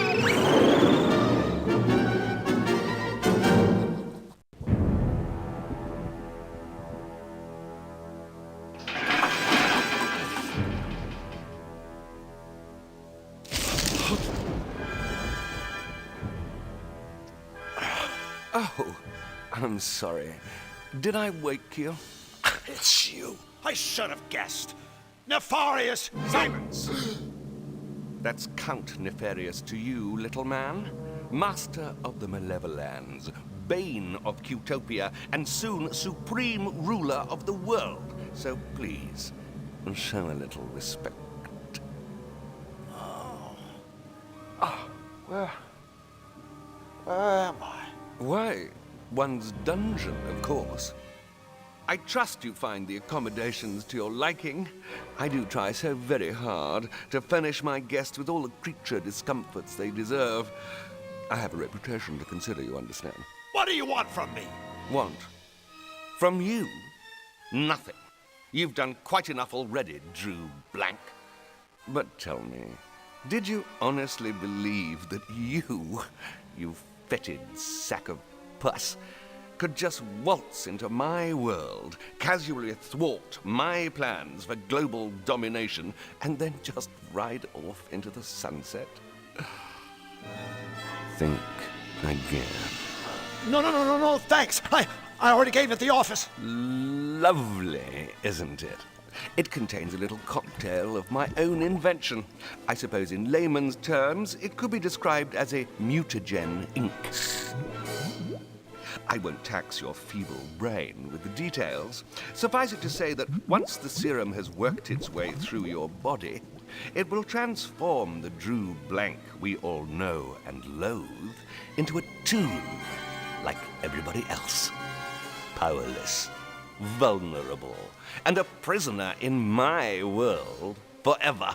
You're not gonna shoot me full of that stuff! Oh, bravo! For once, you're absolutely right. I'm not going to. I already have.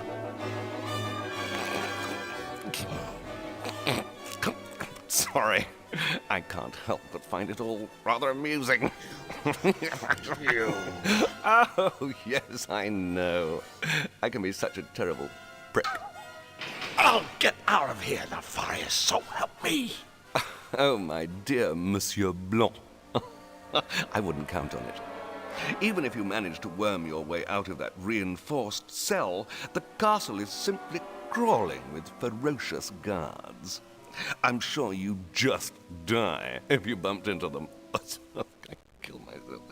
As for possible exit points from the castle, well, I guarantee you'd find the plummet to the surrounding waters below nothing short of breathtaking.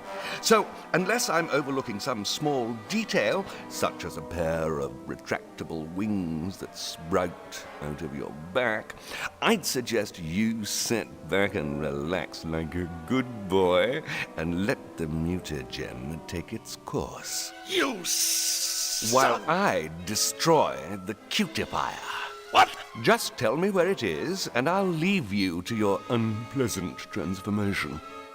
Tell you where to find the machine? Ha! Now that is amusing. Is it? Well, then perhaps you'll tell Me. Now!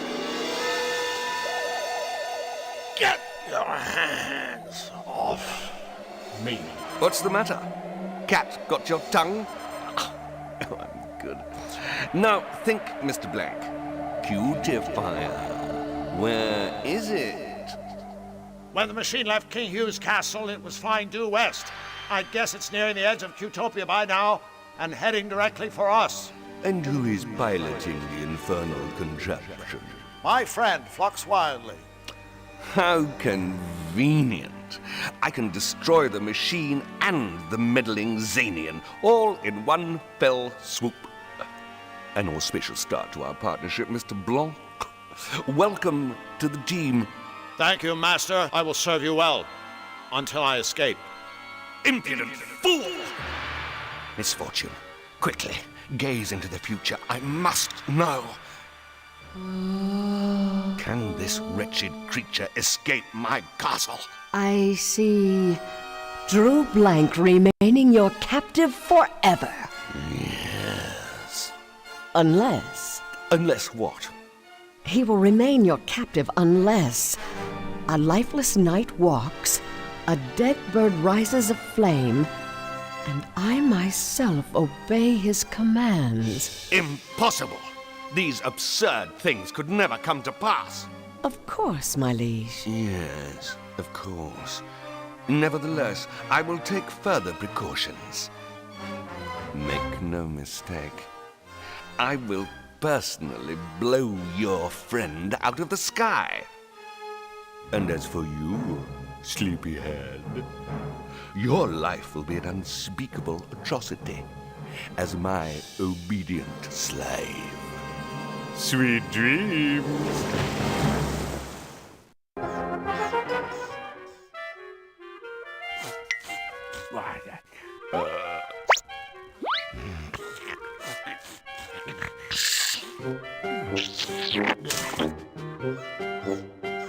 Well, well, well, well, well. Yeah. My name's Snout. I'll be your merciless dungeon guard for the duration of your stay, which is, let me see.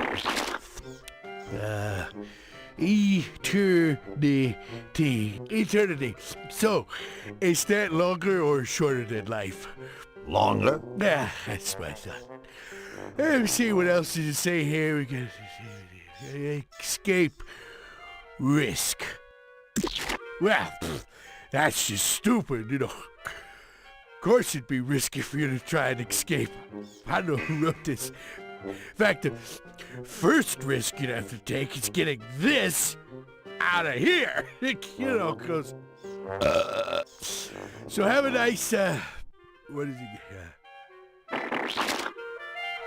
Eternity. Yeah, have a nice eternity, prisoner.